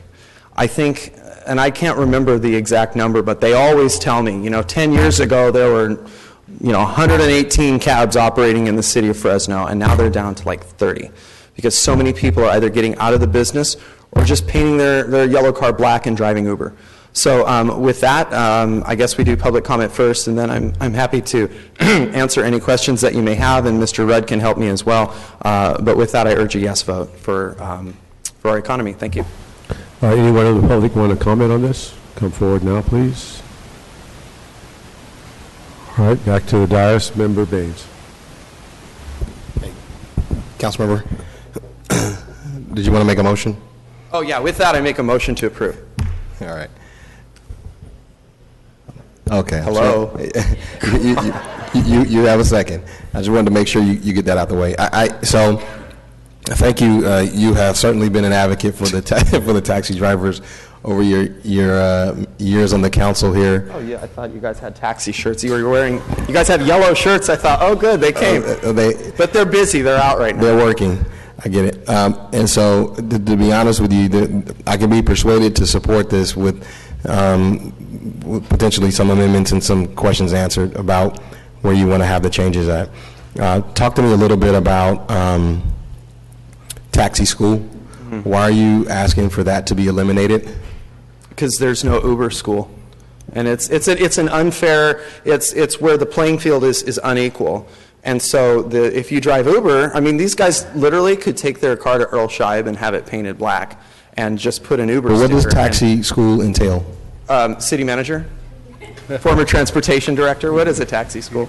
A taxi school was established at the time in which training was provided as to how the community was laid out, the ordinance or the rules requiring that govern taxi cab operations in the city of Fresno, and those kind of related items. The reason it's being struck is that the owners have agreed that they can provide that same level of training, and will provide that training as part of the affidavit that they will sign every year. Does that affect their insurance rates? I don't believe it does. Because I want to make okay. So so the taxi school, the owners have agreed to provide taxi school. Yes. That's not what this says here. That says they have agreed to. They're going to sign an affidavit that each driver has been trained in the ways of the taxi driver. And does that make sense? I mean, look, the old criteria was like familiarization with the city and the rules and things like that. So now, instead of actually, this is going to be a reform in that we're not going to be requiring that they attend a certain school, but instead just the owner of the company can teach that, and then just, it's like a self-certification. And why are we not having so moving on, why are we reducing the need to have the vehicle smog tested each year? Because we don't require Uber or Lyft drivers to smog check each year. So it's unfair. It's regulated by the state. We're kicking it back to the state of California. Well, okay, but I won't vote for it with that in there. I can tell you that, and I'm going to tell you why. I won't support it with that in there. We don't know the age of these vehicles that the taxi cab drivers are driving. I'm not willing to roll back what I think are health protective requirements. And I could be persuaded to say that we can remove vehicle smog being tested each year if the vehicle's a certain age. They're not any older than 10 years, so there's not an older one than an... See, but I would be okay with like 3 or 5 years. A 2000... I think 10 years is too far. So I would humbly submit to you that, you know, if you're open to amending the age of the vehicle, I can go with that, because I know the newer vehicles are much cleaner, but I'm not comfortable with going back 10 years and not requiring a vehicle to be smog tested each year. Okay. But you do understand that places an unfair burden on the 30 or 40 or so guys that drive cabs, and we have hundreds of people who drive Uber and Lyft that are not subject to that regulation. Well, we're talking about 30 vehicles, and these guys are being regulated out of business.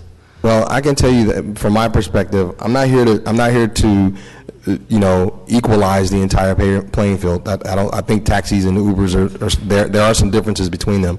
So I'm not here to do that. I am here to, I would be open to eliminating regulations that hamper the business. I'm open to that, but I'm not here to roll back things that are health protective, and that's one thing that's health protective. I think that would be a mistake for us to do that, absent some type of time frame. You know, I'm okay for 5 years, but I'm not going to be okay for 10 years. I mean, you may not care about my thoughts, but I at least want to, you took the time to put this together and do a lot of work, so I want to offer you the thoughts that I have. If I could, for your consideration, council member, the difference, one of the differences, and I understand what you're saying, and right now the state requires every 2 years for a vehicle that is 5 years or older. So if a vehicle is 8 years older and it gets a smog check, under state regulations, it isn't due for another check until it reaches age 10. What we will be doing differently is that rather than doing tests or doing the annual test, so someone could go get a smog check and then 2 weeks later have a check engine light come on and have a failed O2 sensor or something else that's going to cause it to emit a higher level of emissions than it would when it was tested. We are going to be doing in-field tests of the vehicle. And one of the things they'll be looking at is the check engine light. If the check engine light is on, they will be given a warning and a citation, for lack of a better term, and given 18 days to get that vehicle corrected. So we're going to do these so we're going to do smog tests ourselves? No. What they will be given is a notice to have that vehicle repaired. In other words, correct whatever is causing that check engine light to come on, for example, and then they'll have to come back to us within 18 days to show that repair has been corrected, and if not, they'll face a citation. And that's already contained in the master fee schedule. So we are going to do that test in-house? We're not doing the test. Who's doing the test? They will have to take it to a licensed smog shop to have the vehicle corrected. All we're going to look in and go, the check engine light's on, you have to have that fixed. So let me see if I understand this. The vehicles, who is actually going to inspect the vehicle? There will be a city employee. Okay, so the city employee is going to inspect the vehicle. So let's say we go out here at the Greyhound where they line up, and we walk down a line of cars. There's one that we find that has ball tires. They immediately have to go get that car repaired within 18 days. They don't have it repaired, they'll get a citation and they'll pay a fine. They don't get it fixed. Go down to the next car, there's the check engine light on, same thing. They'll get a citation and they'll get a fine if they don't have it repaired within 18 days. And this is an annual inspection? No, this is not an annual. This is our random inspections conducted At any time. We'll have our people out there at any time. Well, so they know they have to be on their toes, and the industry took part in these meetings, and they consented to it and said, you know, we'll be ready. The taxi drivers we have left feel very confident that they have good vehicles, and they'll be ready for the inspections. All right, well, I still don't support it. I appreciate the explanation, but I still wouldn't support it in there as it's currently written. And right now, the definition of a taxi cab, do we have it including TNCs? Excluding. I mean, right now, what is the definition? Is a TNC considered a taxi cab right now in our definition? So then why do we need to exclude it specifically?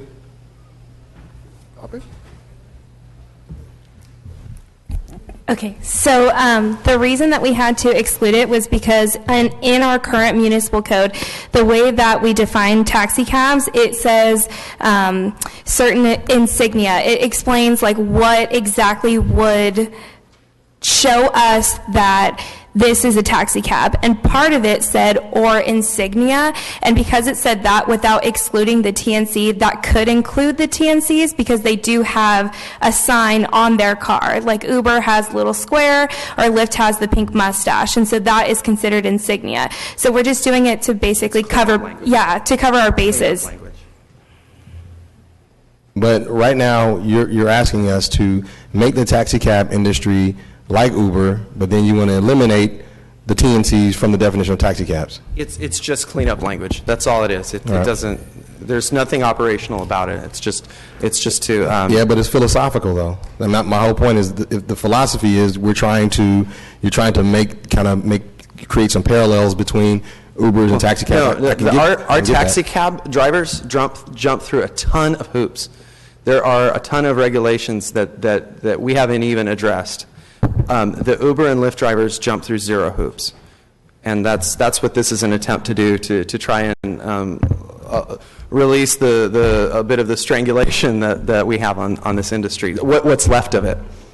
And the final one, amending the drop rate. Talk to me a little bit about who sets the drop rate now. The drop is it's a fun term actually. That it means, when you get in and the old fashioned, they used to hit the flag that was in there. That's called the drop. They drop the flag, and so the drop rate has to do with right now we set it, the city council sets it, and what Long Beach was the first to do was to let them set their own. So instead of actually prescribing a drop rate, we're prescribing a range.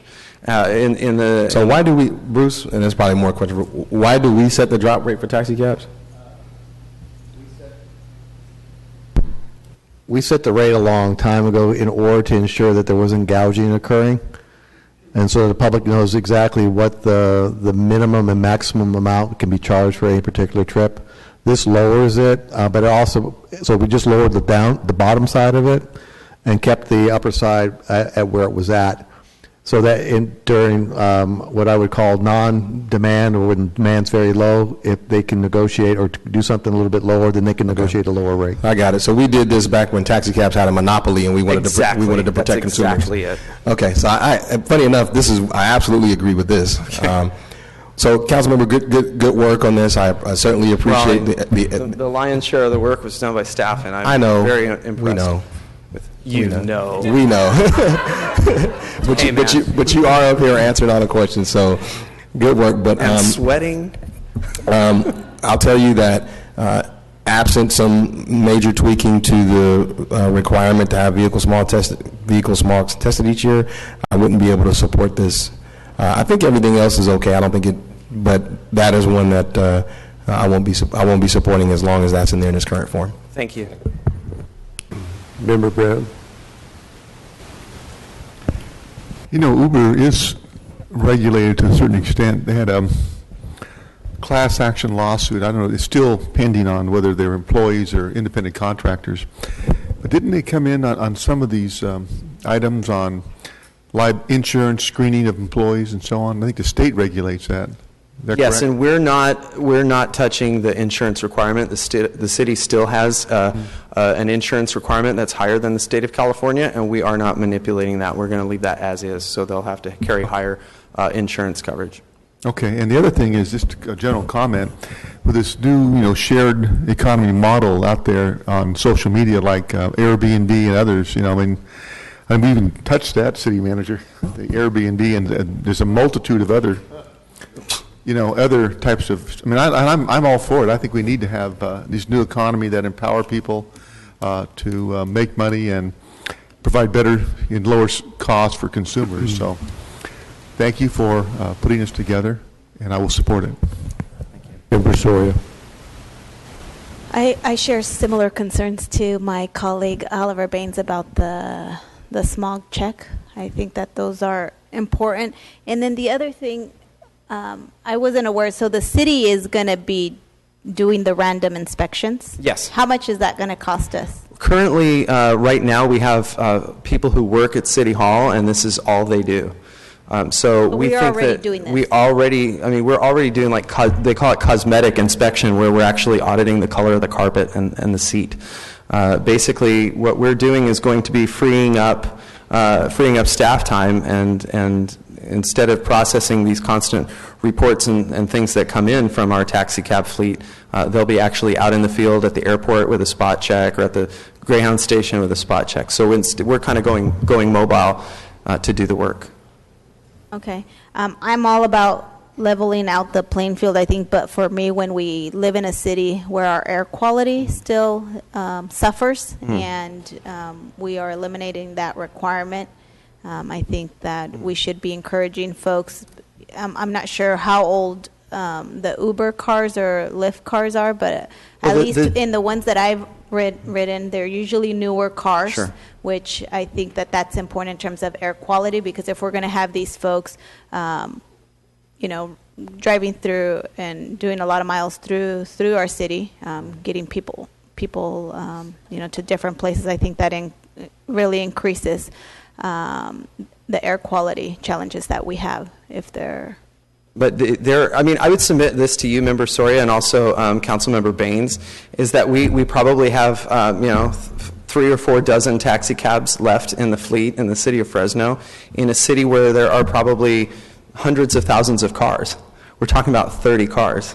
I'm saying give the little guy a break today. That's what I'm saying. I mean, if you don't, I'm okay with that. I don't begrudge that decision. But I'm saying you're talking about maybe 5 or 6 small businessmen that money that they spend on these smog checks would really go a long way, and 35, 40 cars isn't poisoning children. It's the hundreds of thousands of cars that are out there, and I'm saying if you could make this exception just in the name of helping out what is really a dying small business, and see if this stimulus works. Again, we appreciate your work. Thank you for Thank you. answering my question. Okay, folks, screen is clear. We have a motion and a second. All those in favor? Opposed? Passes 6-1 with member. You're no two? Okay. Passes 5-2. Members Baines and Soria voting no. Let's move on to hearing to consider initiation of the Southwest Fresno specific plan. This is sponsored by Dawn. Thank you for being here. Yes, good afternoon, Council President Capriolio, members of the council. I am Sophia Pagalatis with the Development and Resource Management Department, and I'm very pleased this evening to be bringing you the initiation of the Southwest Fresno Specific Plan Draft Preferred Alternative. We'd like to break with tradition this evening, and rather than jump right into the staff presentation, we would like to introduce you to the people behind the plan, namely the steering committee. Councilmember Baines appointed a 21-member steering committee that has been working tirelessly since a year ago, July, on this draft preferred alternative, and they have elected Tate Hill to speak on their behalf. So Tate, if you would come on up. And while Tate's making his way to, you can come on up, Tate. While Tate's making his way to the lectern, I wanted to take the opportunity very briefly to. This is the first time that my colleagues get an opportunity to see this committee and really hear the work that's been done. And I just wanted to thank the committee yet again. It has been an incredible effort. It's made up of residents, and stakeholders, and business owners, and I mean it is an incredible committee, and they did really, really intense work. They created a plan, and it was very thorough. They had to jump into the role of really becoming policymakers, thinking about really big pictures, and it was intense work. And I can tell you there was not always harmonious and not always agreement on everything, but this is the work of policymaking. So I really commend the committee members. I really commend our consultants that are here to put this effort together. I thank my colleagues for voting to allow this work to go forward and putting the money into this plan. So thank you, Tate. You've been elected to speak on behalf of the committee. Could not have made a finer choice, so I turn the lectern over to you. Well, thank you, and to the council president and all the council members. My name is Tate Hill. I am a 30-year-plus stakeholder as a resident, a parishioner, an employee, and hopefully a community servant of West Fresno. For almost 10 years, I've participated in probably more charrettes and planning activities than I can remember, and even have sat and chaired the Edison 2 Merger Planning Committee and then the District 3 Implementation Committee. And one of the consistent battles and frustrations that we often had was trying to understand why we couldn't move the needle from the city's highest concentrated community of poverty, highest concentration of brownfields, saturation of liquor stores and environmental toxic sites, and disproportionately poor air quality for more than 50 years of disinvestment in the community that we know to be golden. And we finally realized it's centered around land use and the lack of an actionable specific plan. So that brings me to why we're here today. I'm excited and I'm truly honored to help to present the Southwest Fresno specific plan. I have the fortunate pleasure of representing a passionate committee of stakeholders that were selected to represent various views, perspectives, and needs of Southwest Fresno. There were 20 people that spent more than 16 months of their lives learning, listening, sharing, and debating, persuading each other, city staff, and other community residents about the future of their community. And I would like to publicly acknowledge their commitment and to thank them for allowing me to speak on their behalf. And if any of our committee members, if you would just stand so our council president and council members would know who you are. Thank you. So what you see here is West Fresno. Its passion, its commitment, its resolve to see a brighter and better future, not just for themselves and their pocketbooks, but their families, neighborhoods, and employees. So when you hear from city staff today and the consultants, know the following.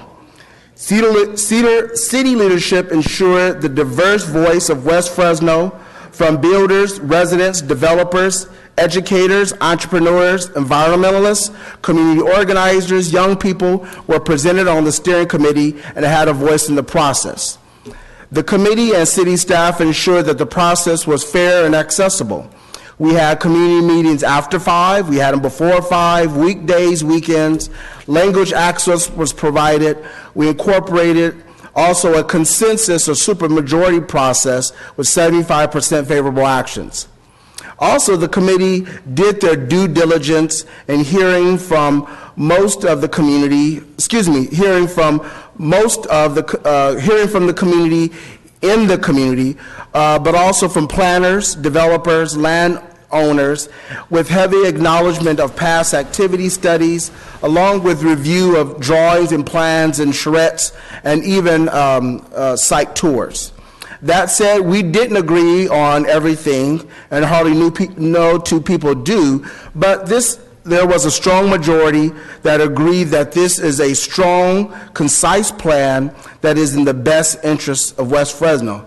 So we hope that you will hear the voice of the community in your deliberation to recommend that the Southwest Fresno specific plan draft preferred alternative will move forward. Thank you. Thank you very much, and congratulations. Hard work takes a team, and it sounds like and looks like you have a great team and covered every single base, really. I wish everyone that came forward had that skill set. You guys did a fantastic job. All right, Sophia, it's back to you, I believe. Yes, Council President, thank you. It's back to me, Sophia Pagalatis with the Development and Resource Management Department. And this evening, I will be sharing the rest of the presentation with Bruce Brubaker, our primary consultant from PlaceWorks. I will be talking about the process, community engagement, and what lies ahead, and Bruce will be talking about the actual contents of the draft preferred alternative. So, I'll be touching on the project background and schedule, and as I said, the community engagement, and then Bruce will talk about the alternative. So the genesis of the Southwest Fresno specific plan arose out of longstanding resident concerns about certain issues in the neighborhood, as well as the 2014 Fresno General Plan, which called for specific planning of various neighborhoods within the city of Fresno. And this process started in earnest a year ago, July, as we mentioned. And this is an overall process slide just showing you where we are in the process. We are now in the big orange circle where it says community recommended preferred alternative. So all of the steering committee meetings and community workshop, the big list you see on the left is the engagement and outreach that's gone on up to this point. And I'll be going into more detail in a moment. Here we are, actually we're at in the blue circle, Planning Commission and City Council, and then we're going to end up in the gray square, and I'll give you more detail in just a moment. So community engagement has had really 4 components. We've had the steering committee meetings, which you've heard about. Now we've had actually a dozen of them. We've had 3 community workshops. We've had 10 topic group meetings, and a community office was established in the project area. So the steering committee, you now have met them. There are 21 members, 11 and now actually 12 meetings. One of the unique things about this committee is they decided on their own process, and they determined before making any decisions that in order to make a decision stick and be an official decision of their body, they needed a 75% voting ratio. So all of the guiding principles and the map that you see in the document have been agreed upon by 75% vote of that committee. Also, the committee was really concerned about seeing their decisions on the ground. So we had a tour when we kicked off the process and another steering committee tour at the end of their decision-making process prior to submittal of this plan to make sure that their decisions made sense on the ground. So community workshops, there were 3, as I mentioned. The first one, 125 people attended. The second one, 70 attended. And the third one, 60 attended. They were held last fall and spring. And everyone in the project area and beyond was invited. A flyer was sent to all property owners and property residents in the entire sphere and even 500 feet beyond. So we wanted to make sure that everyone in Southwest Fresno, every resident, every business felt invited. Then topic group meetings were held after the first community workshop was held. It was clear that there were some really key themes and issues that came out of the community workshops. So topic groups were established in which steering committee members hosted further small group discussions in the community office. Members of the community could come and express their views on the topics, and then those ideas were forwarded to the team and the steering committee for consideration. And the issues of concern were neighborhood serving retail, housing, of course, jobs and economic development, industrial compatibility, parks and open space, transportation, and community environmental health. So that is the process that got us to where we are today. And now to discuss the draft preferred alternative itself, I will turn it over to Bruce Brubaker from PlaceWorks. And there you go. Thanks, Sophia. The hard work for this truly community developed plan was done by the stakeholder group, and I just wanted to give kudos to our sub-consultant, Steve Kansian, who did a great job of coordinating the stakeholder group through the process. PlaceWorks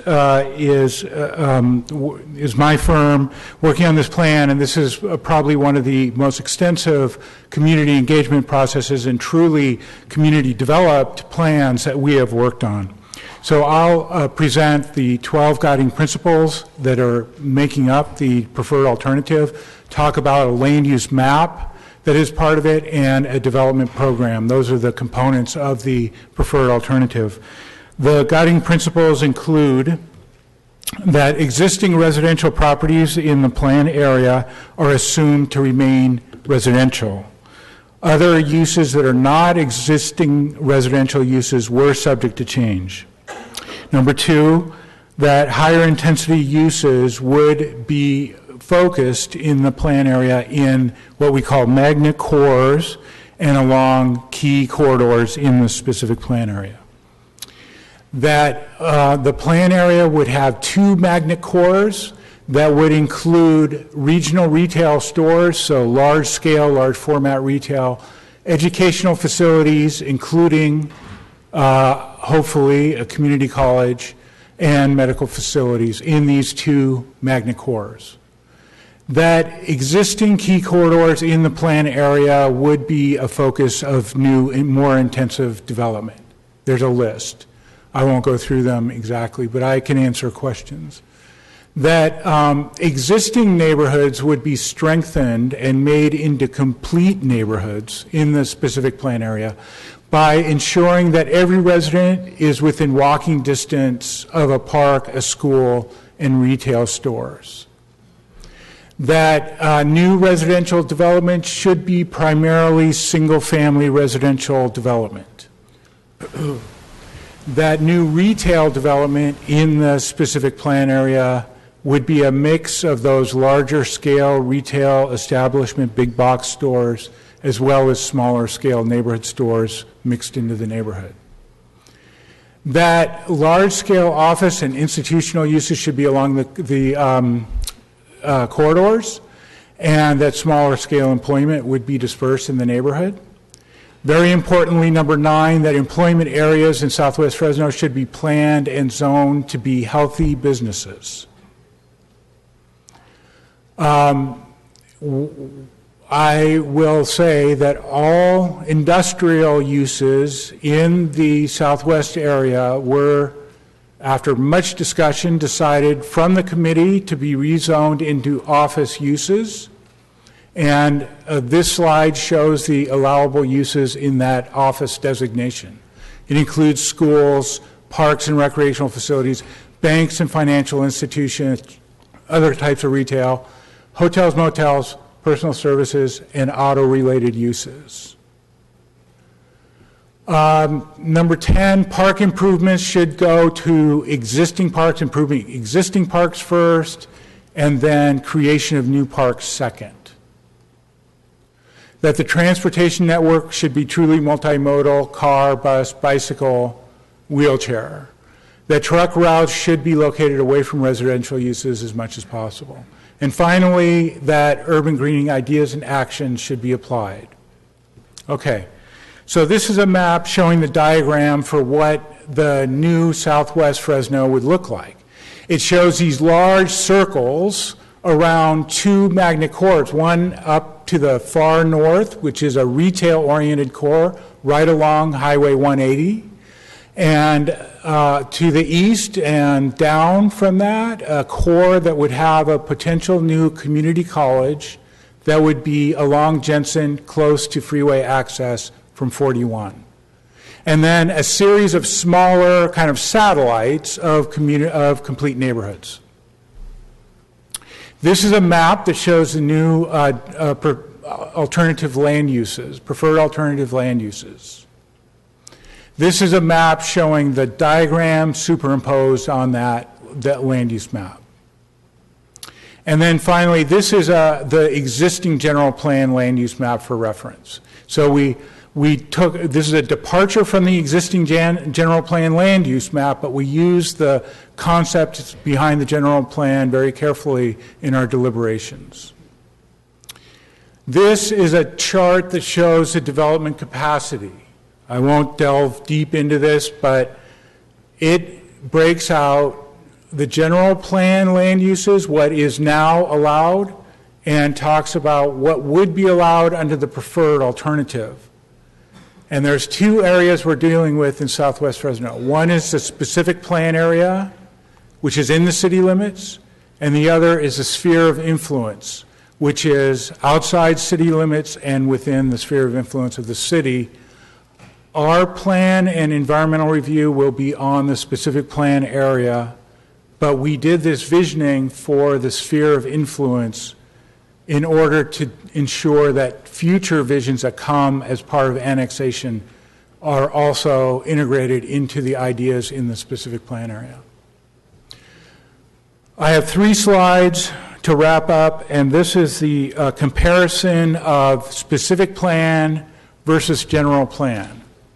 So this shows the total number of single-family housing units, multifamily in total. The dark color is the draft preferred alternative in front of you tonight. The lighter color is the existing general plan. So the preferred alternative shows more single-family, more single-family and less multifamily than the general plan. Total housing is slightly less than the general plan proposal. For commercial and employment, there's somewhat more commercial, meaning retail development in the specific plan than general plan, and there is somewhat less employment uses in the preferred alternative than in the general plan currently. And this is due to some of the existing industrial uses being turned into either residential uses or mixed use type of uses.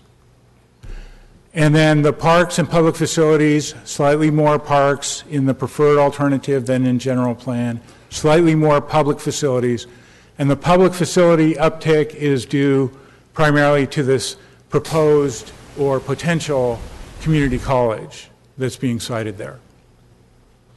With that, Sophia will talk about the relationship to other plans.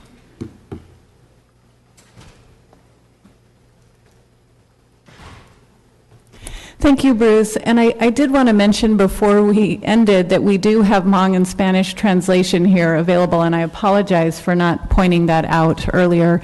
Our translators are in the back of the chambers. So, yeah, there they are. So there are many other planning efforts that feed into the Southwest Fresno specific plan. The Highway 41 and North Complete Streets Plan was a community-led effort partnered with Habitat for Humanity that occurred mainly in 2015 and concluded in February of 2016. The results of that planning effort, which centered really around North and 41, remarkably, are being folded into the Southwest Fresno specific plan, and most of those relate to circulation and connectivity, and there were some land use recommendations as well. The active transportation plan is ongoing, and the effort there has been a focus on how to better connect land uses in Southwest Fresno. So there has been coordination between the Southwest Fresno Specific Plan Steering Committee and the active transportation plan process. The same holds true for the Parks Master Plan. And finally, the downtown plans that have recently been adopted. As you know, the new Downtown Neighborhoods Community Plan abuts this planning area on the northeast, and so we are trying to make sure that the transition from one plan area to another is seamless. What's happening from this point forward? Here's a more detailed timeline of milestones, but once the plan is initiated, your action will lead to further refinement of the plan based on the guiding principles, and then an EIR and final consideration again by this body probably in the fall of 2017. EIR scheduled to occur in the spring of 2017. And with the consideration of the EIR, there will be a 45-day public review period in which the public will have the opportunity to review both the draft plan and the EIR. Before we leave you with staff recommendation, we did want to note that the Planning Commission considered this item on November 2nd and recommended approval by a 7-0 vote. And that brings us to our staff recommendation, which is to direct staff to continue working with the steering committee and community to refine the plan and commence the program environmental impact report, and then the resolution initiating the Southwest Fresno specific plan draft preferred alternative. With that, we are happy to answer any questions. Thank you very much. Appreciate it. We'll open the public comment portion of this hearing, and if you have any interest or concerns about this item, please come forward and give us your opinion, your view. We certainly welcome that. Okay, and see none, back up here. I'll close public hearing at this time. Oh, I'm sorry, I did have 2 cards. Pardon me. Thanks, Todd. And Mr. Roberts, good to see you. See you. Mr. President, members of the council, I'm Jeff Roberts on behalf of Granville Homes. We were an active participant in this process. We appreciate the opportunity, and we want to support the efforts of the community and reflect Mr. Tate's Hill's comments. We want to comment on that and agree with those. In our particular case, we're a property owner within the specific plan area. We have a residential property today. There's been a suggestion made that part of that property become commercial and multifamily. I want to state for the record, we're okay with what's there today, which is a lower density residential pattern and RS4 zoning. However, it was the committee's will to look at this as an activity area and put some additional density on this property, and we're okay with that as well. So I wanted to just state that for the record. Appreciate the comments. Thank you. Thank you very much. I do have some cards, pardon me, and the first card I received is from Christine Bacterian. Hope I got that right. And welcome, and the floor is yours. Give us your name and your address, and you have 3 minutes. I'm Christine McTerrian. I'm Associate Vice Chancellor at State Center Community College District. Address is 1525 East Weldon Avenue, Fresno, California, 93704. And I'd like to make a comment. State Center Community College District is very supportive and appreciative of the efforts and process of the Southwest Fresno Specific Plan Steering Committee. I had the privilege to witness the process firsthand in steering committee meetings and could see the level of commitment of each of the members and that of the city staff. What I would like to emphasize today is the importance that the City of Fresno, the Southwest community, and all stakeholders understand that State Center Community College District and Fresno City College have made no commitments to the physical placement of the Fresno City College West Fresno campus at the location indicated as Community College Activity Center in the Southwest Fresno specific plan planning documents. The district and the college is committed to extending educational services and programming to the vital West Fresno community, and we stand ready to serve our community. While we are cautious about the college proposed location in the plan, we will utilize the extensive work put forth in combination with district and additional community input through a comprehensive community educational specific needs analysis planned for spring of 2017. That will allow State Center Community College District to make the final determination of the future location of the Fresno City College West Fresno campus. Thank you. Thank you very much. Appreciate that. Next is Debbie Darden. After Debbie will be Mary Zavala. Good evening, President and City Council. My name is Debbie Darden. I am a Southwest resident for 50 years. I also am a committee member on the Southwest Specific Plan, and I'm coming before you to read our statement on behalf of the Golden West Side Planning Committee, in which I am the chair. Good evening. My name is Debbie Darden, and I'm a member of the West Fresno Specific Plan Steering Committee. I would like to take this opportunity to commend and thank my fellow committee members on their comments to this process. I thank the city staff for their effort, in particular Sophia Pegalatas, and lastly, but most important, our city councilman Oliver Baines, for bringing this process forward on behalf of our community. There are many proposals to the alternative plan being presented to you, which I am in complete support of, as well as many of the residents of our community. I will be directing my comments to 2 areas of the plan which members of our community are not in support of. The first being the opposition in the plan to any form of industrial development in the specific plan area. I don't agree with this, neither does the members of the Golden West Side Planning Committee, as well as other residents of our community. In our future development of our community, we recognize the need for positive, environmentally safe, light industrial development. To fail to allow for such in the economically depressed area of the city would further adversely impact our community. There are many forms of light industrial businesses which could be located in a specific area. As an individual who has spent their entire life in West Fresno, I am aware of what the dismal zoning has caused, the many heavy industrial environmental polluting businesses located next to our homes and schools. The horrible injustice, however, should not be the reason that we turn our backs on good, clean industries which could come into our community and benefit all of its residents. The second area of concern is the location of remixed use development proposed in a plan along Elm Avenue and South Jensen. This area is one which presently has heavy industrial businesses in operation at this time. Among them, most noticeably, is the Sunset Recycling Center. Elm Roadway is a main arterial for big diesel trucks, which make several trips to and from the warehouse located along the roadway. We are all aware of the serious dangerous breathing of diesel pollutant posed to the health of everyone, and in particular to young and elderly. Clearly not a location to place new homes in. I want to also add to the fact that when we talk about good, clean, lightly industrial places, I want to make sure everybody understands, as well as the City Council is aware of, the Alta Cosmetic and Fragrance Company that's located in Clovis, where the City Council has voted and is working with this corporation, which is the nation's biggest cosmetic and fragrance company there is, to build a 670,000 square foot distribution center out on Central and East Avenue.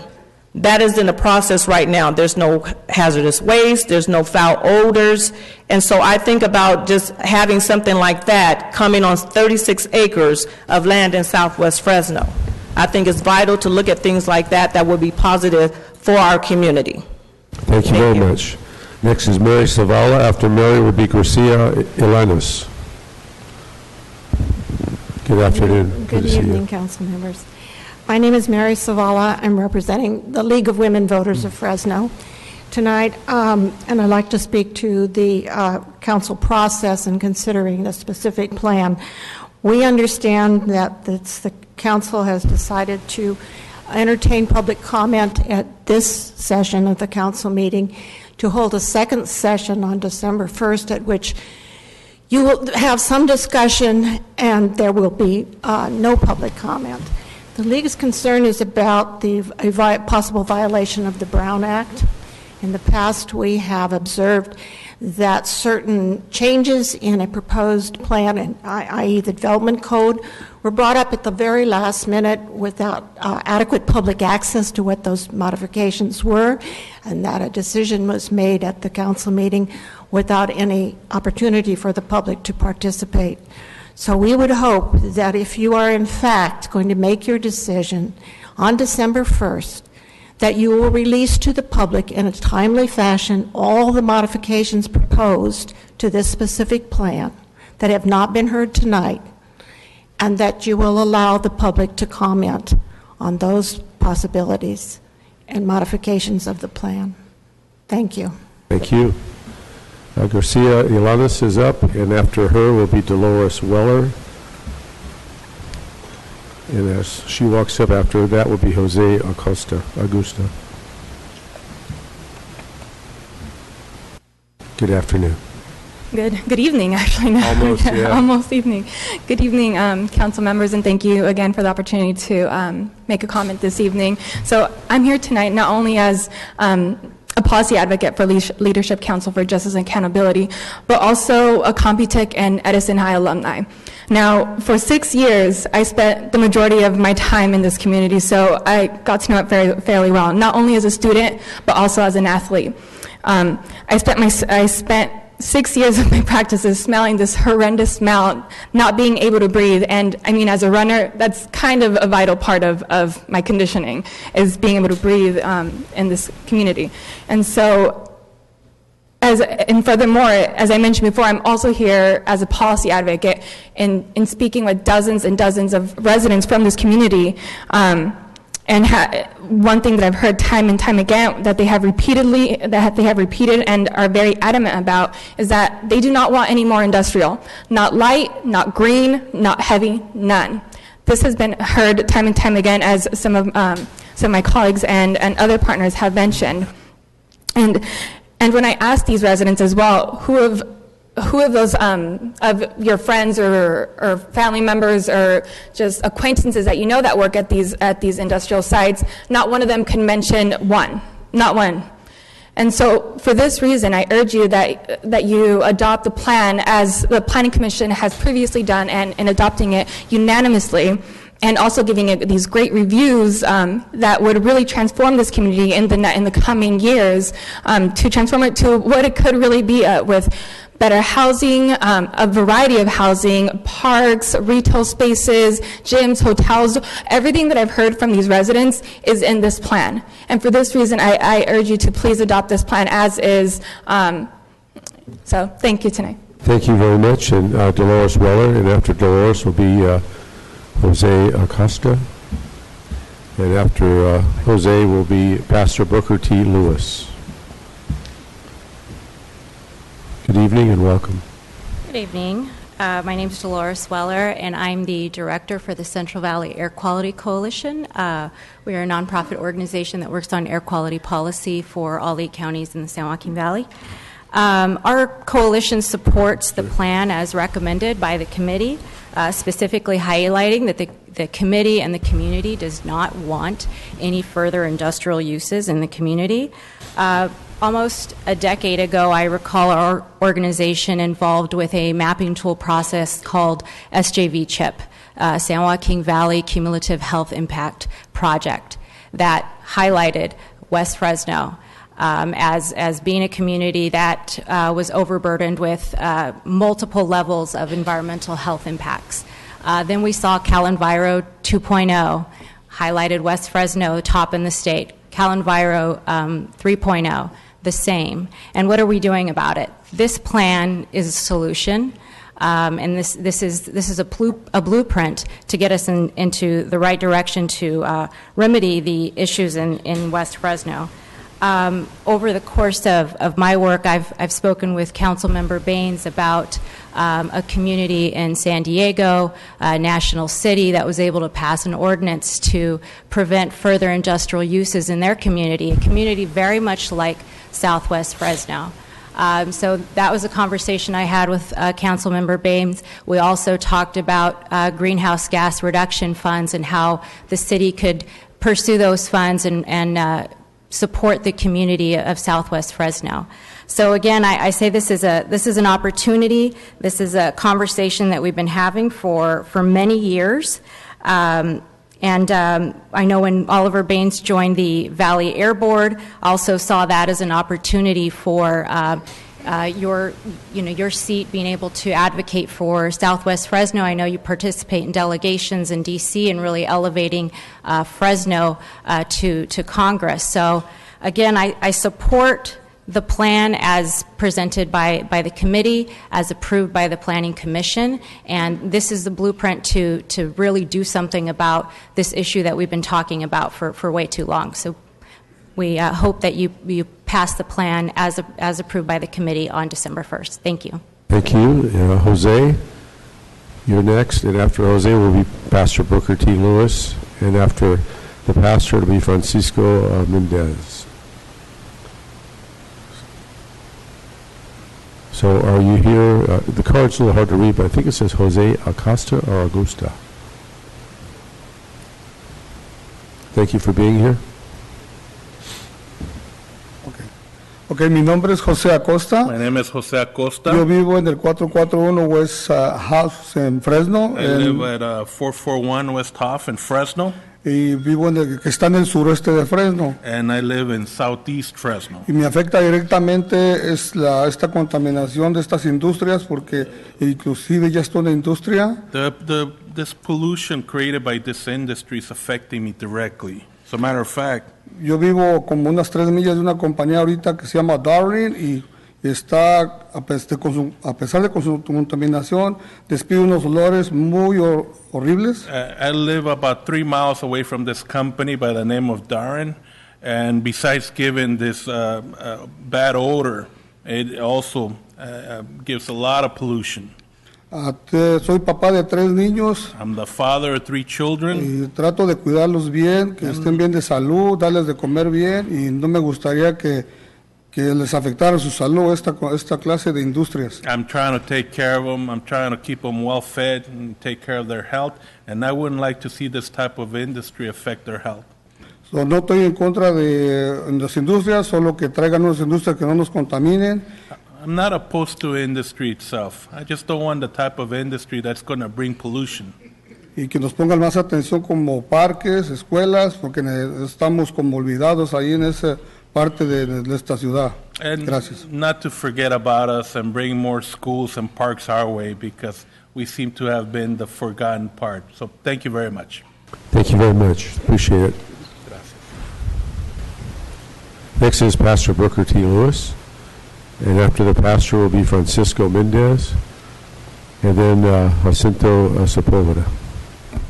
Good evening, Council. I'm obviously not Pastor Lewis. Pastor Lewis was not able to make it tonight, so he asked me to read this letter on his behalf. My name's Andy Levine, 546 North Fulton Street.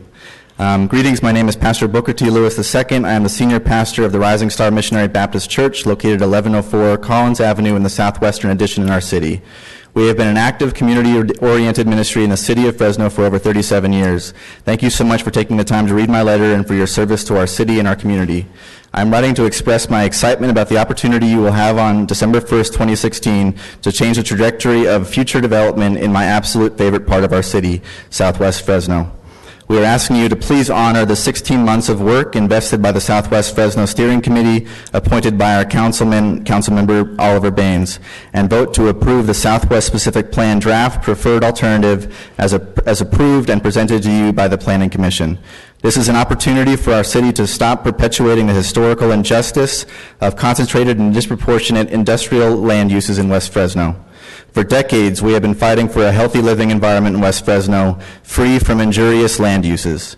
As reflected in other areas of our city, we want access to the same basic conveniences and services we all need to live well, having access to usable parks, relevant grocery stores, and retail outlets, restaurants, entertainment, educational centers, and quality housing. This will not happen in neighborhoods overwhelmed with industrial zoning. Like everyone else in our city, we desire an equitable opportunity for long life and a healthy future for our families. We must change the status quo of unjust and disproportionate industrial sites in the West Fresno community. According to the California EPA, the 3 most polluted census tracts in California are already located in West Fresno. West Fresno is already inundated with high rates of illness, weakened immune systems, and high asthma rates. Noxious air pollutants and nauseating odors from industrial facilities and constant traffic from diesel-emitting trucks that serve industrial facilities pollute our air, undermine our health, and negatively impact our quality of life in our neighborhoods.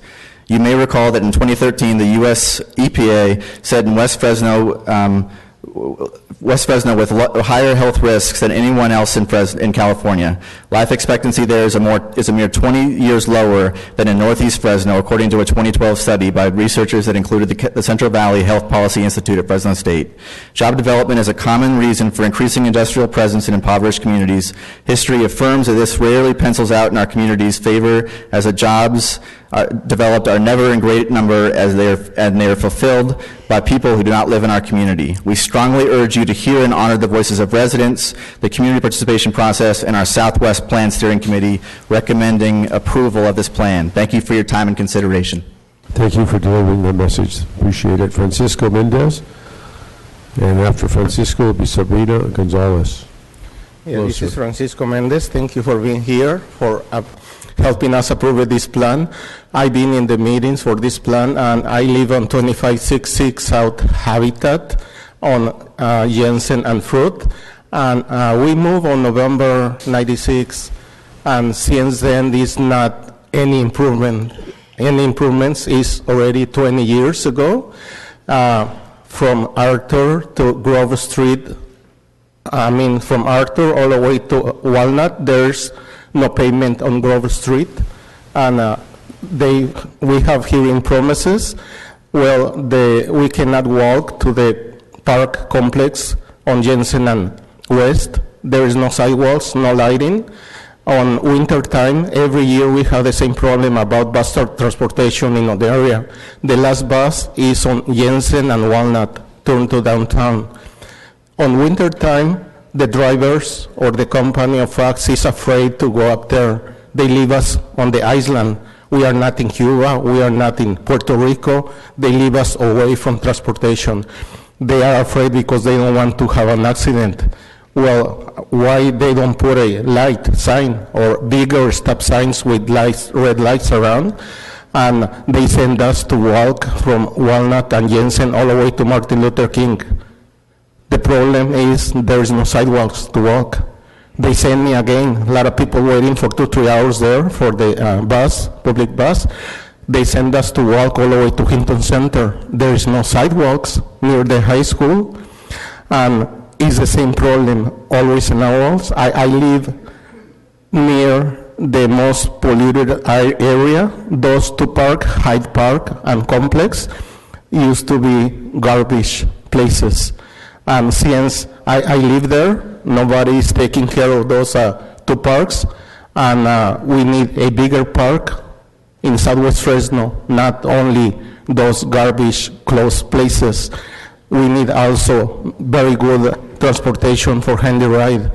A lot of people I hear taking handy ride, losing their classes, like I lose my classes at City College because there is no way to get the right time to get my classes. Example, I asked for my appointment at handy ride 9 in the morning. They say we have 7 in the morning, or we have 11:30.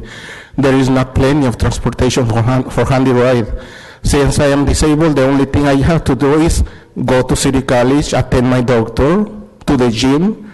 There is no gyms on the west side, on Southwest East, and no Costco, no Walmart. All the offices, all the doctors are on the north side. I saw the chart from last year. The employment went up 6% on the north side. We don't need more industry on the southwest, but we need more jobs. Thank you. Thank you very much for your comments, sir. Sabrina Gonzalez is next, followed by Jacinto Sepulveda, and after Jacinto, it will be Dr. Curry. Good evening. Thank you for being here. Good evening, council members. My name is Sabina Gonzalez Araña. I live at 2890 Huntington Boulevard, 147.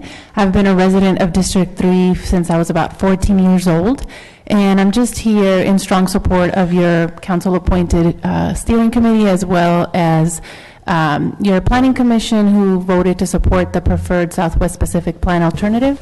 And more importantly, I'm here in strong support of all the community members who have worked for decades and decades to make sure to clean up Southwest Fresno and all the toxic pollutants that they have to deal with every day. That is pretty much all my comments. I urge you to please pass the preferred alternative as is. Thank you. Thank you very much. Jacinto Sepulveda is next, and after him, Dr. Curry, and then Mrs. Mary Curry.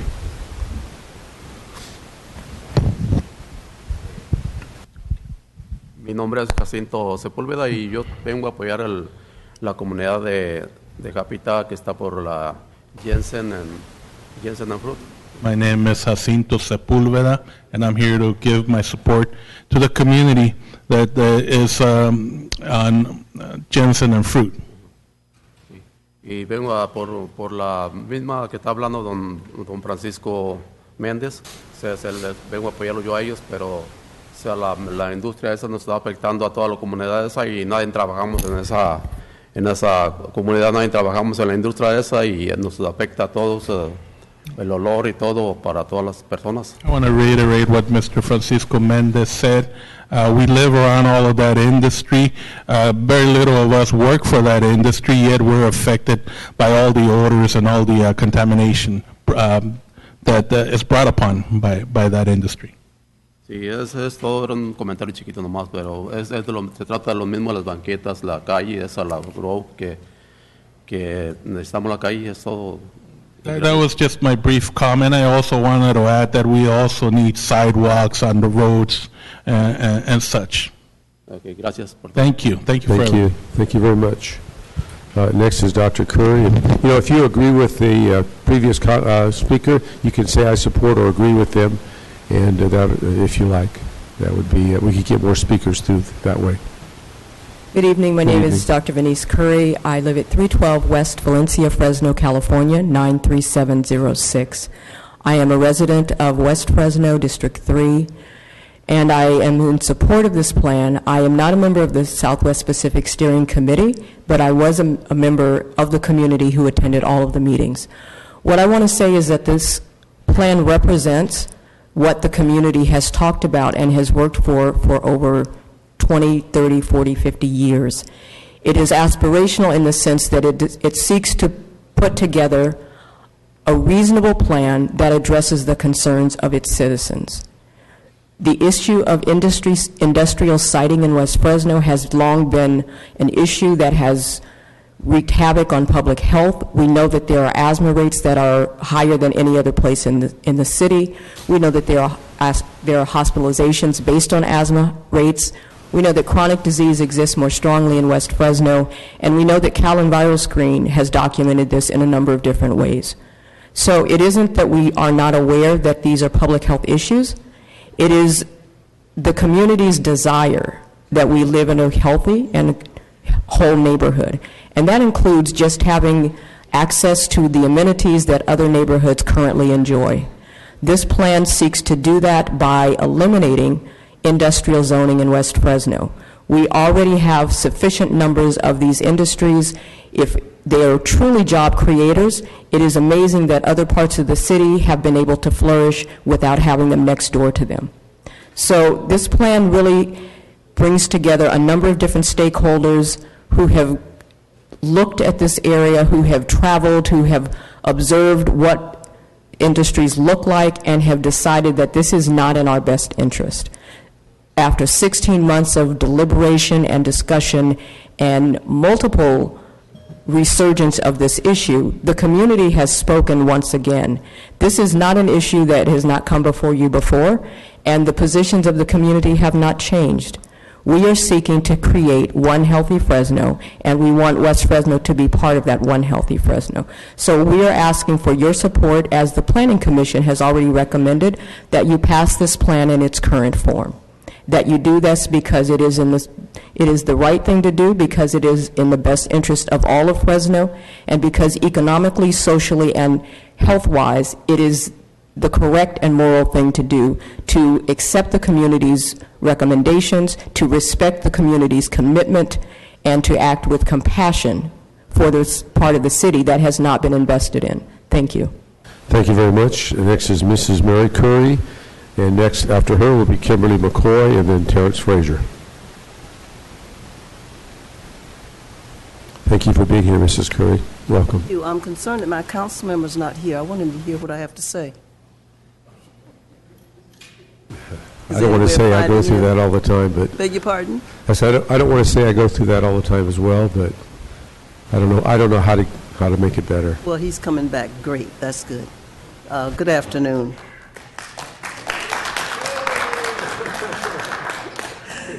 Thank you very much. First of all, my name is Mary Curry. I've been a resident of West Fresno for 60-plus years. I'm the mother of 5 grown children who were all raised in West Fresno.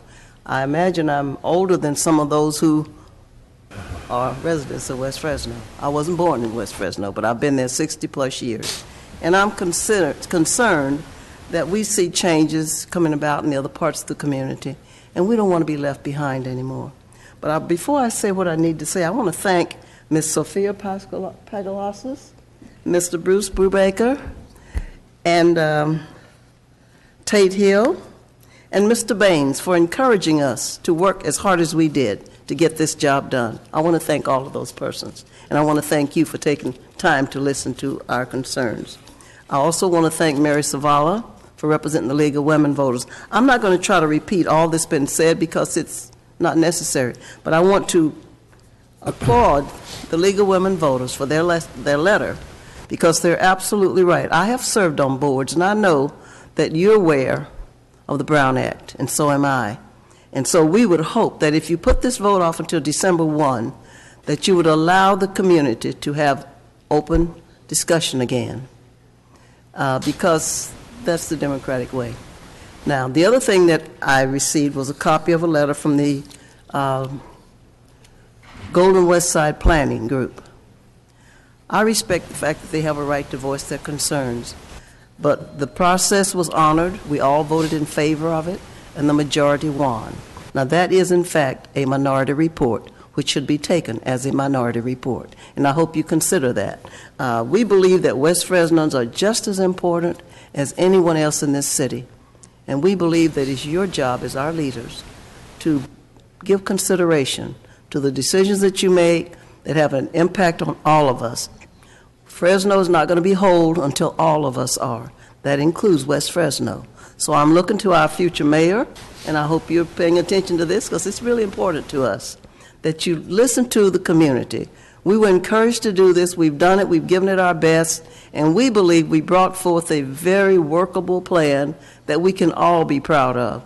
Now, if you look under the heading of office, there's numerous kinds of jobs that can be operated under the word office, because office does not mean it's just office. It means a multitude of different businesses. So I hope you will give consideration to that. And Mr. Baines, if you do make changes, would you pay us the courtesy of coming and let us hear you, please? Thank you so much. Thank you, Mrs. Curry. Kimberly McCoy, and after Kimberly will be Terrence Frazier, and after Terrence will be Sylvester Hall. Good evening. Good evening, council members. My name is Kimberly McCoy, and I was born and raised in West Fresno. And I asked for the council to adopt the plan put forth by the Southwest Pacific Plan Steering Committee. I have been a part of the process for the past 16 months, and there are members on the steering committee that has been actively fighting to stop the placement of industrial facilities in West Fresno for their entire adult life.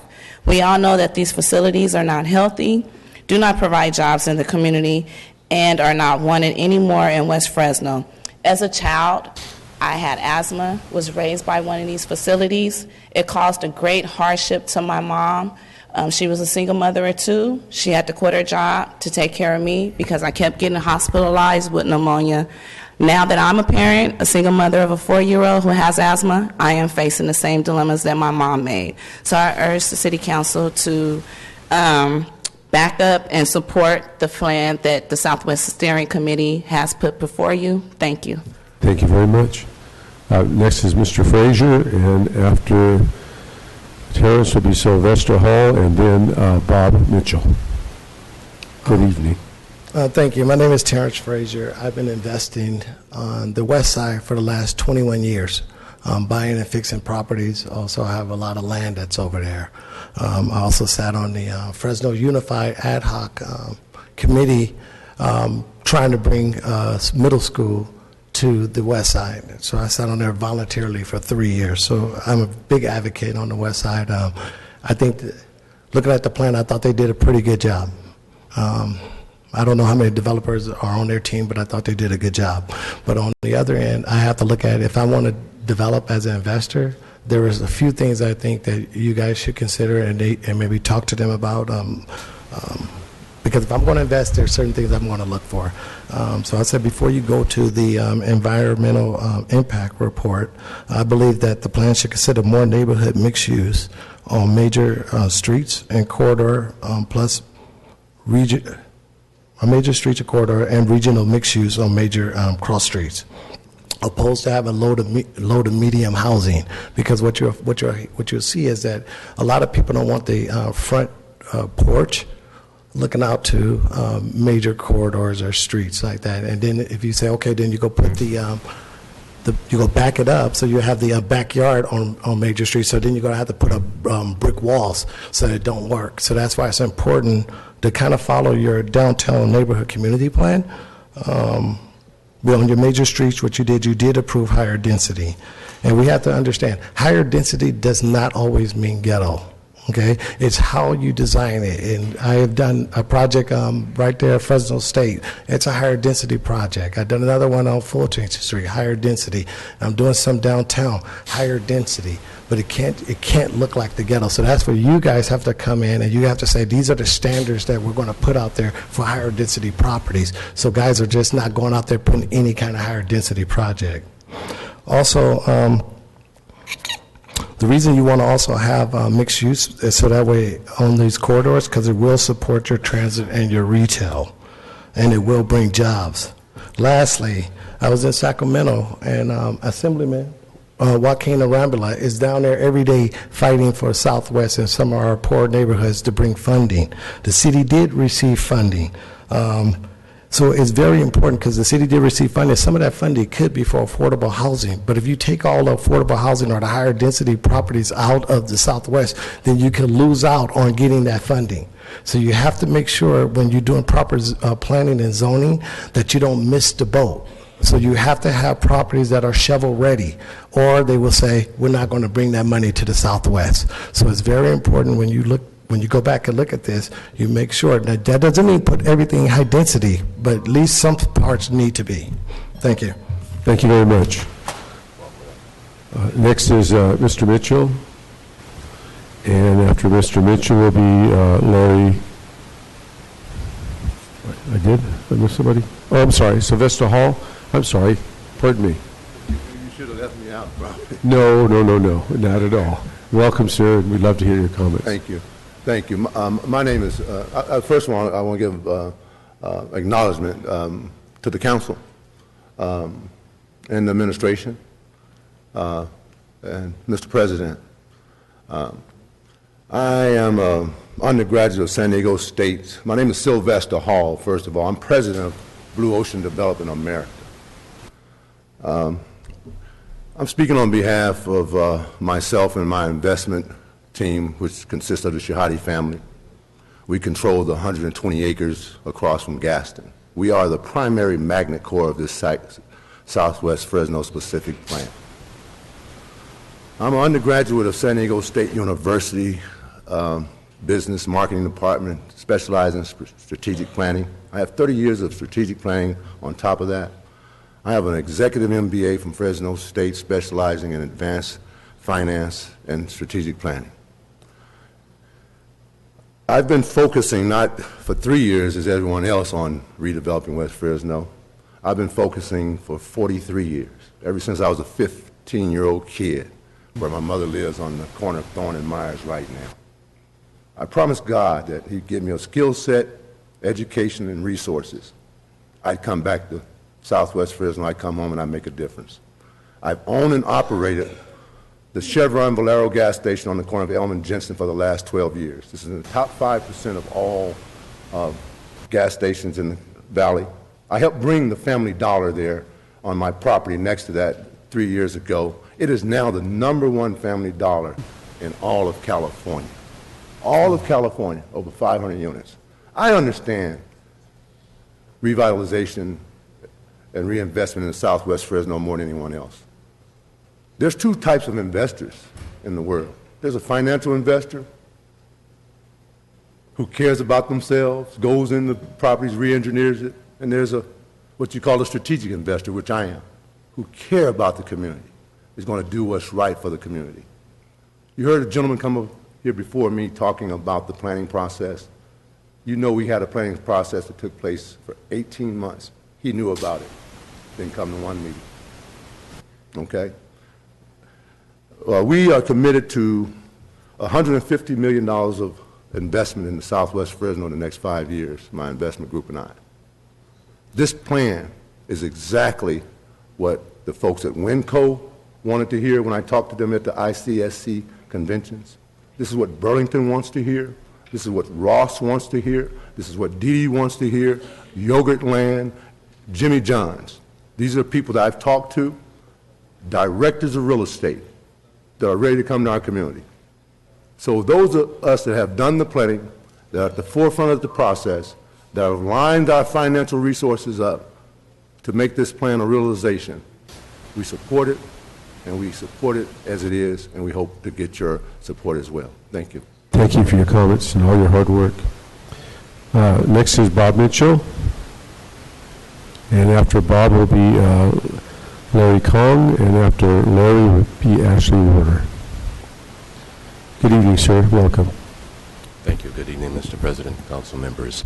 My name's Bob Mitchell, a longtime resident of West Fresno.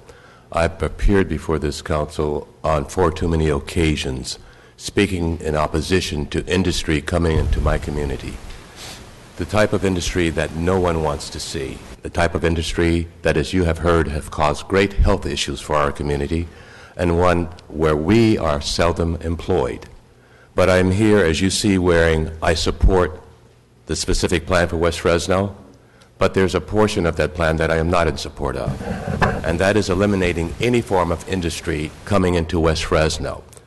Futuristically, one must look at developing. You must have jobs for your community. A community must have safety, employment, education, and health. Without the possibility of those things, a community will die. We need industry as part of the specific plan, but it must be the right industry. It must be light industry, it must be non-polluting industry, healthy industry, and self-sustaining industry. That is possible. That will make this plan that much stronger. That will make our community that much stronger. It will give the future youth in our community places to work, families to buy homes off of salaries, and for our community to become a whole, total community again. I am a person who has been struggling against those type of industries in my community for the past 20 years, if not more. Speaking on behalf of residents of our community, knowing the adverse impact that industry has had on our community, but I cannot, in good consciousness, be in support of saying there can be no form of industry in our community. You shoot yourself in the foot when you eliminate the possibility of, let's say, a mattress factory coming that uses nothing but feathers, an ice cream company that makes ice cream. Let's say somebody decides they want to put up something as simple as a fish farm. That will fall under industry. We must be very thoughtful in this process and not simply be knee-jerked because we have been jerked around in the past, because we have been ill-treated in the past. We have not gotten what we deserve in the past, but I am looking to the future. And I am saying that future requires that there be a positive form of industry for employment for those who will reside in our community. Every industry is not a negative polluter. Every industry will not give us bad health. Every industry which could come to our community will increase our tax base, which will help our community to grow, to have better streets, better street lighting, better schools. So please, gentlemen and madam, give this your most intense thought and consider the future and not look at what the past has done to us, but make our future better. Thank you. Thank you, Mr. Mitchell. Larry Kong, and after Larry will be Ashley Warner, and then that's the last of my cards, and we'll open it up to general comments at that time. Welcome, sir. Mr. Kong speaks Cambodian, so he chose to write down a few comments that I could read for him unless there's a Cambodian translator here. That's appropriate. If you would help us, please. Sure. Okay. So good evening, all.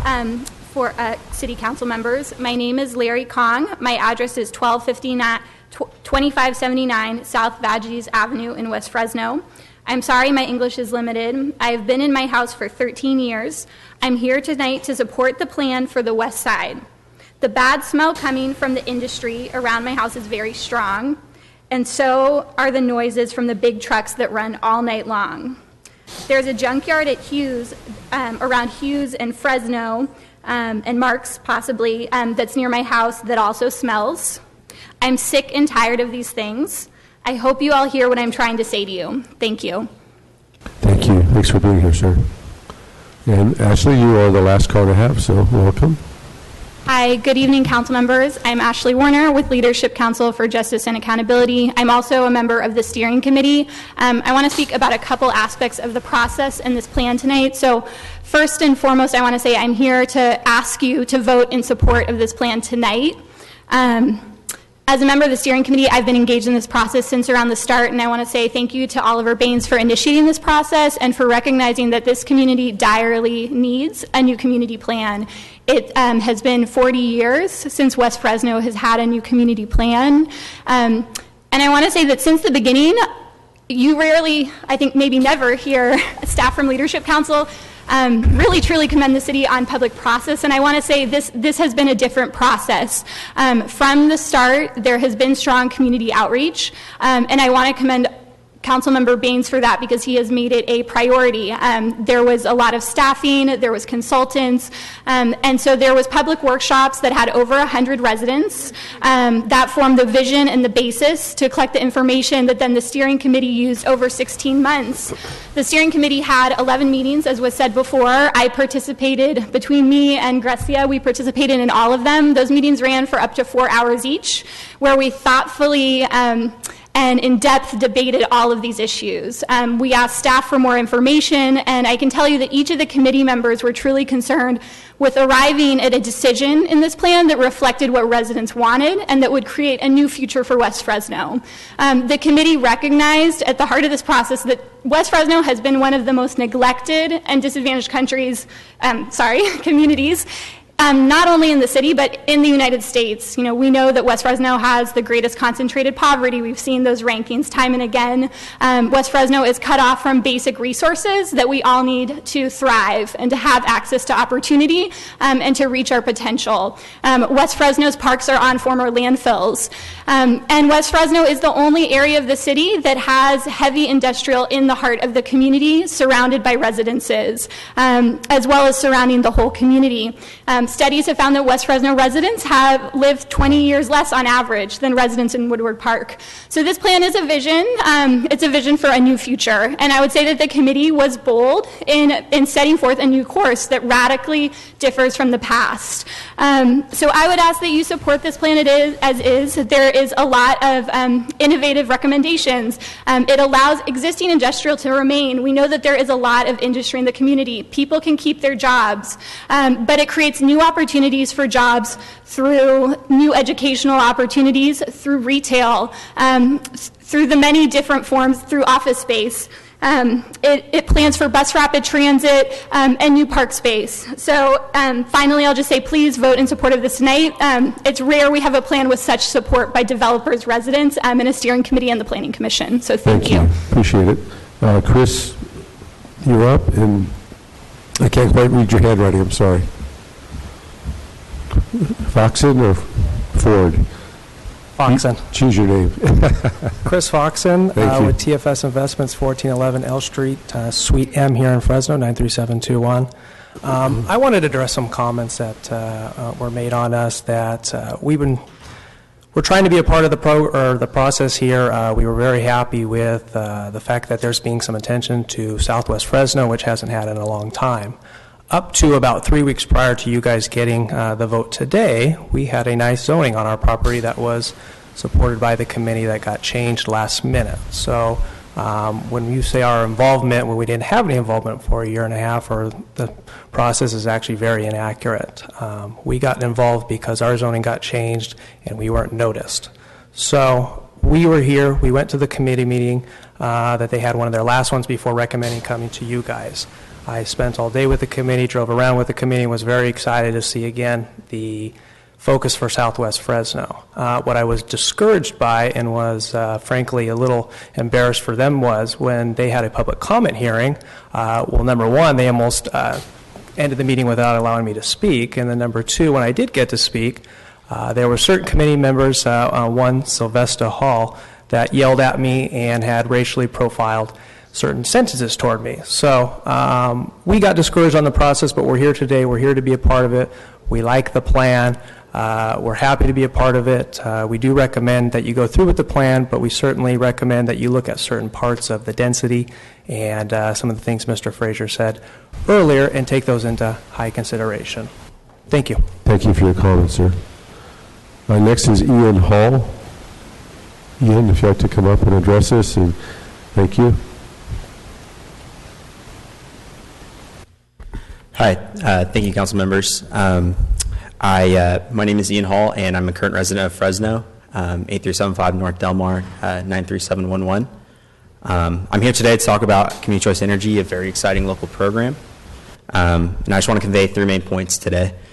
First, I want to convey what Community Choice Energy is, how it can benefit businesses and residents here, and how big of a deal this can be for us. Sir, is this more related to the plan than? I'm sorry, no. All right. Move on ahead on schedule communication, sir. Okay. Thank you, though. Thank you, I appreciate it. All right. Anyone else wish to come forward and speak on this item? Now is the opportunity. Name, address, and you have 3 minutes. Good evening. My name is Sandra Celedon, and I work with Fresno Building Healthy Communities. I do not live in Southwest Fresno, but I am a neighbor. I live in Calwa. So I always like to joke and say I can see West Fresno from my house. But I'm here today to really support the robust community engagement and plan, comprehensive plan that has been presented and unanimously supported by the Planning Commission. There's been a lot of conversation about transforming communities and transforming Fresno, and I think this is the one example that I would point to in our city that's really transformational, both in addressing a long-standing need for a community plan in Southwest Fresno and revitalizing the community.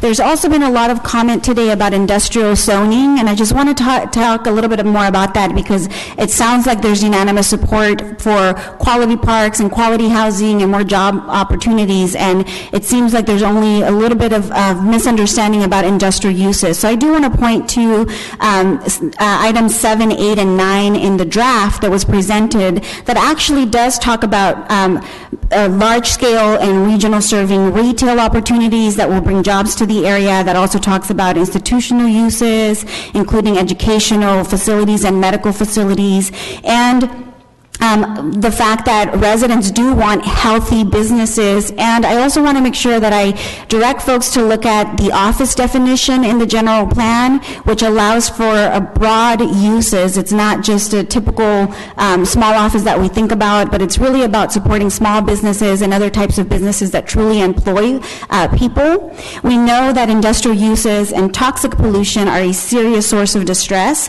particularly in Southwest Fresno. You've heard from other speakers who've mentioned the fact that Southwest Fresno is the #1 most impacted community in the entire state when it comes to toxic pollution, which is why the city was awarded $70 million from the state, from the Strategic Growth Council, to begin to undo some of that. And so I think this plan is truly transformational in that it begins to set direction to be able to do that, and it gives some concrete and actionable steps.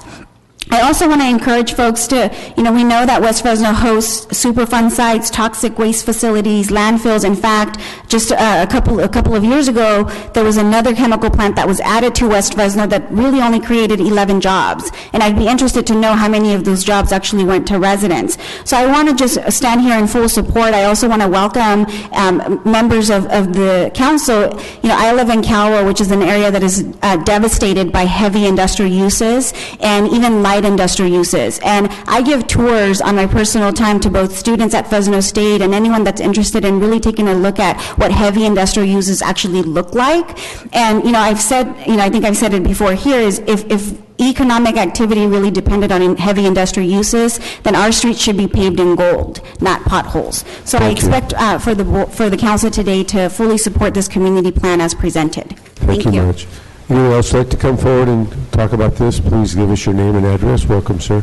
Hello, my name is Lucio Avila. I live at 4654 North Chestnut, District 4. I'm with Centro La Familia Advocacy Services. And first, I really want to say is you put an amazing steering committee together, really. They've been working on it for 16 months. Most of the time, it was 4 hours, sometimes 6 hours on this. And they put a plan exactly what they wanted, exactly what the community wanted. These are folks that are developers, businessmen, residents, advocates, and I think they did a great job. And it's good to hear that you guys are really, or a small discount, but you guys are really health conscious. And so keep in mind that changing something to light industrial, like putting in a warehouse, keep in mind that it's going to create a lot of truck traffic right into those communities. So please do not keep on polluting that area, and hopefully that you guys support the Planning Commission and that they voted 7-0 supporting it, and hopefully you guys get a chance to vote on it and pass it as is. Thank you. Thank you, sir. Appreciate it. Anyone else want to come forward? If you would, this is the opportunity to speak. Okay, seeing none, I'll close public comment at this time. Member Baines.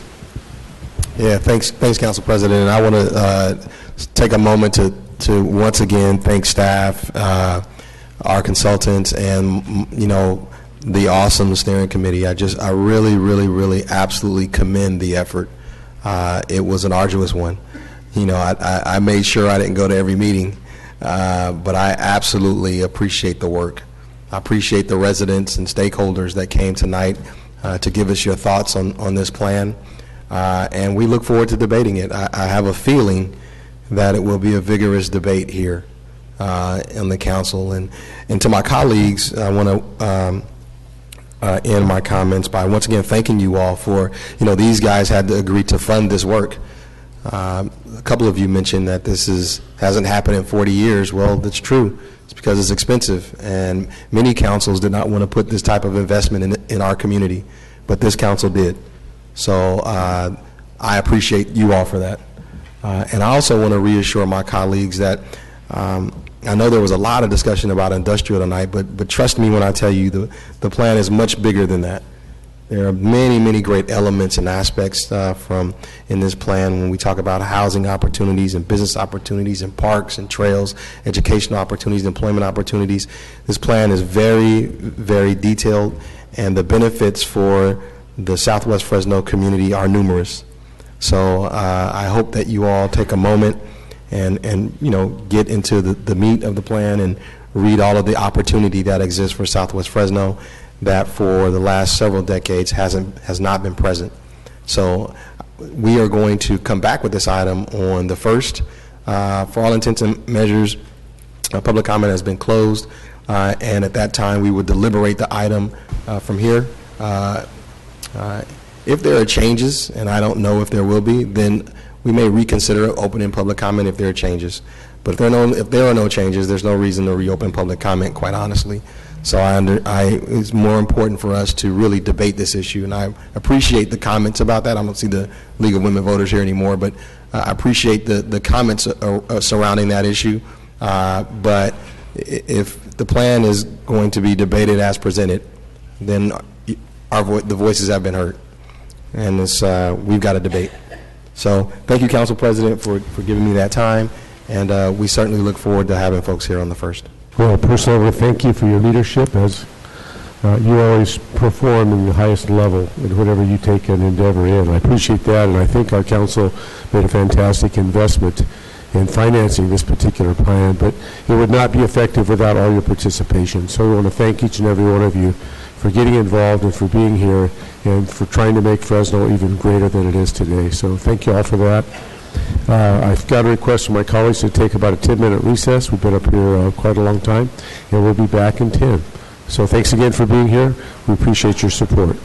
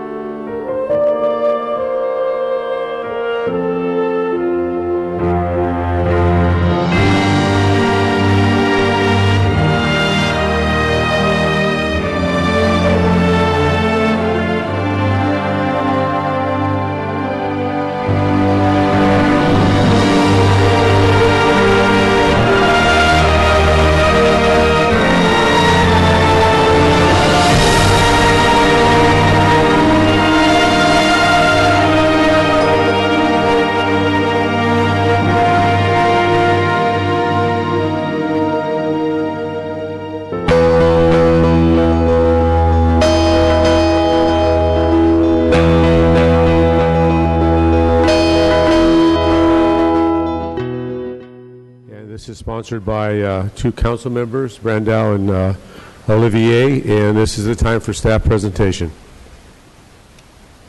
Fantastic. All right, thanks, Todd.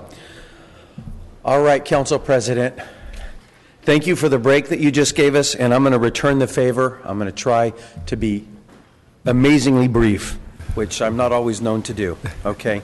What I'm here to do today with my colleague Clint Olivier, our colleague, is introduce a concept, a plan for attacking slum housing in the city of Fresno, right? So it's called the Anti-Slum Enforcement Team, or ASSET. There's been some people in the building that have had a hard time pronouncing ASSET, but she's not in the room right now, so I'm not going to go into that. It is, well, we believe, Councilman Olivier and I believe, it's the next step in the city's response to our slum housing problem, okay? I think this is one of the few, there's probably 4 or 5 things that almost every council member agrees is a problem in the city of Fresno. These are things like homelessness, crime, different major things that impact our city all across the city, all across the board, every type of person, every type of political or religious belief. Everybody recognizes a few things. And one thing that I believe we all recognize is we have a problem with slum housing in our city. And then we've all been diligent to do things about it. Here's where I'm going to shave a little bit of time off of my presentation today.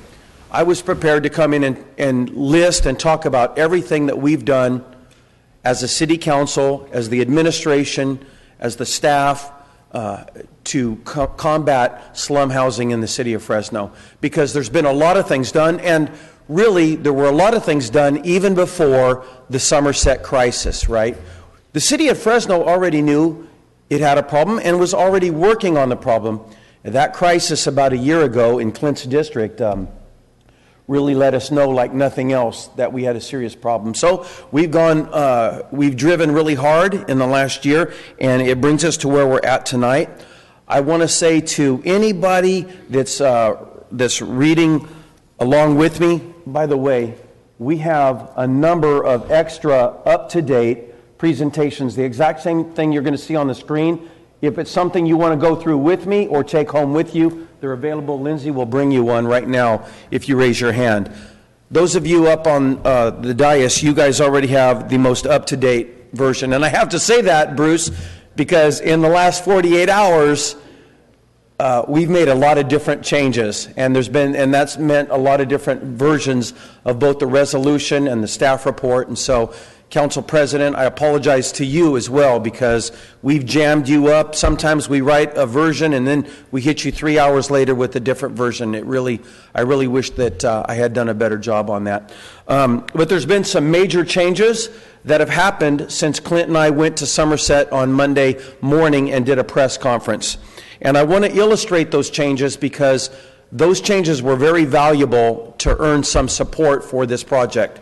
And one of the changes was we had a step in there. This was very important to the mayor, to the city manager, to the assistant city manager, and to the planning department, and really almost everybody who had already been working against slum housing. This change was very valuable, which was I had a two-step inspection process that they felt was going to slow down and then indeed water down our approach to attacking slum housing. So after hearing from them and their analysis and why they believe that that should be eliminated, I concurred with that. Councilman Olivier agreed, and we removed the preliminary step of inspection. So what that means is, once we know there's a bad property, we can go in and inspect every single unit. And no holds barred, we'll gain access into every unit if that's what the asset supervisor believes should happen. We've created so they have access to that. Then there were some other conversations that made me modify this body of work since Monday at Somerset at our press conference, and some of that had to do with a conversation with the mayor and also Mayor-elect Councilman Lee Brand. And they thought that we were stretching a little bit on the amount of money that we were going to commit right now in the middle of a budget year, okay? So it was a little bit of a stretch for everything that Clint and I had put together. So what we did was we looked at our plan, we removed a few strategic components and kept in the vital components.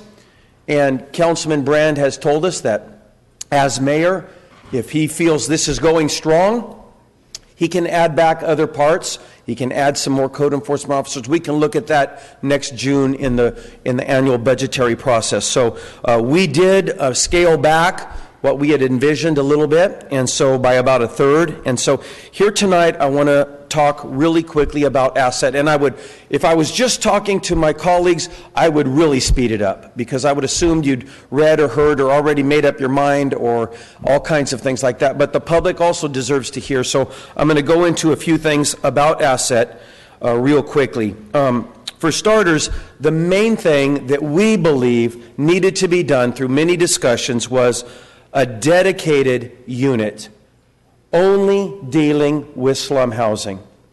And so everybody that we're proposing that's a part of asset, in the end, it will be 14 personnel that are city employees. All 14 of those people are going to be dedicated 5 days a week, 40 hours a week to fighting slum housing in Fresno, okay? So they're not going to be doing other code enforcement jobs, all dedicated to slum housing. That 14 includes 6 people that are already budgeted for and existing. Many of them are in the STOP program that has overlapping goal of assets. So people have criticized asset by saying, but that's really what STOP is doing. I can see that point. Okay, I really can see that point. But we are taking the personnel that have been budgeted for in STOP, a couple of code enforcement officers, a couple of attorneys, and some staff and good folks like that, and we're adding 8 new positions to them, and to add a total of 14 people dedicated to slum housing wherever it's found in the city. We want this dedicated unit because we want to create a deterrent effect for the bad actors that are operating and taking advantage of our city. We want it to be dedicated and tough, and that's why we've added additional attorneys and law and legal assets to this group, okay? Because we want to send the message that it's not going to be safe any longer for you to operate as a bad actor, take advantage of people in our city, and drive down our property values across the city through slum housing, okay? So that is one of the things that we feel is real important. It is going to take a long time talking with the mayor to wipe out, so I have to be very careful talking about eradicating and wiping out. There is a big job to do for code enforcement. But if we can take this next step, is send the message that we're very serious about it, and begin to create a deterrent effect for the bad actors in our community. I think that would be fantastic. Really quickly, I'm going to go through, mostly for the public, a PowerPoint presentation, and I'm going to show how Asset works. And then I'll make some closing comments, and then I'm going to introduce Councilman Olivier. He's going to come up. He has a component of Asset that's been well talked about in the community. It's called the position of the ombudsman, and that's a landlord-tenant ombudsman. And he's going to talk about why that's a valuable part of Asset. But first, we're going to talk about the heavy hand of code enforcement and legal and aggressive legal action on the bad actors. So, first, I'm going to read this first screen, and then I'll just kind of cruise through some others. Asset's mission is to methodically eliminate slum housing in the city of Fresno through focused code enforcement and aggressive legal action. What Asset is, I've already said that. It's a dedicated unit of personnel by the city of Fresno that works 40 hours a week, each person only on slum housing. These code officers are not going to do some of Dell's other projects. These code officers are not going to go work on the many other types of code problems in the city of Fresno. They're dedicated to slum housing. What's been done so far, I mentioned some of that. I'm going to speed through this. The city has done a lot. We have never said that the city's done nothing and we're going to do everything. That is not the position we're taking. We're saying this is, in our opinion, the next step that needs to be taken. This is the first screen that I think is really important. I need people to understand that this is how Asset is going to work. The call comes in. This is the red flag to the city of Fresno that some property somewhere somebody has a problem with. If you look at the little icons we put on here, it could come in through the standard code enforcement complaints. Somebody could be out in District 5 trying to chase down, why does this property have so many code complaints? And a code officer could say, there's a real problem out there. We need to look. I think there's a health and safety violation. This could truly be slum housing, okay? Or it could have an irregular and multiple police and fire reports. So these are police officers, multiple fires at the same location, dozens and dozens of police calls per month. That triggers us to look at this property. There's direct call to Asset through the ombudsman position that you're going to hear about. This could be a tenant, a single person who's a tenant in our city who is telling us they have a health or safety violation in their unit. They can connect with the ombudsman. That ombudsman will connect with Asset and let Asset supervisor know that we have a property out here that we're going to follow up on and find out about. Okay, then there's also just reports to our council districts. I know from talking with Councilman Olivier through this problem that his chief of staff, Yahira, gets several calls every year and she engages people. So we know that they do come into the council districts. Whatever it is, there's a call comes in that tells us we have a problem property. From that minute on, we're gonna work on the behalf of the person that made that call. And so the next step is an assessment. This assessment is, okay, here's the property, here's the address. Has it been, is it a repeat offender? Have they had problems in the past? Is the landlord here had a landlord crisis somewhere else in the city? Sometimes these bad actors have multiple bad properties.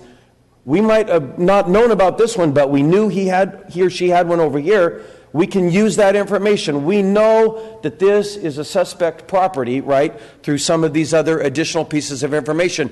A higher number of police and fire calls in this assessment is looked at, and the history of violations of all that owner's properties. So there's an assessment made. Are we looking at a property that needs the resources of Asset? At any time, if it's other type of code issues, it can simply be handled through our regular code enforcement department. But are we looking at safety and health violations? This also, by the way, includes an exterior view of the property. So whatever the complaint is, we go out to the property, we see broken windows, we see a roof caved in. We know that this is a safety and health violation. And then we can begin to use that information in the assessment. While we're there, Bruce, at the property, we're going to nail them for everything that we can nail them for, right? Is that right? Yes. And that was one of Bruce's demands of me. Okay. So then, the next step, so I've got to the assessment of the property, and then we have the inspection of the property. This is the part that I've changed. If you followed Clint and I from early in the week, I originally had an initial inspection. The mayor, the city manager told me, Jennifer, Kelly especially told me, I was spinning my wheels. We need to eliminate that and go straight for the jugular. And that's the kind of talk I like. So we eliminated an initial inspection. From this minute forward, when we know that the property is a health and safety violator, we go in and we can inspect every single unit, and we might find 200, 300, 400 problems on that property. Our goal is to deal aggressively with the bad actors. So there'll be an inspection of the property, up to a complete inspection of the property. Then there'll be notice and citations issued. We're very familiar with this recently because of everything that's happened with Somerset. We know how this works. By the way, the days of, and I've got to honor Dell and his team. They have really picked up their game, and they are becoming a very efficient team as it is. And I mean the whole code enforcement group, even outside of asset, what I'm proposing. But we are no longer going to put our code enforcement officers in the position where they are making snap decisions like, okay, if you fix that, we're good. Right now, everything gets itemized and everything gets reported, and the supervisor of asset will make the final call with the city attorney and, of course, the city manager. So there's the notice and citations. Once that is done, here becomes an extremely important part of asset, the review and determination of legal action.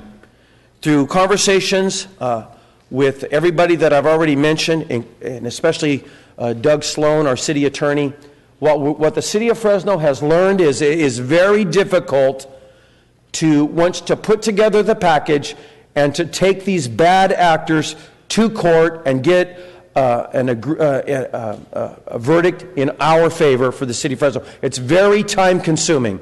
Many of our local courts have not had to deal with this type of problem in a long time, and so they're just not quite used to working through the type of goals that we have, which even includes the receivership of property, right?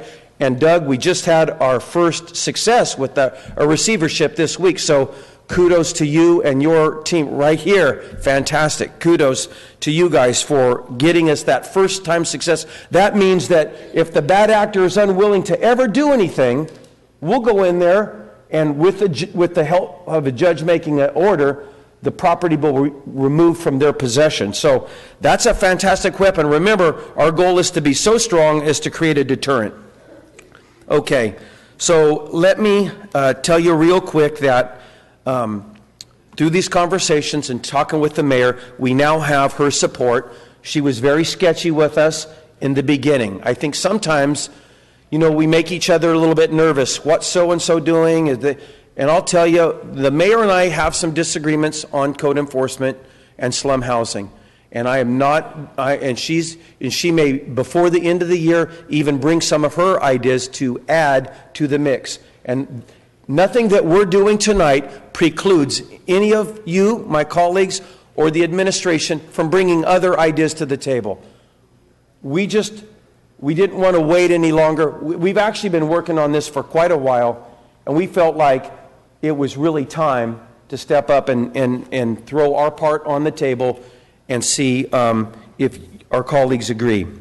So the mayor now supports, she points out in a statement to the public today, requiring full inspection of every unit was big for her, and with that and other changes, which I mentioned, she's now supporting the resolution. Amazingly enough, and I guess I shouldn't be amazed, but in the beginning I didn't think they'd want to hear from me, but we had some very transparent and open conversations with No More Slumlords. We knew that they have a very big agenda for attacking slum housing in Fresno, but through some good conversations with us, they've now told us, they've let us know and let the public know that No More Slumlords is supporting our proposal tonight. So we've really tried to have conversations. I would say that some of them have happened behind the scenes, and other things have been going on, including a national and local election. So everyone's been busy, but Clint and I have been busy on this this action that we're bringing forward tonight. I need to talk about money. It's going to take me about 90 seconds, and then I'm going to turn it over to Councilman Olivier. He's going to talk about the Ombudsman program. There is a price tag when you hire personnel bodies in the city of Fresno. A lot of times, that's the most expensive component, okay? And so almost everything that I'm going to tell you about is about people. It's about hiring the right people, okay? So here are the 8 new positions. Currently, let me start by saying currently there are 2 code enforcement officers and 2 attorneys, and let's see, I had this written down here. 2 attorneys, 2 code enforcement officers, legal assistant, and a legal secretary, okay? We are virtually tripling the impact of what was taking place in STOP. We're adding 4 more code enforcement officers. There were currently 2. Now we're adding 4 for a total of 6 dedicated. One of them will be a supervisor, but that also does the work his or herself. So we do have a supervisor, a few more dollars for that position, but they also do code work. Then we're going to add an attorney, because we have found that you add more code officers, it's going to demand more work from the attorney's office. Then we add the ombudsman, which is the position Clint is going to talk to you about. We actually were very aggressive. We had a few more positions, but with input from the mayor-elect, we felt like we would scale back a little bit and look at it again at the next annual budget cycle. So the price tag for everything that we want to add today, if it was for a 1 year, for those 8 folks, is $542,740. $500,000 plus some change, $40,000 change. Tonight, because we're only asking for 6 months' worth to appropriate and get this thing started, tonight we need to ask you for half of that, and I believe that is about $270,000 tonight to begin the process of getting this group and team in place, do the hiring through the right after the first of the year, and get the ball rolling on attacking slum housing in the city of Fresno. Now look, to the public, to my colleagues, I'll take a bunch of questions, but I'm done for now. I'm going to have Councilman Olivier come up and talk about the office of the LTO, the Landlord-Tenant Ombudsman, and it's a very valuable position for asset. Clint, it's all yours. Before I begin, I just want to extend a special thanks to my council colleague, Steve Brandow, and his staff. I had the easy part, and they spent hours and hours working on this part of the asset, and really tireless. And so thank you for your efforts on that. And also wanted to thank my staff for helping me out with the Office of the Landlord-Tenant Ombudsman. Alan Malik, the consultant that was hired by the city to help us take a look at our problem with substandard housing and devise strategies with how to best deal with it and eradicate it, told us in a task force meeting that a complaint-based system does work. And so it gave me an idea. It gave me the idea that a complaint-based system exists right now in the city of Fresno. Someone can call their council member's office, they can call the code enforcement department, they can call 621 City, or they can go on our Fresgo app.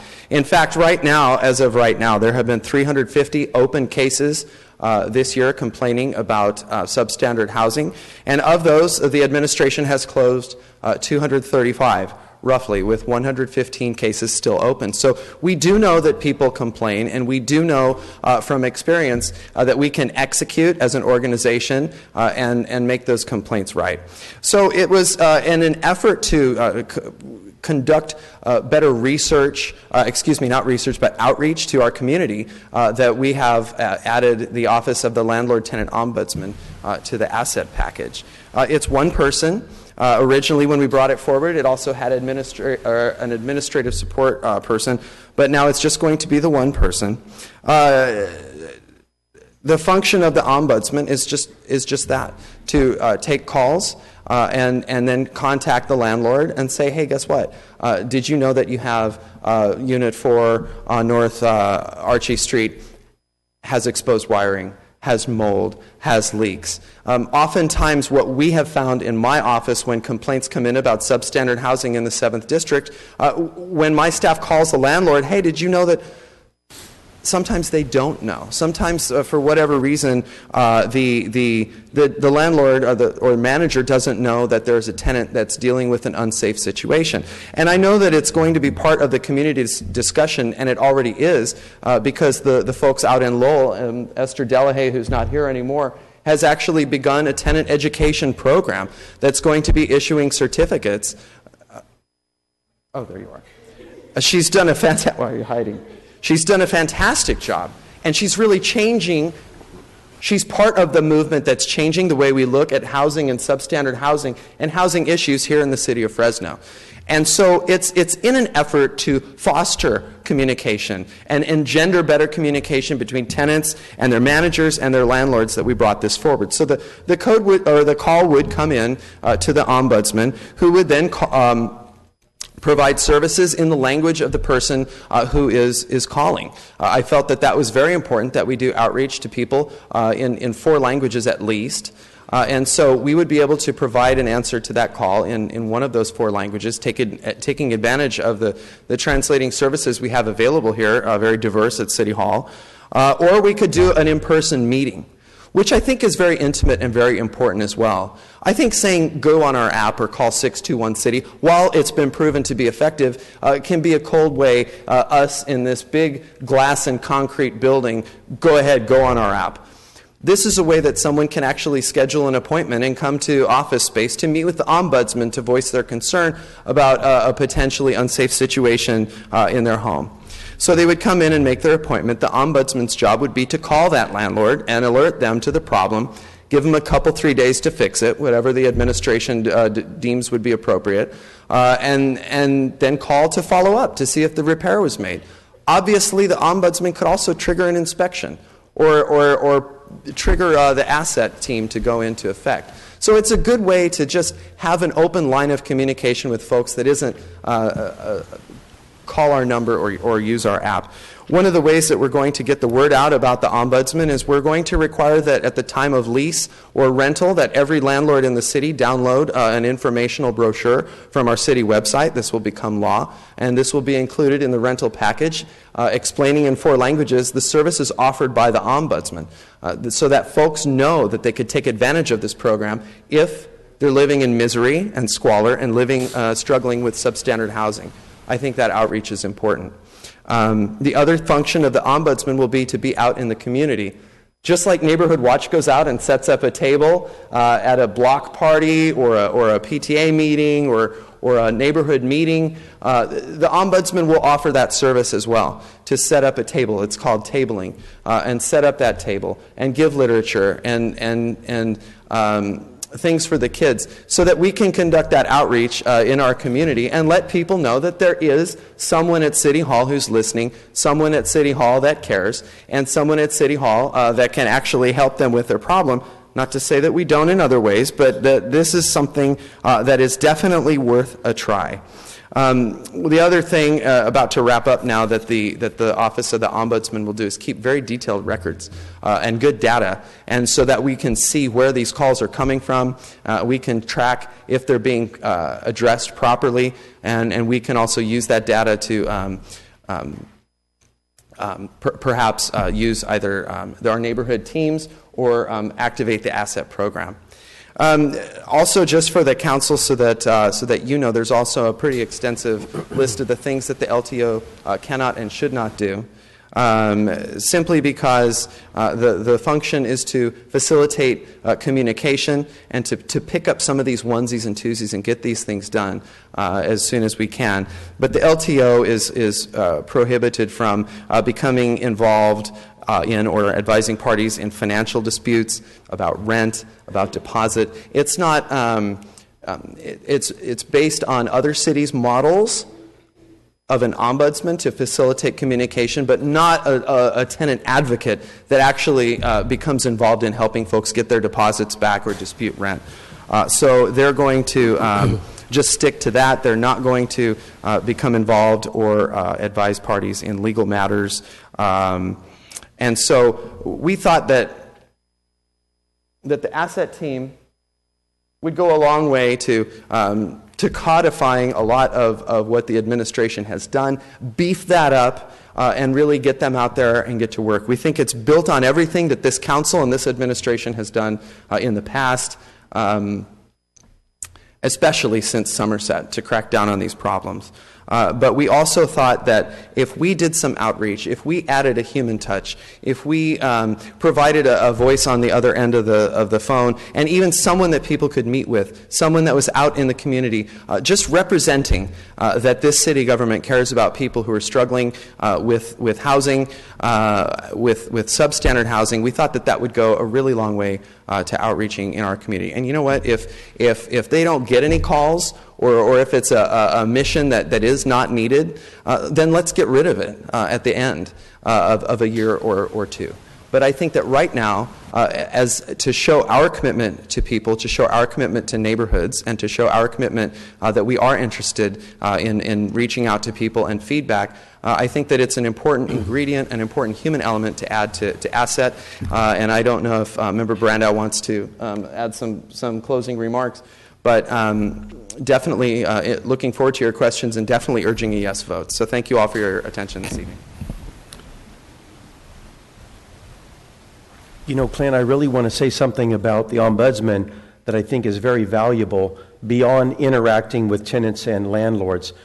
Really, it's financial. There's a financial benefit to having the ombudsman, because if we can win some of these, you mentioned onesies and twosies. I think this is what you were talking about. If we can win some of these battles just through conversation, we don't have to engage the full resources of asset, okay? That might be a real good benefit of the ombudsman position. So I think it's a great part. So I know that there's others who feel that there's other components to code enforcement, fighting slum housing, that we need to look at. And we can look at that in the days ahead. Under this mayor or the incoming mayor, there's some other ideas that probably should be vetted. And we just haven't included those in our game plan tonight, but definitely other things to look at. So thank you very much. We're going to come back up and sit down there, take public comment, take your thoughts. I'm going to make a motion that we pass asset tonight. Thank you. We have a motion by Member Randall, seconded by Member Olivier. We will now go to the public comment. And first up is Dr. Joaquin Arambula. Welcome, sir, and thank you for your patience. Really appreciate it. All the people out here tonight.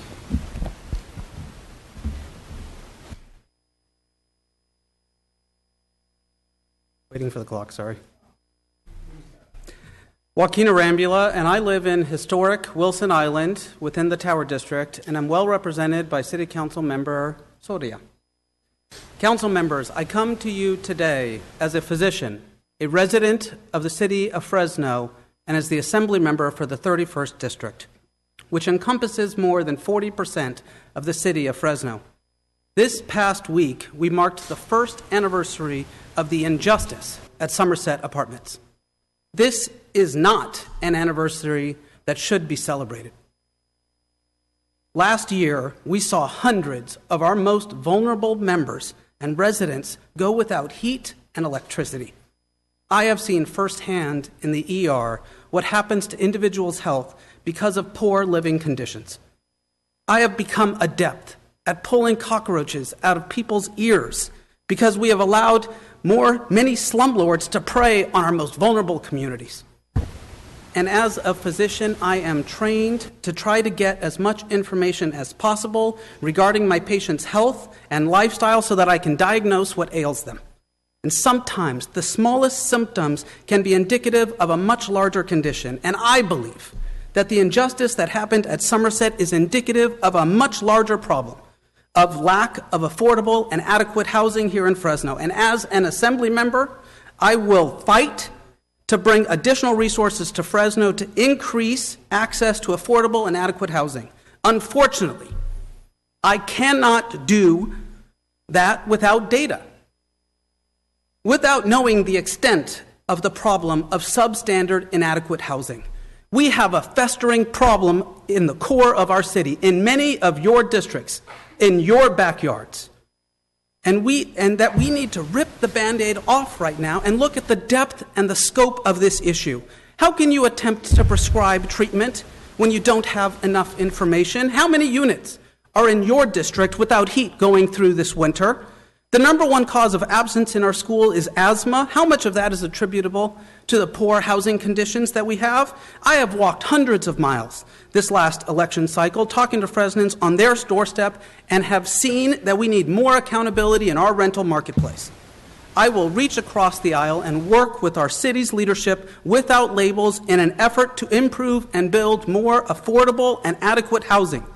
Over the past week, I have met with both tenant advocates and commercial stakeholders in Fresno and Sacramento on this issue, and from these discussions, I am optimistic that the council, working together with Mayor Swearingen, can reach a middle ground between public and private interests before the council adjourns for the year.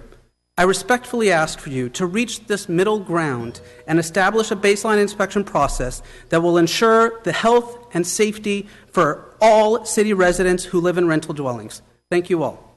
Thank you very much, sir. Appreciate it. Next is Nathan Alonzo. And after Nathan, we'll have Esther. And after Esther will be Victoria, and then Sarah, and then Pahal.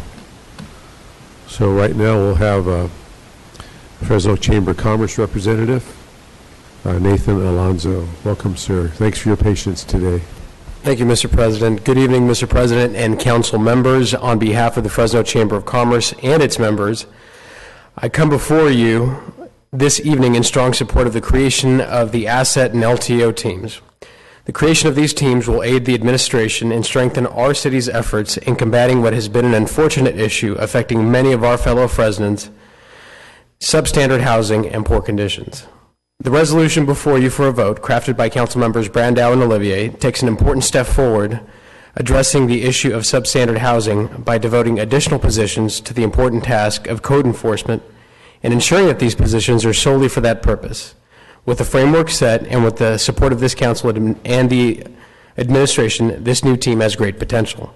The landlord-tenant ombudsman will play a complementary role in the efforts to ensure that the tenants have an avenue to voice concerns and to be informed of the resources that the city has available to them. We're aware that there are concerns over the undertaking of these additional positions and their role in this issue that has been on our minds for some time. Very seldom do we see resolutions and legislation brought forth that are perfect. Tonight's no exception. But what we see tonight is a bold effort in putting additional resources in an area where more needs to be done and where residents across the city are asking us to act. So we respectfully ask each of you to join us in taking this important step forward. Thank you. Thank you very much, sir. Thank you. Next, Esther Delahaye. And after Esther will be Victoria Gordy. Thanks for being here. Hi. Esther had to leave, and so I will be speaking on behalf of her. So her address is 1130 East Franklin, and she works with the Lowell Community Development Corporation. I want to thank you, City Council, for your commitment to this city. As a member of the Code Enforcement Task Force, a resident, and the director of the Lowell CDC, I have become a student of our city, and in learning a portion of our current Code Enforcement Division and learning from best practices in other cities, I have walked with countless families through this current code enforcement process. In speaking with Alan Melody, I asked him if he had ever seen a reactionary code enforcement model that worked well. He stated that it never works. Only a proactive approach can eliminate the substandard housing crisis. I have a few concerns with this proposal that I hope to be addressed before adopted. Number one, the added asset team at LTO only complicates the process of reporting violations. And number two, this allows the city to pursue legal action against tenants when a landowner is already able to. Thank you. Thank you. You're right, directly on point. I appreciate that. Thank you. Next is Victoria. If you'd like to come down and speak to us. And after Victoria will be Sarah Salgado. Welcome and thank you for coming tonight. Good evening, all city council members. My name is Victoria Garrity, and I live at 6540 North Blythe, which is in Mr. Brandau's district. However, I do not agree with the proposal, being that it still is just complaints coming in.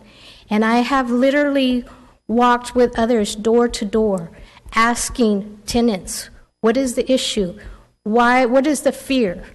There's a lot of tenants that have fear. A fear of being evicted, which has happened. And because you can see, you said there's 200 and something cases that have been resolved and 100 and something cases open. Well, just Somerset was 1,000 people. So that shows that people aren't complaining, and the reason why they're not complaining, and I have seen it and felt it, is because of the fear. I truly believe that we need the comprehensive interior inspection program. That is going to be a way to where the tenants are not involved. Someone will actually go out and see the problems. Because what you were saying, you have a call, you call that landlord, tell him such and such unit is got a problem, they automatically know it's that tenant that has said something. So I truly believe, and if you truly represent the voices of the community, that you would wait and get together on a middle ground and put something together. Because with this just calling in with complaints, it's not going to work. Thank you. Thank you. Appreciate your comments. Victoria, are you ready? And after Victoria will be Sarah. Thank you for being here. Buenas noches. Good Yo evening. vivo en el 815 North Peach Avenue. I live on 815 North Peach Avenue. Y propongo y que no voten por esta propuesta. Es mejor una bolsa para las viviendas, porque yo vengo de una vivienda muy mal. I would not like to see you vote for this. Interpreter needs to clarify something. La bolsa, una propuesta para una bolsa para las viviendas.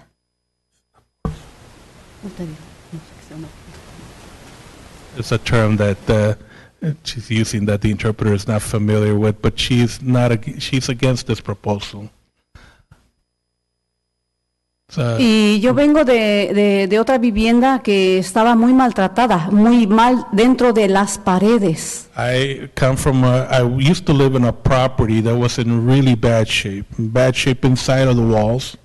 Mi nieta se enfermó de neumonía My y granddaughter asma, started suffering from pneumonia. She got ill from pneumonia, and she started suffering from asthma porque todo estaba dentro de las paredes. because everything lied within the walls.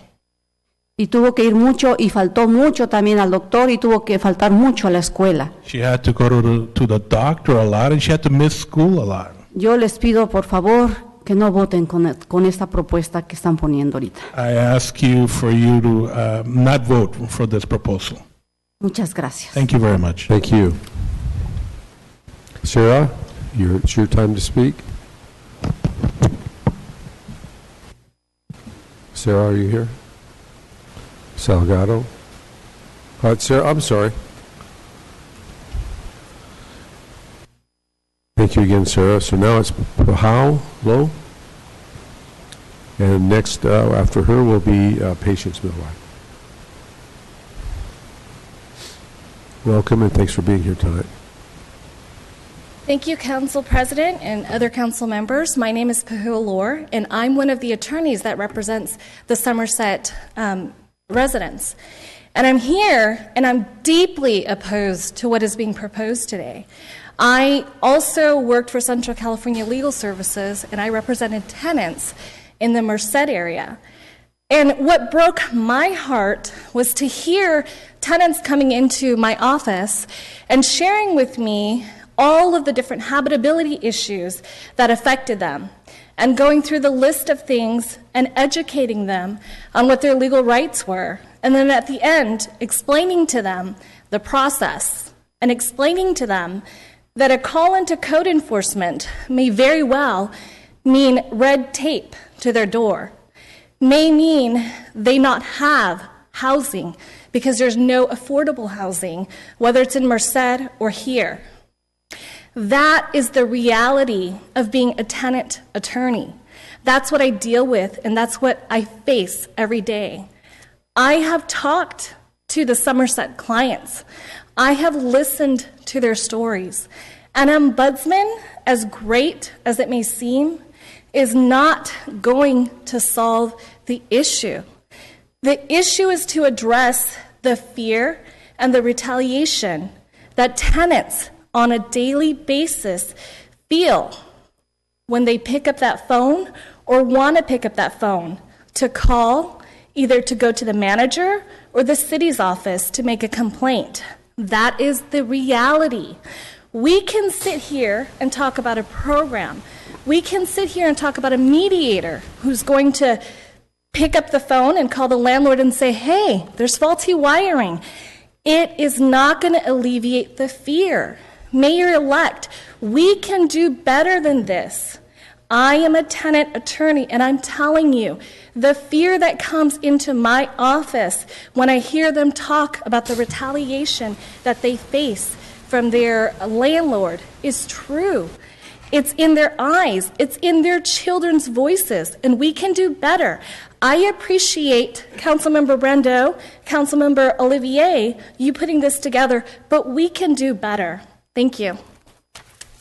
Thank you very much, and thanks for the work you do for the tenants in our community. Patience Milrod, and I think that's the last card I have.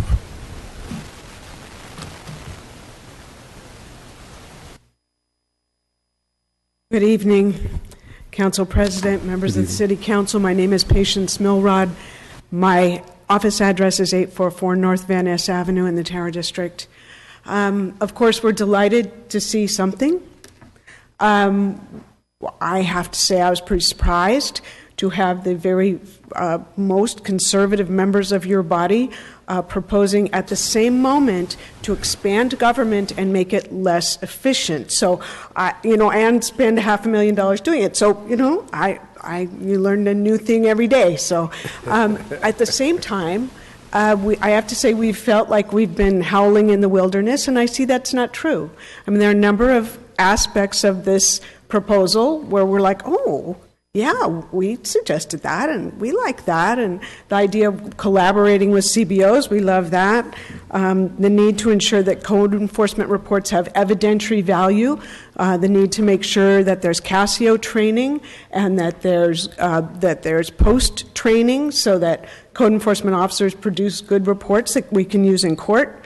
The public posting of actions on the city's website, great idea. We are very anxious to see that happen. We're delighted to see that the proposal suggests that landlords have an obligation to provide tenants with information about their rights. That's that's foundational, that's important. Having said all that, I wrote a letter, I'm not supportive here. The city has multiple, you count them. I haven't counted them. You've got ordinances for nuisance. You've got ordinances for blight. You've got ordinances for vacant buildings. And they all overlap each other, and they've got a whole variety of different enforcement schemes and time frames. And now you're going to layer this on top, and the mayor has promised us, and we believe her, and we are waiting for her to perform. She has promised that she is going to submit herself a proposal. So that's going to get layered on top of this. I hope not. I agree with Pahua. We can absolutely do better. The foundation stone of this plan is the same old, tired process that hasn't worked for decades, and that is that tenants have to report. You use tenant complaints and you use calls for service, which makes a lot of assumptions that calls for service are a reliable are a reliable basis for information, and it also assumes that tenants are going to report. You have probably something like 18 or 19,000 blighted buildings in the city of Fresno, and you're boasting about 300 cases last year. That's really not adequate performance. That doesn't protect the public, and this is a law enforcement function. I have one more thing I have to say. What Alan Malik said is a reactive system is inherently flawed. Reactive meaning tenants complain. And a system based on reacting to complaints is not going to get you quality housing. So this is logical. If you provided some kind of protection for complaining tenants, I might feel differently. Put an attorney's fees clause in there. Don't, do something that actually aggressively protects tenants who complain, that they can feel confident in. And I might think twice about this, but the way this is written, it's not ready for prime time. Let's make it better so that it really works. Thank you. Thank you for your time. Greg, you're up next. And that is the last card. Good evening, President, sir. council members. I'm Greg Terzakis, Vice President, California Apartment Association. My business address is 516 West Shaw in the city of Fresno. We are here in support of the ordinance. We view it as an additive. And I think there's kind of a false dichotomy that I've heard tonight between what this does and what may subsequently come from the mayor's office. I view this as a yes and rather than a no but. The association has made it very clear that we oppose substandard housing. We have worked with the administration with the MORPO reform. We've worked with the administration with the hearing officer ordinance. We have been supportive of the increase in fines and penalties for those who are unwilling to address substandard housing issues. And I think this is a good start. I particularly like the idea of Councilmember Olivier's idea for the ombudsman, because it does facilitate communication, which I think sometimes can be lacking.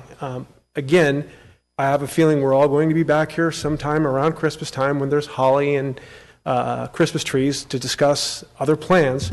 But again, I think at this point, there is no reason not to support this. I don't see any ill that comes of it. And as Councilmember Brandow mentioned in his comments earlier, if there are other proposals that come from the mayor's office or from other council members between now and the end of the year, we'll hear those when they are made public and brought forward to the council. But we strongly urge support of this because we think this is another in a series of steps that the council has taken post-Somerset to address the issue of substandard housing. Thank you. Thank you very much. Up next is Andy Levine, and after Andy is Letitia.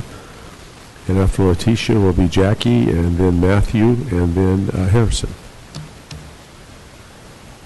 Good evening, Andy. Good to see you. Good evening, Council. Andy Levine, 546 North Fulton Street. I'm actually speaking as myself. I'm not Pastor Lewis this time. Thanks for your time this evening. Thank you for the continued spotlight on this true crisis that we have in our city. That's obviously since Somerset, which is almost exactly a year ago, but much longer in the making.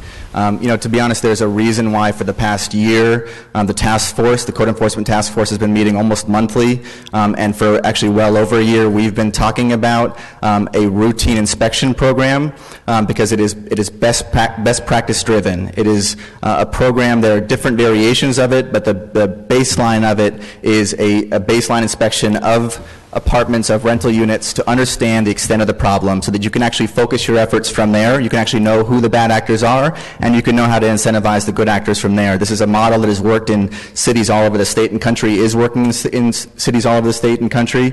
There's a reason why we've been lifting that up and talking about that at the task force for the past year. I would note that while I think this proposal is well-intentioned, that this proposal has never come up at the task force, and in fact, Alan Malik, the national expert who was referenced earlier, did explicitly tell us that he has never seen a complaints-based system and model work. There's a reason why a reactive complaints-based system is not sufficient, has never been sufficient in the city of Fresno, and a routine proactive inspection program is necessary and is coming, we are confident, before your consideration.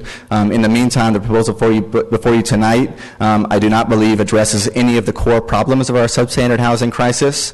So at best, I believe it doesn't get us any closer to a solution. At worst, I think think it actually takes us further away and complicates our system and invests in resources that we know are not going to go towards alleviating the deep pain and suffering of thousands of families all over our city. Thank you.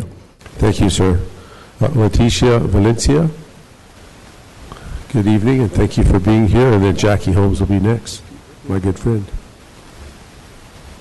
Hi, good evening, everyone, and thank you for letting us all comment. I know it's really late and we're all really tired.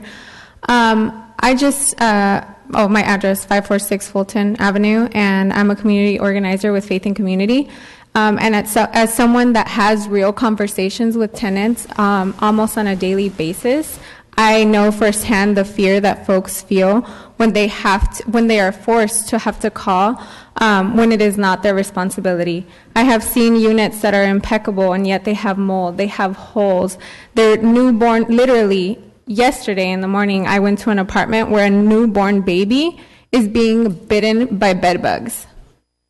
And I say, let's call code enforcement. Let's call code enforcement. And she's like, I can't afford to move when I get evicted because I called code enforcement. I can't afford to give a direct deposit because I called a deposit and a first and last month's rent when I call code enforcement. And that's the reality that we face here. And I know some folks don't feel like this election has anything to do with local problems, but it really does. People are already living in fear. They are afraid of their landlords, and if folks are undocumented, they're going to think 10 times more to call their tenant, to call their landlord and complain about their situation that is not their fault. So I urge you to not rely on tenants who are suffering and to protect the families and no longer protect slumlords. Thank you. Thank you very much. And next is Jackie. After Jackie will be Dr. Jedian. And after that will be Harrison Snowden. Good evening. Good to see you, my friend. Good evening, council members and administrative staff. I would like to read from the staff report. It says, and I quote, "Council's being asked today to approve a resolution establishing the anti-slum enforcement team asset. There are two major components to asset, enforcement and community engagement. The latter will be presented in a separate report." I want to bring to all of our attention that the biggest assets in our community are the residents that live there. I don't know how engaged residents have been, tenants have been in this process. It's turned over pretty fast. I got some updated information when I came today. Our tenants, our residents, which are all tenants in El Dorado Park community, are involved in various levels with code enforcement, with each other, with the owners. And I would invite anyone who would like to see the progress that has happened in President Capriolio's district to come. You see if you can find any graffiti. If there's something on the ground that's trash, it's going to stick out like a sore thumb. That's not picked up by the government, by outside, any kind of students from Fresno State who are very helpful. The residents maintain the area, and there has been a huge improvement there. I would ask you not to make a decision on this, but to engage the places that are working, and there are others. It was exciting to see Southwest Fresno jump up today. We built a lot of habitat houses out there, and I'm excited to see that. Please give time for tenants, for residents to be involved. I think that code enforcement has been awesome, and I will name Danny Smith and Pam Madewell, and their successors are right in there behind them. That's how you find out where there's a garage occupied. It goes to code enforcement. But mostly, even the homeless people in El Dorado Park pick up, because that is the culture. I invite you to come participate in, observe, walk with our councilman from District 4. We're on to something, folks, and it is asset-based, truly, in the residents. Thank you. Thank you, Jackie, and appreciate those comments. And I can't take the credit for that without acknowledging you and all the residents and Fresno State University and all our partners in El Dorado Park. It's an epiphany. It's amazing what's been done there, and I can't thank everybody enough for that. So, Dr. Jadian, the floor is yours. Thank you. My name is Matthew Jendian. I'm a professor at Fresno State, located at 5340 North Campus Drive, 93740, in Council President Paul Caprioglio's district, proudly. I begin by affirming my underlying belief that decent, affordable housing should be a basic right for everybody in the United States of America. The reason is simple. According to author and researcher Matthew Desmond, without stable shelter, everything else falls apart. Having served as co-chair of the Code Enforcement Task Force for the past 2 years, I'm pleased with the diverse, cross-sector group of stakeholders brought to the table and with some of the results emanating from this body during Phase 1, namely the anti-blight ordinance for vacant buildings passed by you all in May of 2015. In Phase 2, the task force turned our attention to occupied substandard housing, rental properties due to significant concerns, and the Somerset Village apartments, which, by the way, wasn't even the worst of slum housing that exists in Fresno. I'm hopeful about the proposal that the mayor is planning to bring before council in the next month that would implement a rental housing inspection program to address this problem. I'm asking you to table this resolution until we hear from the mayor. I have significant concerns about the specific resolution being brought forward tonight. First, there's reference in the staff report that says that the task force fell into impasse. As the co-chair of the body, apparently I didn't get the memo. I believe this proposal is being brought forth today by 2 council members who seem to have a good interest in mind and maybe some good ideas, but it also at the same time seems to me to be sidestepping the entire public process. How many property owners were invited to provide input? How many tenants? Was code enforcement invited to provide input? I'm a little hurt that the co-chair of the task force wasn't reached out to. Convening a body of people to support moving a resolution forward would seem to be a bright idea. The misrepresentation of No More Slumlords support of this proposal is further obfuscating the reality. I have the Facebook post by Sergio Cortez right here on my phone in which he expresses some reservations about the aspects of the proposal in that it doesn't address the systemic problem.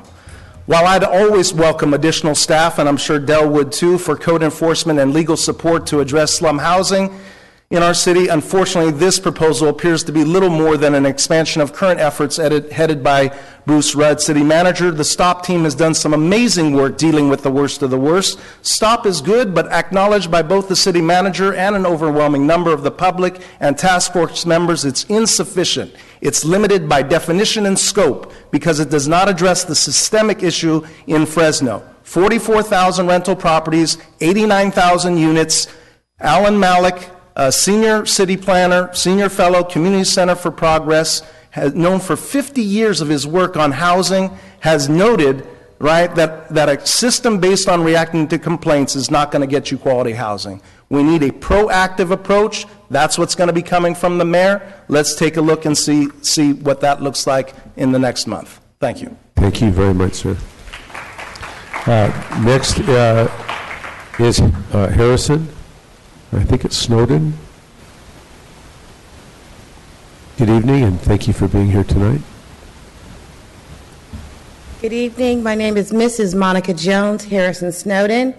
I use my maiden name Jones because my grandfather was a 34-year veteran from the World War II, Korean, and Vietnam Wars. And so I love my grandfather, and that's why I carry his name proudly. Mr. Quintero, you know me from the East Side, shopping at Quintero Market since I was a little girl. Congratulations. I'm not a straight ticket voter because I believe if you know the people, you go people, not party, and that's just the game we play in Fresno. Congratulations to Mr. Brand. I want you to know that It's important that people respect people regardless of where they live.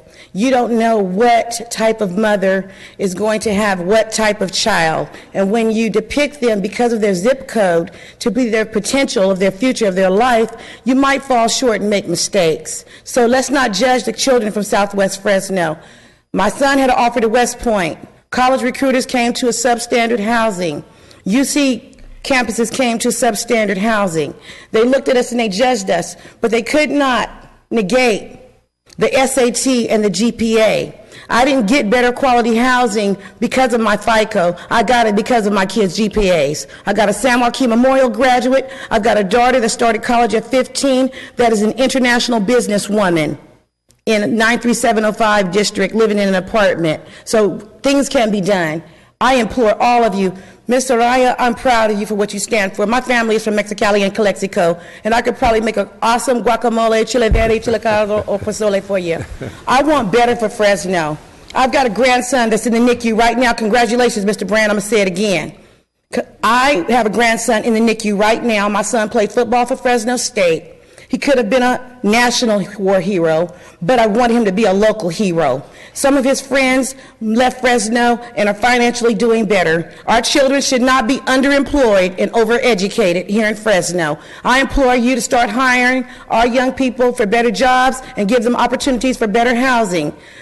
I demand it. I'm not going to beg anymore and beseech. I'm going to warn you. This is God's time. Mr. Baines, I told you, get ready for me, I'm coming. I just was on a sabbatical, had to take a break from being at school boards, county supervisor meetings, city council meetings for my children, fighting for my children. 4 campuses, 3 school districts. God bless you. I'm going to finish in a second because I'm here. I've got a grandson in the NICU right now that I need to get back to Valley Children's. This World Premature Awareness Day brought me here into this meeting. Standing up for Southwest Fresno and premature babies can't be 2 more significant messages for me right now in my life. I believe in them both.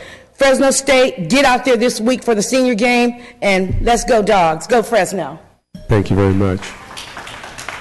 Okay, we open this up generally now. Is there anybody else that would like to come up and discuss this?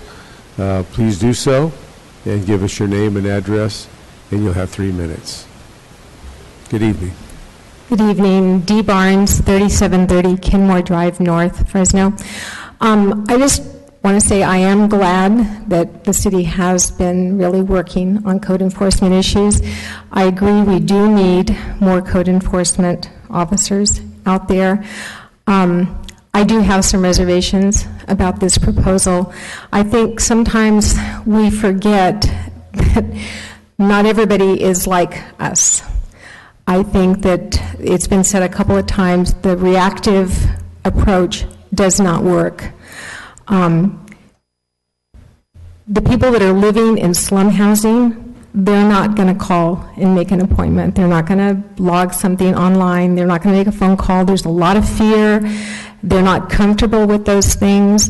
I've heard comments before about, well, if it's that bad, they can move, let the free market take care of it. That also doesn't work. I know my kids recently my daughter and son-in-law had to find another place to live. Most places now are charging $40 just to fill out an application. And you don't get that money back if you're turned down. So you've got to come up with an application fee. You have to take time off from work. You have to come up with the first and last month's rent. It's not easy. And I was very disappointed because about 5 years ago, I met with Elaine Robles McGraw when she was working here. And at that point, she met with me and told me that the annual inspection program, which works in most large cities, she sounded like it was going to be a reality, and I'm not sure exactly what happened, but I think that spending the money for the ombudsman person, I don't think that's a wise use of our money. I don't know if you've actually gone out and talked to the tenants. When you guys went out to Somerset, did you ask the tenants if that would have been helpful, if they would have felt comfortable calling somebody or making that appointment?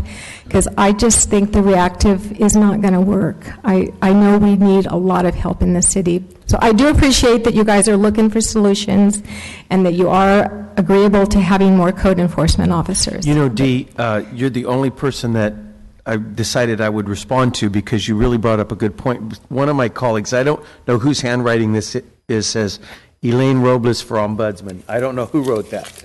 But Dee, when we went out to Somerset, what's really odd is while we were there for the press conference, 2 or 3 groups of people came up to us and told us, you have to check out our complex right across the street. You have to check out our complex right around the corner. So we were there, and I mean, they came up to us. So it's really interesting to hear that nobody ever wants to complain. I mean, we just showed up, and I don't even know how they identified us as City of Fresno. They probably recognized Clint because he spent so much time there when Somerset went down, but they just walked right up and started complaining. So I don't, I'm not denying what you're saying. I know what area that is. I would be in fear that's also. Where I live. I live over in there. Some of the housing I've gone to, I guarantee you, those people would not have come up to you. So. Right. But anyway. And you know what? I'll respond to you as well. I am as big a free market person as you'll ever meet. I saw you on TV saying how bad I would be. I am about as big a free market person as they will ever meet. And I have never, or nor have I ever heard anyone say, people just need to move. So I don't know which one of my colleagues said that if people live in substandard housing, they need to move, because I've never said it. No, not need to. Said they have the option of Nobody's moving. ever said, just move. Okay. And that's why the 2 conservative members put our heads together to work on at least strengthening the STOP team and working to make this a more robust program. We don't believe it makes our program inefficient, and we definitely don't believe that our citizens need to move to get away from bed bugs and roaches and filth. I mean, I do believe that needed a response, just simply because I don't know where that comes from. Well, I do appreciate trying to do something. Thank you. You have more time if you need it. No, I'm fine. Okay. All right. Anyone else like to come forward? Yes, sir. Come on up and your name and address. And my name is William Reyes, and I live at 6131 North Carica Avenue. Thank you for listening today, honorable council members. And my message today here is that as a citizen of this country, I arrived here as a refugee to Florida, and I arrived to a condition where it was just similar to many of the people who came over here to tell you that their homes are filled with cockroaches and fungus and other type of infestations that the tenants won't take care of it because they choose not to do it, because they don't want to take care of it, because it's easy for them to just take the payment from the renter's hand than to fix the problem that is present. I was shocked. I was nothing but shocked. And I come here to Fresno. I moved from Florida to the Bay Area, came to Fresno. Then later on, in 2001, I came to Fresno. And I bought my house here with my wife. We love Fresno. Fresno is our home. And I like to see Fresno being improved. And I think you have the power to do that. You have the, holding a better values for the future of our kids, like showing that their life can change, that their environment can be improved, that their life will be greater increased by the air they breathe here in Fresno and by the conditions in which they live, will increase their life and opportunities later on in life. And you all have this great chance to make everybody's life better. And I know it takes effort, and it takes money and time, and it takes people to support it as well. But you're also people, and you also care for the citizens of Fresno. And I believe that you actually care for every single one of us. And so I ask you to not support this bill, because it's just the same as always. People lose hope listening to putting complaints and getting nothing in return. They never see any change. They eventually lose complete faith in the system and they stop calling. And I mean, how are you gonna get anything changed if people just don't call? But you're expecting to have a task force that's just gonna fly over houses and take a look at roof and scour over the ground and look for defects in the houses and have an X-ray visions to look through walls. It's impossible unless people actually call and look at this. And on top of that, the city has a great responsibility to its citizens because it's not in the habit of just making fair grounds for people to come and get awareness for people to complain. It's about the city producing the effect that will benefit the citizens. Thank you, sir. Appreciate your comments. Anyone else wish to come forward? Please do so. And if anyone else wants to speak, if you'd like to come down toward the first row or two, we'll get you right next. Thank you for being here. Good evening. Hello. My name is Tama Jossi, address 546 North Fulton Avenue. I'd like to say that an ombudsman program is based on a reactive complaint-based system. And how has that worked for the past several decades? In part, that reactionary type of program has gotten us where we are. Furthermore, Alan Malik said that reliance on a compliant-based system disproportionately impacts the ability of already disenfranchised lower-income households from getting the city's attention. This is not just an individual problem in the city of Fresno, it's a social problem, and social problems require social solutions and systemic approaches. Proactive inspections gets everybody on the same page with regard to specific standards.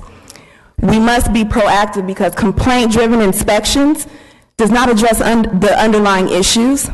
Complaint-driven systems are uneven and unpredictable, and landlords feel singled out unfairly.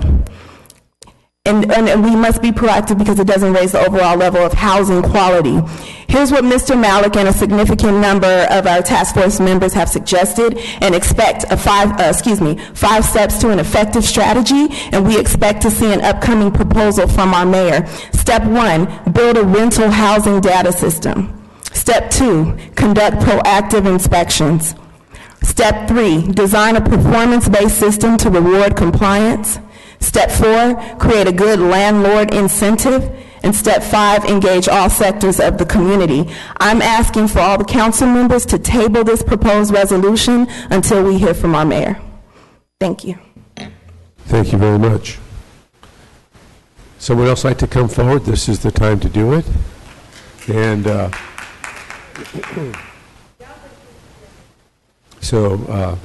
good evening and thanks for being here.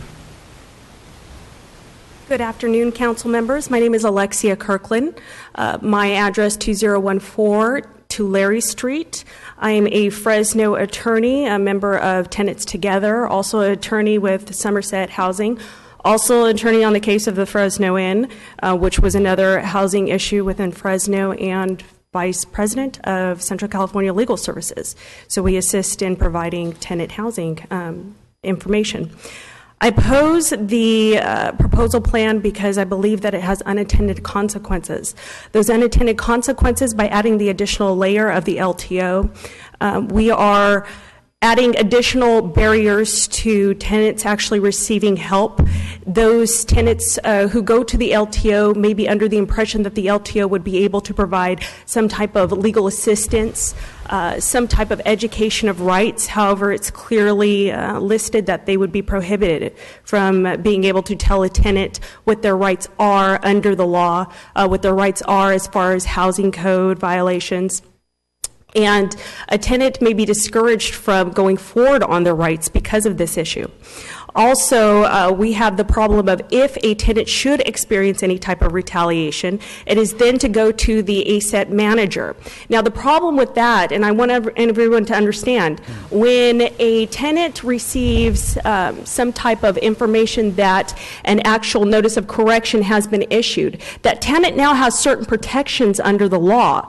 And the problem, if we have an additional layer, that protections do not come into force, meaning that A tenant could go to an LTO, and during that time period, of course, the landlord's going to know that the tenant was the person who reported them. That tenant may be subject to retaliation during that period of time, where that tenant loses their housing. Now, I understand from the proposal that it is a short period of time where the LTO would be basically examining whether or not this warrants further action. But within that short amount of time, that could mean the difference of a person living out on the streets, getting a notice to be evicted, something to that effect. Retaliation is a very serious issue. We have to protect the citizens that are begging for help right now. So one of those things that we need to do, let's listen to those voices, work with the community organizations to provide that education, make sure that we address the areas that tenants need help on. Tenants need education. Tenants need to know that they're not going to be retaliated against. Tenants need to know that when they do call code enforcement, they will receive a response. Someone will pick up that phone, and they will receive the help. That way we do not silence the voices that are begging the City Council for their assistance. Thank you, and have a wonderful night.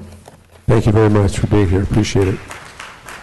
Someone else like to come forward? This is the opportunity. Please come up and give us your thoughts and opinions, if you would, please.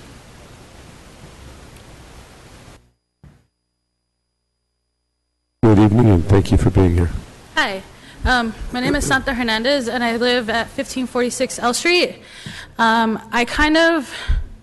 was sitting here, and I was like kind of assessing a lot of things and understanding like both arguments, but I think at the same time, I feel like this assessment is kind of just the beginning of a long conversation. I feel that we should continue talking about the slumlord industry in Fresno. We should continue recognizing that this is actually something that is going to take a while.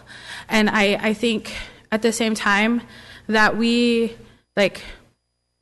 I'm really glad for the beginning of a lot of this. I'm thankful for Brandu and Olivier because, you guys are talking about it, and you guys are really talking about it. And I hope that you guys continue talking and continue discussing and recognizing that, more can be done, but, that you guys are starting this conversation. So I do want to thank you guys. Thank you very much for being here. Anyone else like to come up? This is an opportunity. Thank you. Okay, we will close public comment then. Thank you all for your comments and interest in this particular issue. Appreciate it very much. So I'll bring it up here to the council, and we'll start with Councilmember Brand. Almost 8 o'clock, what a long day.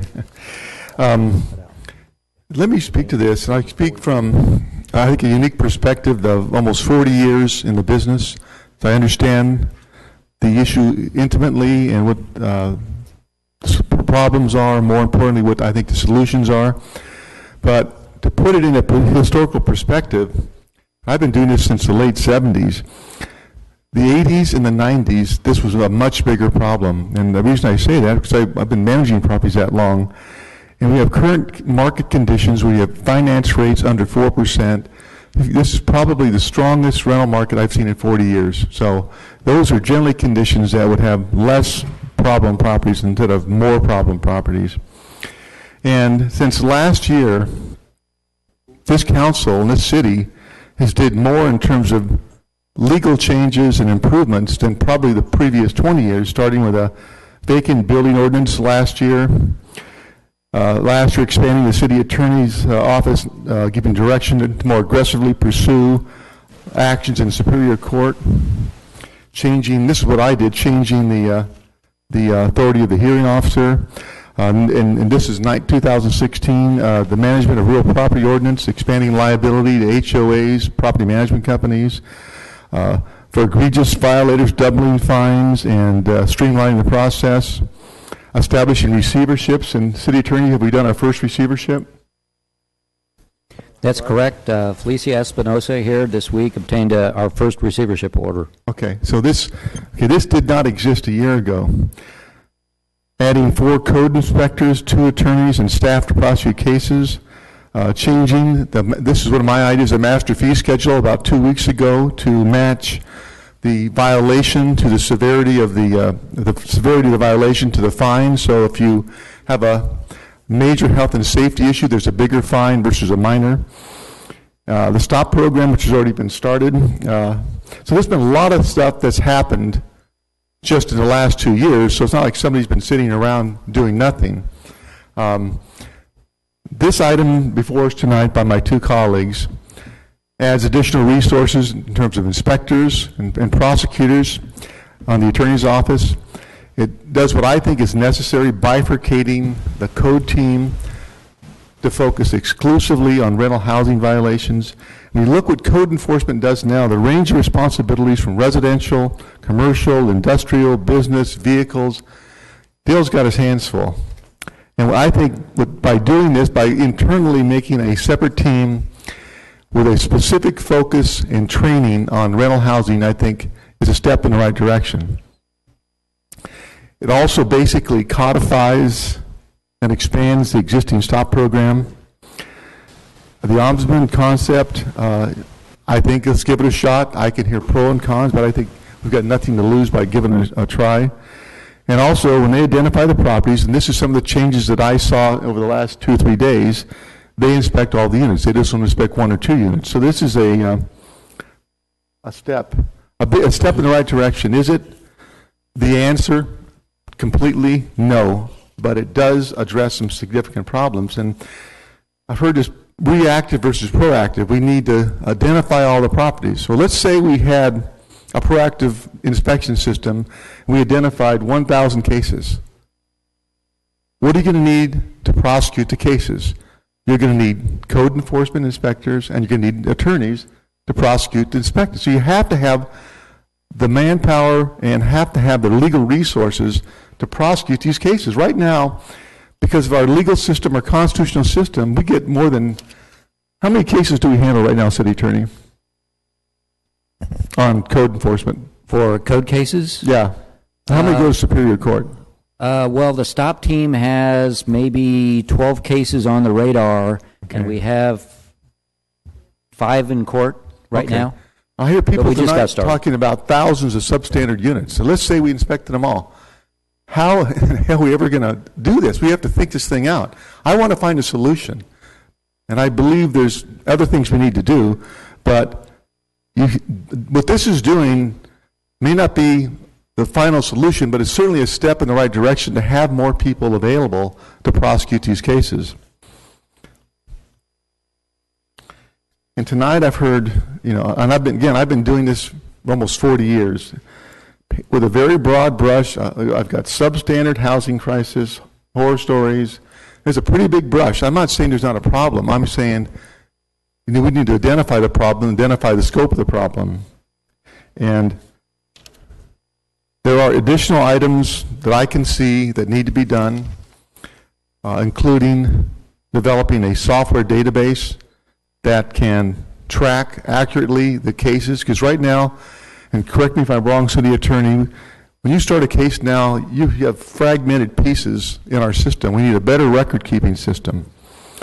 And I'll take what Patience said. We need to restructure the entire code section into one cohesive, easy to read, easy to follow section, because these are embedded in hundreds of pages of the Fresno Municipal Code right now in both violations, process, and enforcement.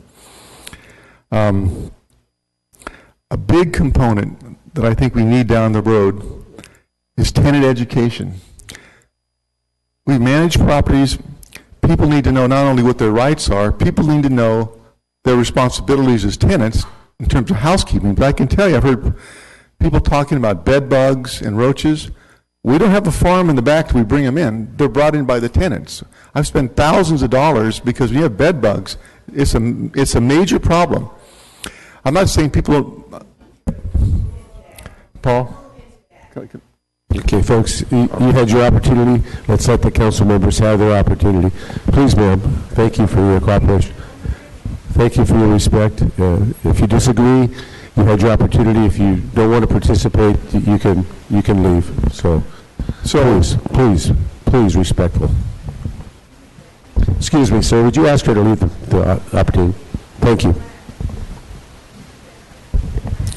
Ma'am, you had your opportunity. You're making yourself look foolish, ma'am.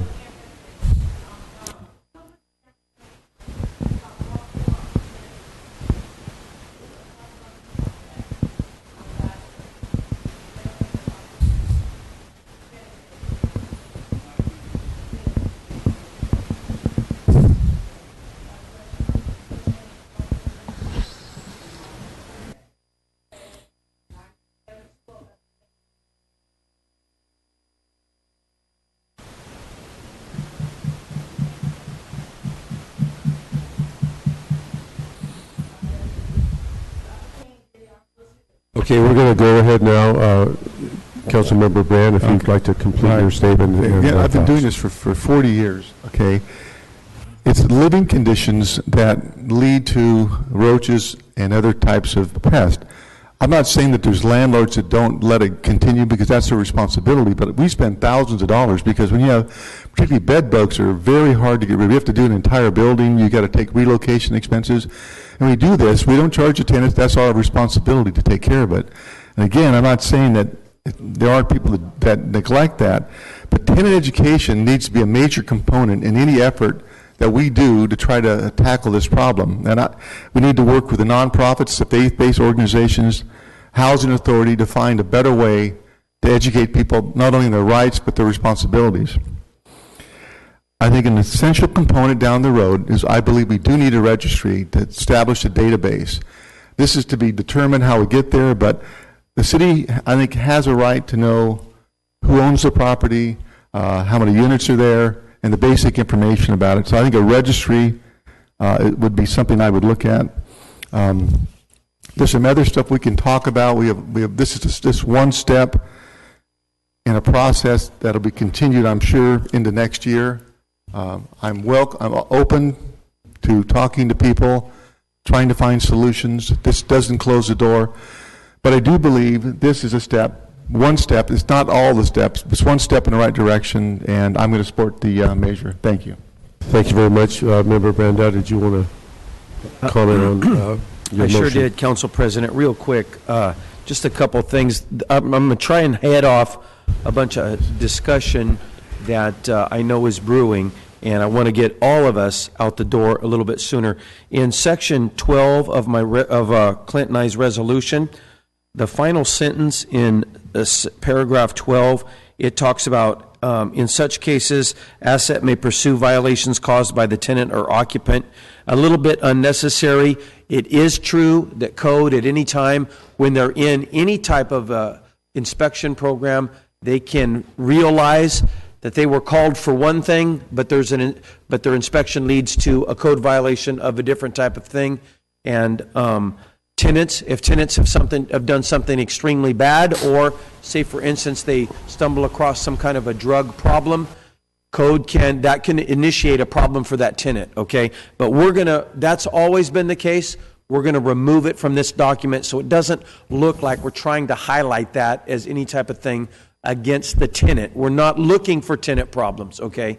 However, with what Councilman Brand just talked about in the little discussion that we had just here, there are times when we have a tendency to blame landlords for problems that do end up at the feet of tenants, and the code's going to have to be there to work through those situations as well. So, but I did want to remove that last sentence of that paragraph, where it looks like asset would try to pursue tenant-based violations. We're not really going to try that.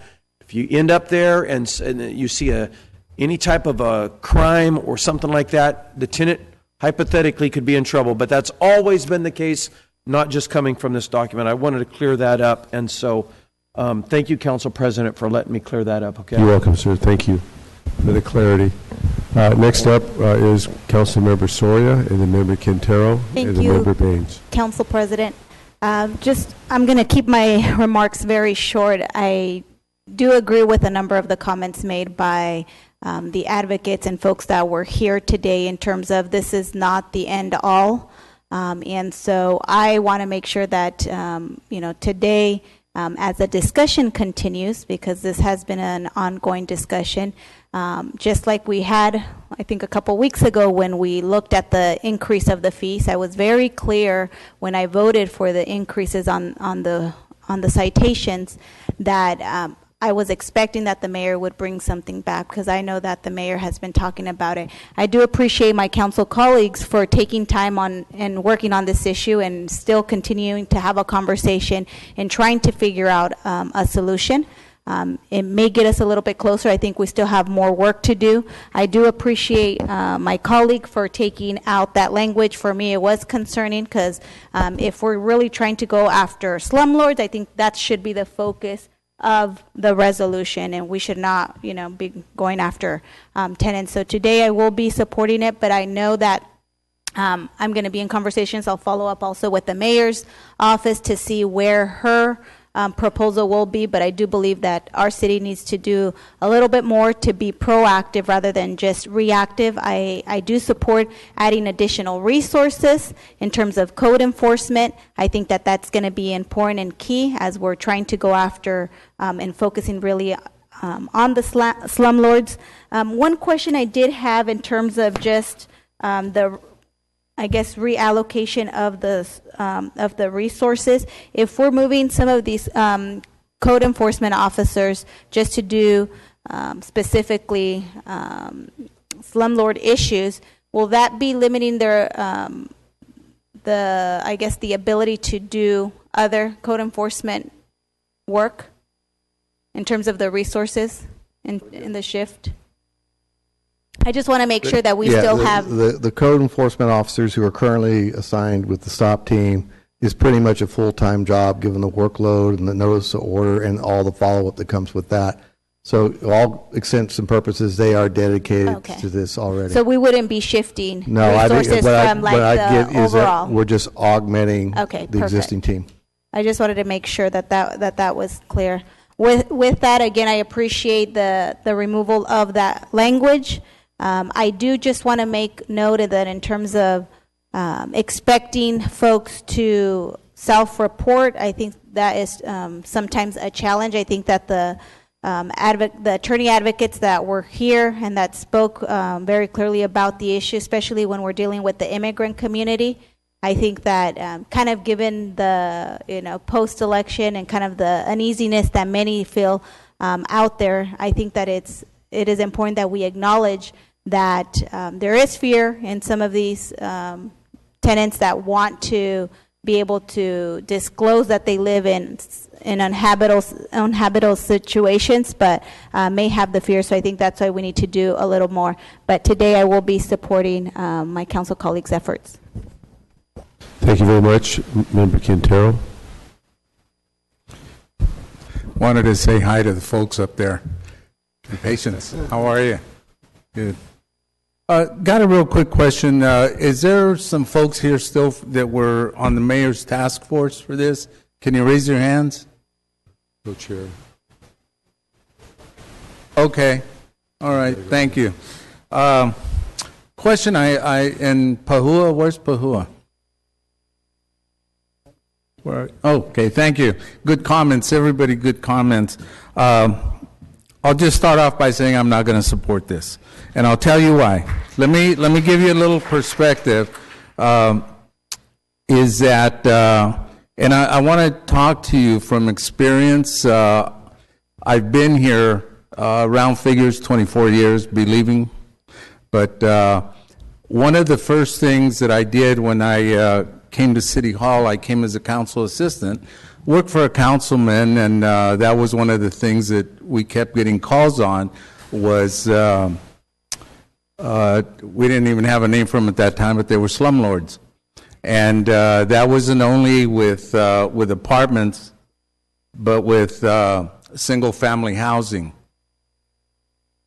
And I saw what was going on. Then after a couple of years, I was elected to the city council, and I did a lot of walking in Southeast, did a lot of walking. I saw a lot of single-family homes that were rentals, that were run down, weren't being taken care of, and folks were even at that time saying, well, you know, they're renters and this and that, and I said, oh, okay. So after I got elected, I went down to, I guess it was in housing, and found a guy behind the desk, and I said, what do you do here? He said, well, I do code enforcement part-time.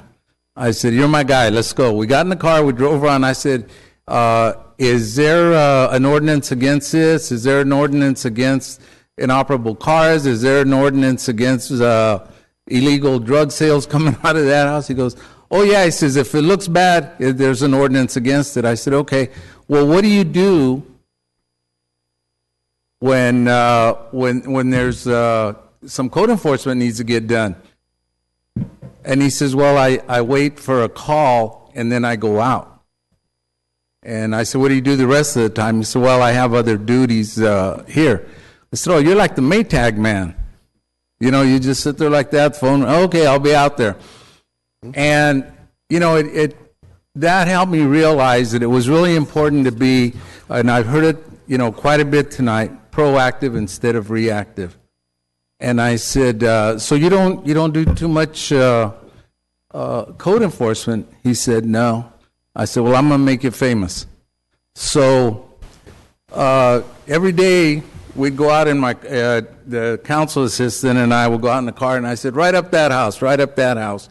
And we started cleaning up the neighborhoods that way by turning in code enforcement requests. And, you know, little by little, I mean, it wasn't just getting a bad home taken care of, but actually code going out, cleaning it, making them clean up their place, but also going into those neighborhoods and doing code sweeps. We started doing some of that. Code sweeps are where we were, when we were finally able to get 2 or 3 code enforcement people to go out into the neighborhood. We'd write up the request, but they'd go out there and write it up, and then we'd ask Parks to go out and do tree trimming and clean the street lights. Crime went down. Houses got cleaned up. But we also had, I said, how do you notify the homeowner that they're not complying with an ordinance? And they said, well, we send a letter to the house. I said, but what if it's a rental? Well, they should give it to the property owner. I said, but the property owner lives in L.A. So that's when they started tracking who the property owners were of properties. Okay? So that was another step. Then I said, well, how do you collect the fines? Well, we don't get a lot of collection on the citations we send out because we don't have people to enforce it, and we don't go to court. I said, well, why can't we get a collection agency to go get the money? They said, well, they charge too much. So I called a couple collection agencies. They really gave us a good price. They said, oh yeah, for the city, we'll get a lot of work. So we started doing that. But the point I'm trying to make is that what has happened over the years, from what I have seen, is that we have, because of the economy, we've lost code enforcement people. And some of the funding that we used to use for code enforcement was community development block grant money. Well, some years back, council voted to use it in a different way, so we lost some code enforcement officers. We never replaced them. Then we got the Great Recession, and it got even worse. So, you know what I'm saying? And even then, when we were able to build up code enforcement officers, we had teams for different council districts. We had 3 or 4 teams. But a lot of the points that were made tonight is that I even had a call from elementary school. It was John Burroughs, and at that time, it was part of the council district. I met with 25 families from 2 apartment complexes in southeast Fresno, and they were telling me all the horrible conditions that they had to live in. And I said, will you let me in? They said no. They said no. It's exactly what you're saying tonight. And I asked them, I said, why not? They said, well, we've already been told if we complain, we'll get evicted. We've been told if we complain, we'll get deported. They'll turn us into INS. We've been told that they're going to raise our rent, and we don't have anywhere else to go. Nothing's changed. Nothing has changed. And so here we are today. We've got Fresco, a program here. We've got the One Call Center. We got council offices that get calls from constituents that say, I need help and this and that. But, you know, there's laws. There's laws, and people don't want the retaliation. There's a lot of things that need to get done, and I see the report, and I mean, I really appreciate the work that my colleagues did. But I don't know if we need to go to that extent other than us doing Maybe going back to some of that where we can go ahead and hire some more code enforcement people. The city attorney's office in the past has always had the ability to sue property owners.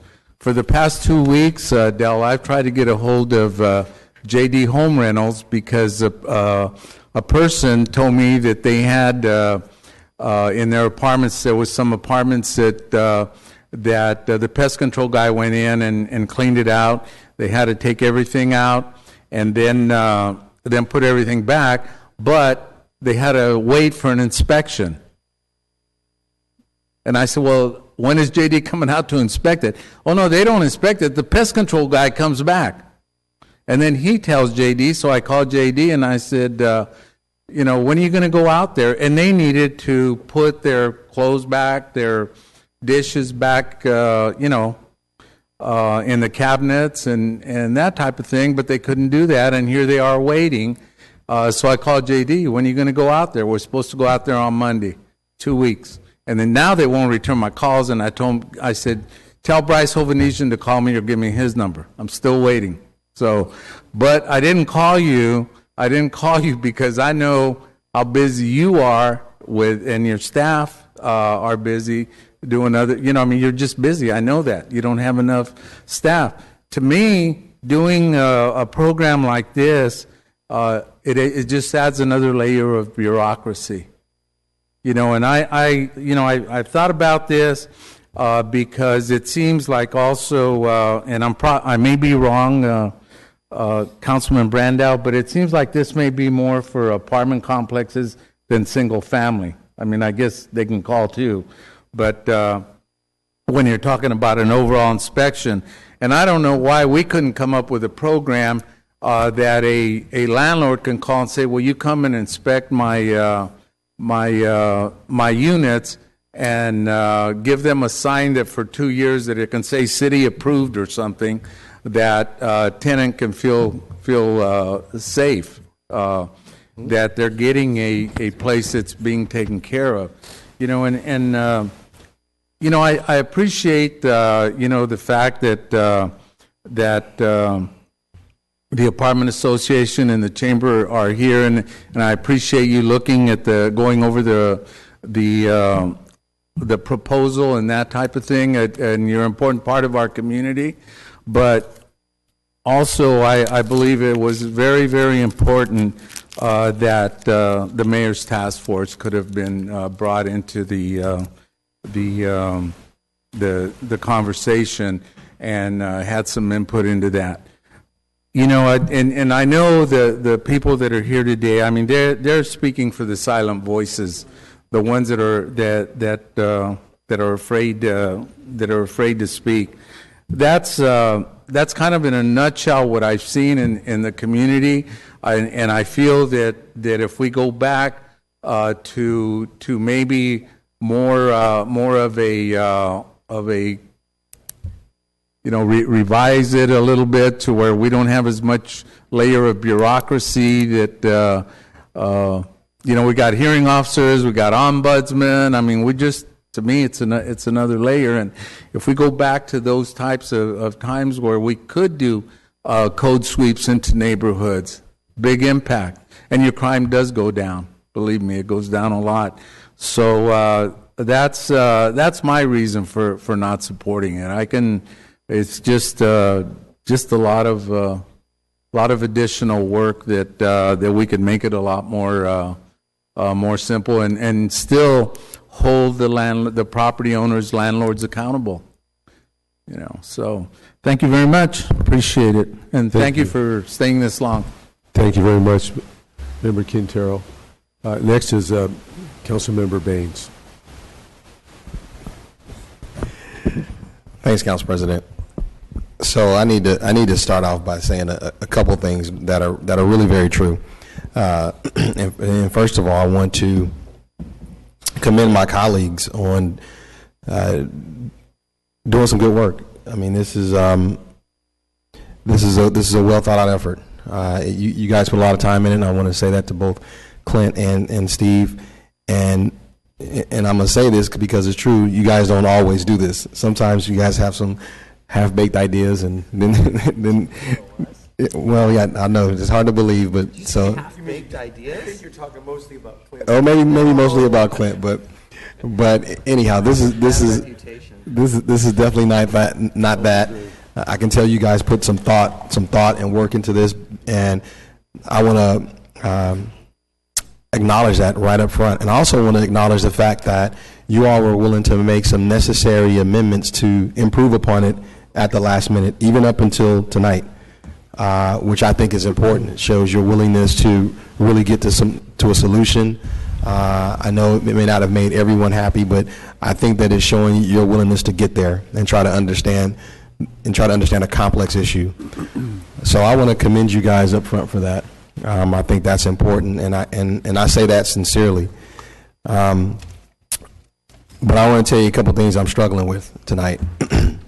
And it really, I mean, obviously, you know, both of you have acknowledged that, you know, that this isn't the end-all be-all, it isn't the perfect document. We all get that. It's certainly is an effort, it is a movement, it is a recognition that we have a crisis in our city with slumlords, and you want us to move in the direction to be able to start addressing this problem along with the administration, and I recognize that. I know that, you know, Bruce really kickstarted that effort some time ago with the STOP team, and I appreciate you for that, my friend, because I think that is moving in the direction that we want to go.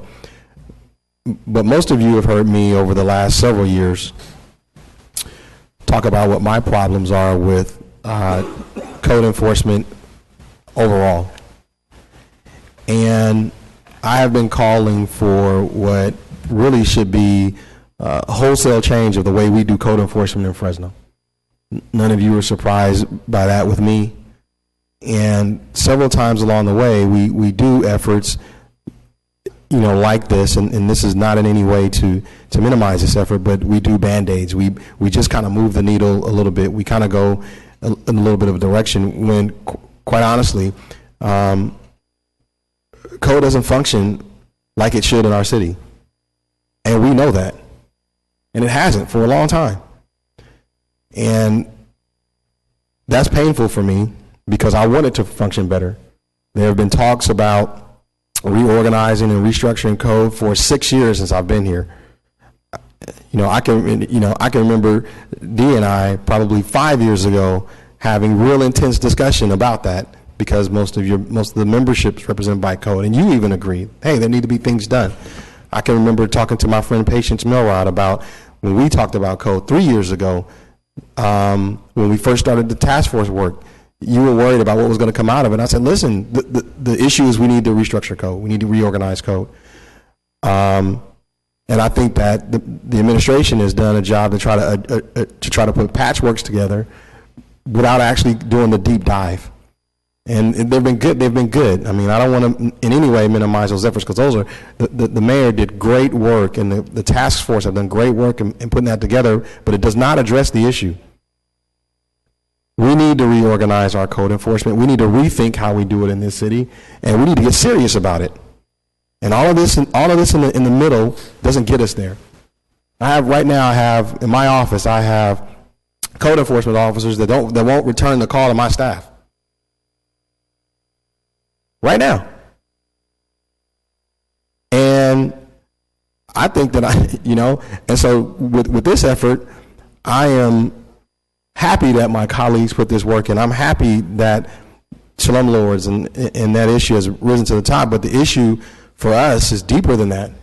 It is at a fundamental root level with the kind of changes that we need, and I'm nervous about introducing more policy into a problem that does not move it in the direction where we need to go. I think this is going to sound strange, but I believe we need to go backward before we come forward.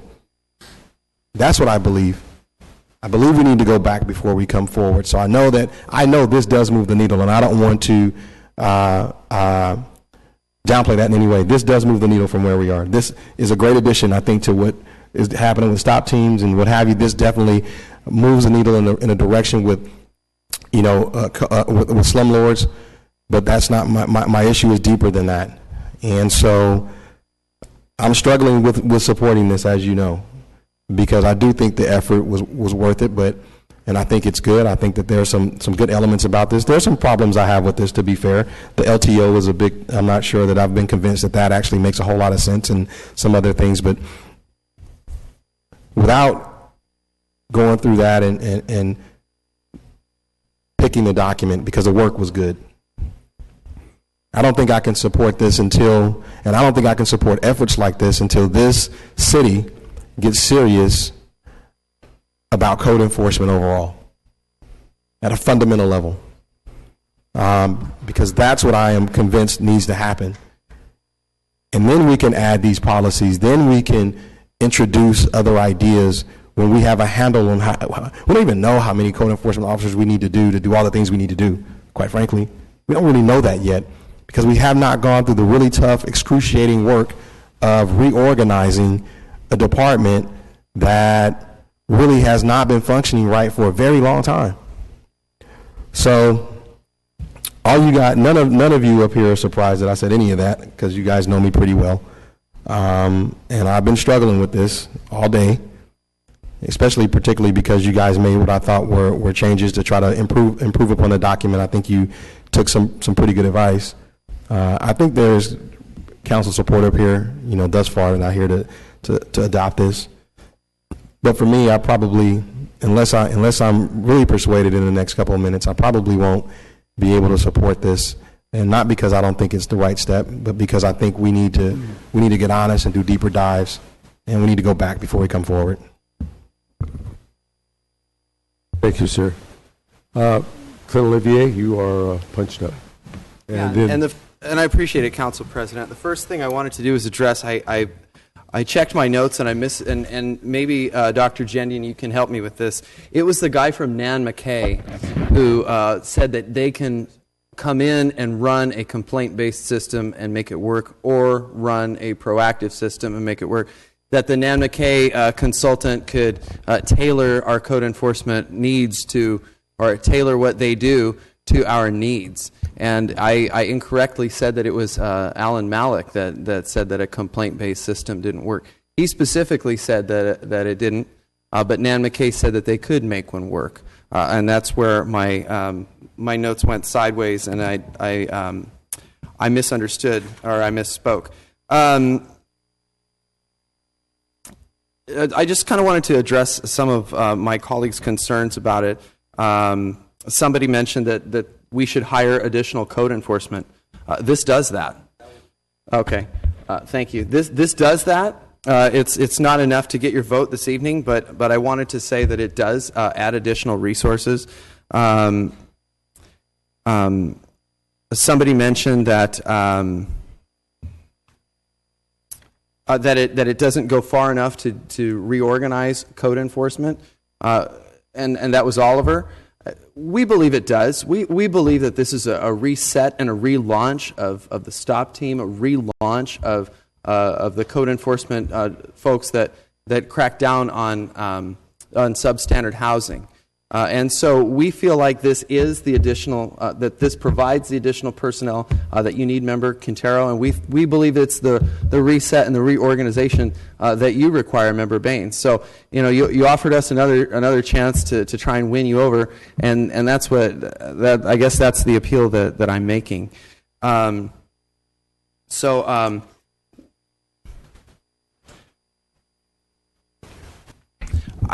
Everybody wants to go home and it's tired, and so I'm going to skip that. The only thing that I'm going to bring up is I think it was, and I can't remember your name, the young lady from Faith and Community. Is your name Leticia?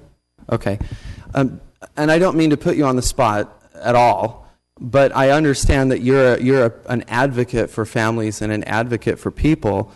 Did you say that there's a newborn child that's suffering, that's in physical danger this moment because of slum housing that you know of? Okay. Can you give us their address? You have the entire city council and the city manager and the code enforcement director and the housing manager. We're here to help. Would it I'm sorry. Would it be productive for us to go out there tomorrow morning and do an inspection?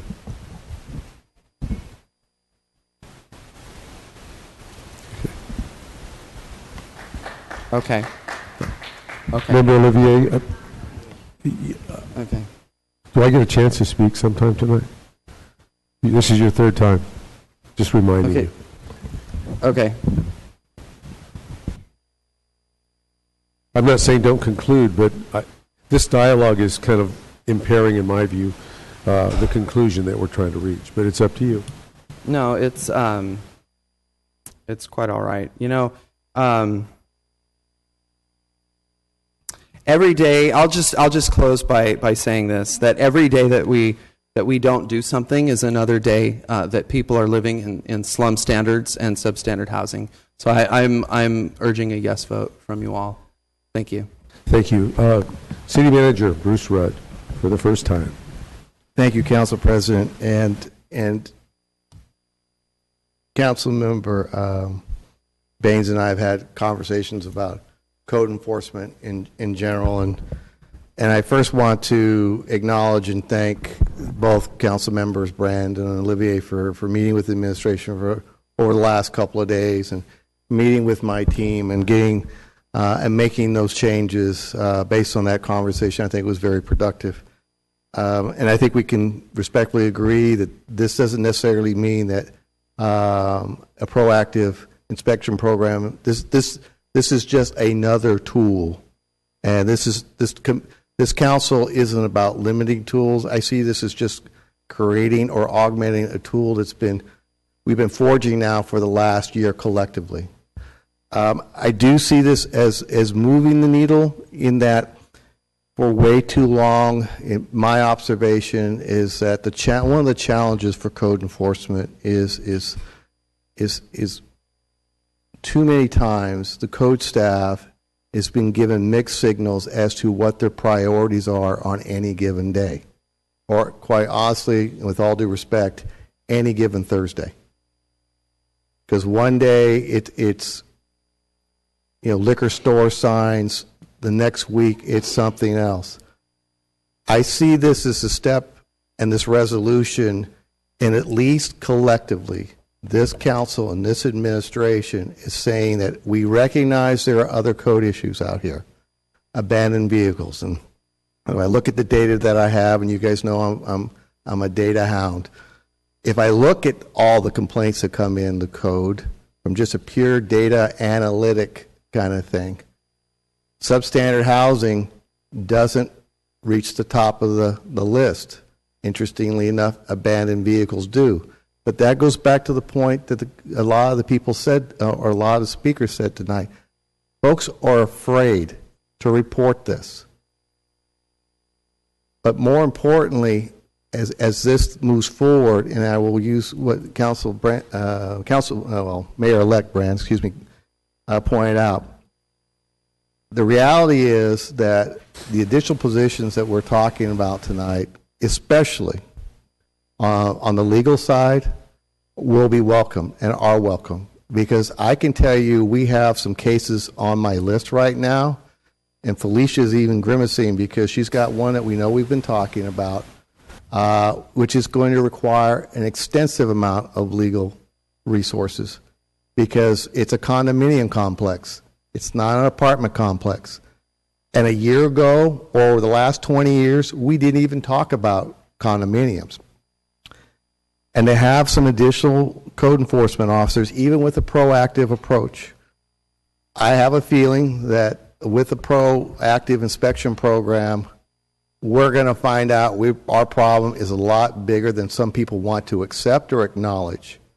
And we're going to need those resources to pursue those property owners as aggressively as we have and will continue to do so.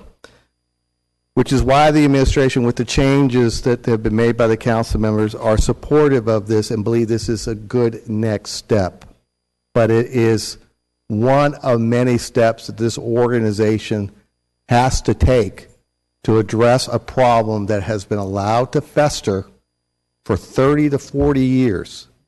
It is not going to be fixed overnight, but I also know by talking to each and every one of you and talking with the mayor and talking to the mayor-elect that this resolution sets the tone and tenor of not only what this administration and what this council has achieved over the last year, but it sets in writing for future councils and future administrations the manner and method in which we are going to come at this problem if you decide that you want to continue to operate in a manner that we know is negatively impacting the lives of many of our residents.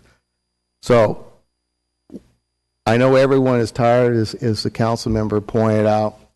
There is a lot of work, I will acknowledge, in code, but this is, I believe, a good first step.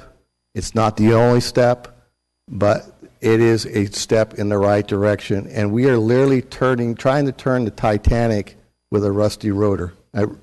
So with that, I will conclude my comments and let you go on doing what you need to do and get out of here. Thank you. Okay. I assume, Steve, you want to amend your motion. That's why you're punched up. But before you do that, can I thank you? Please, everyone, stay awake. 2 comments. Minor comment. My comments are truly short and concise. So first, with my colleague Oliver Baines, since I've been here 4 years, I've been with him every step of the way on reorganizing top to bottom code enforcement. We've done that together. We tried it from a subcommittee point of view. Pardon me. The task force, our individual efforts. So I join in you in that effort, and I'll continue to work with you and support you in that. Second, from what I can tell from all the comments out here, ombudsman is more of a problem than a solution. And I would ask my colleagues to make a friendly amendment to take the ombudsman out for the temporary time being, and then we'll see how this works. And if you think an ombudsman would be productive, we could then add that back into the process. I'd be willing to stipulate to a 1-year pilot program for the ombudsman, and then that way, after a year, it will come back to us, and if it's a waste of time or resources, then we get rid of it. But I think it's worth a shot. Okay, I'm not going to be that generous with my time, and I'll explain that in a minute. Let me get a little drink of water.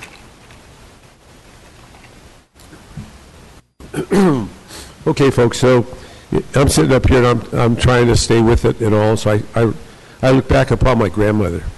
And my grandmother made the very best fresh coconut cake. It was fantastic, and I could use a piece right now, as all of you could. So what's the analogy here?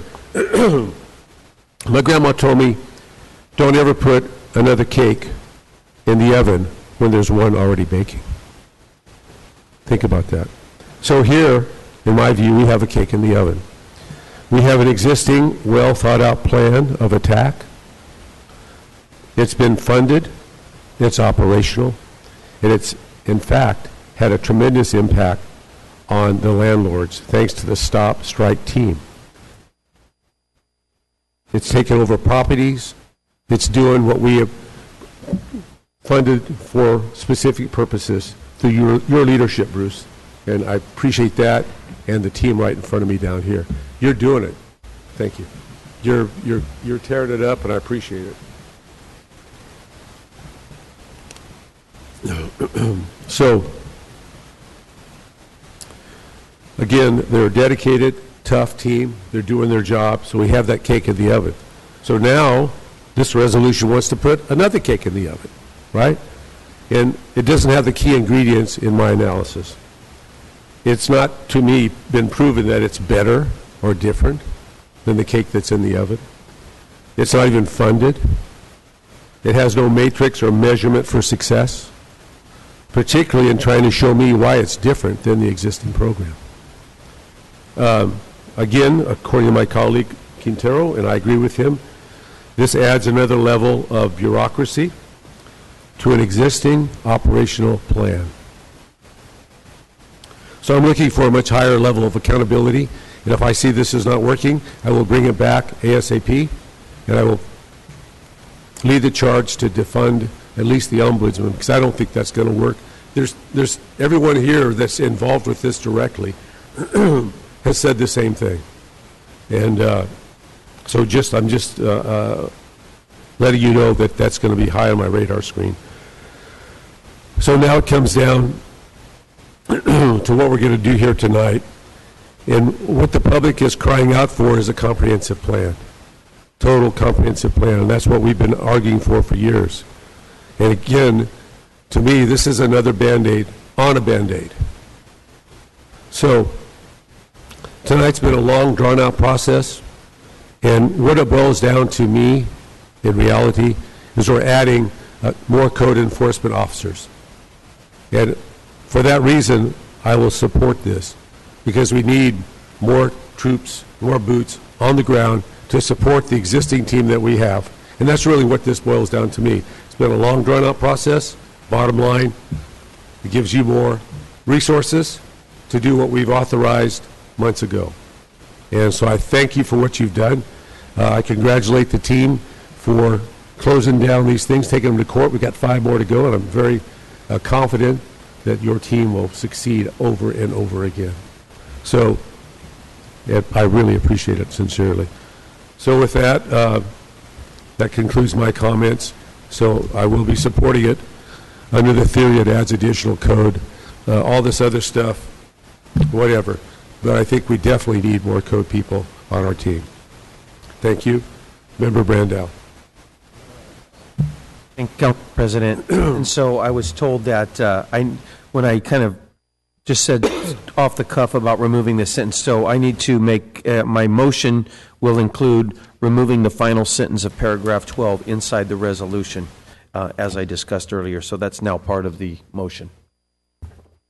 Okay, the screen is clear. We have a motion. Is that motion acceptable to the second? Yes.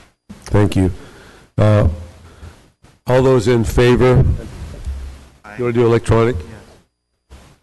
All right, we'll do electronic vote. All those in favor, for whatever reason, for this item, please vote yes. If you oppose it, that's a no vote.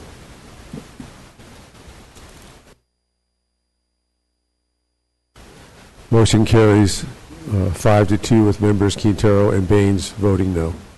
Thank you all very much. It's been a long process. I wish I had some coconut cake for you. I really do, because you deserve it. You've been here all night. So we're going to adjourn the meeting in honor of Mrs. Hernandez and Mr. John Rose. Bless their souls. May they rest in peace. Meeting is adjourned.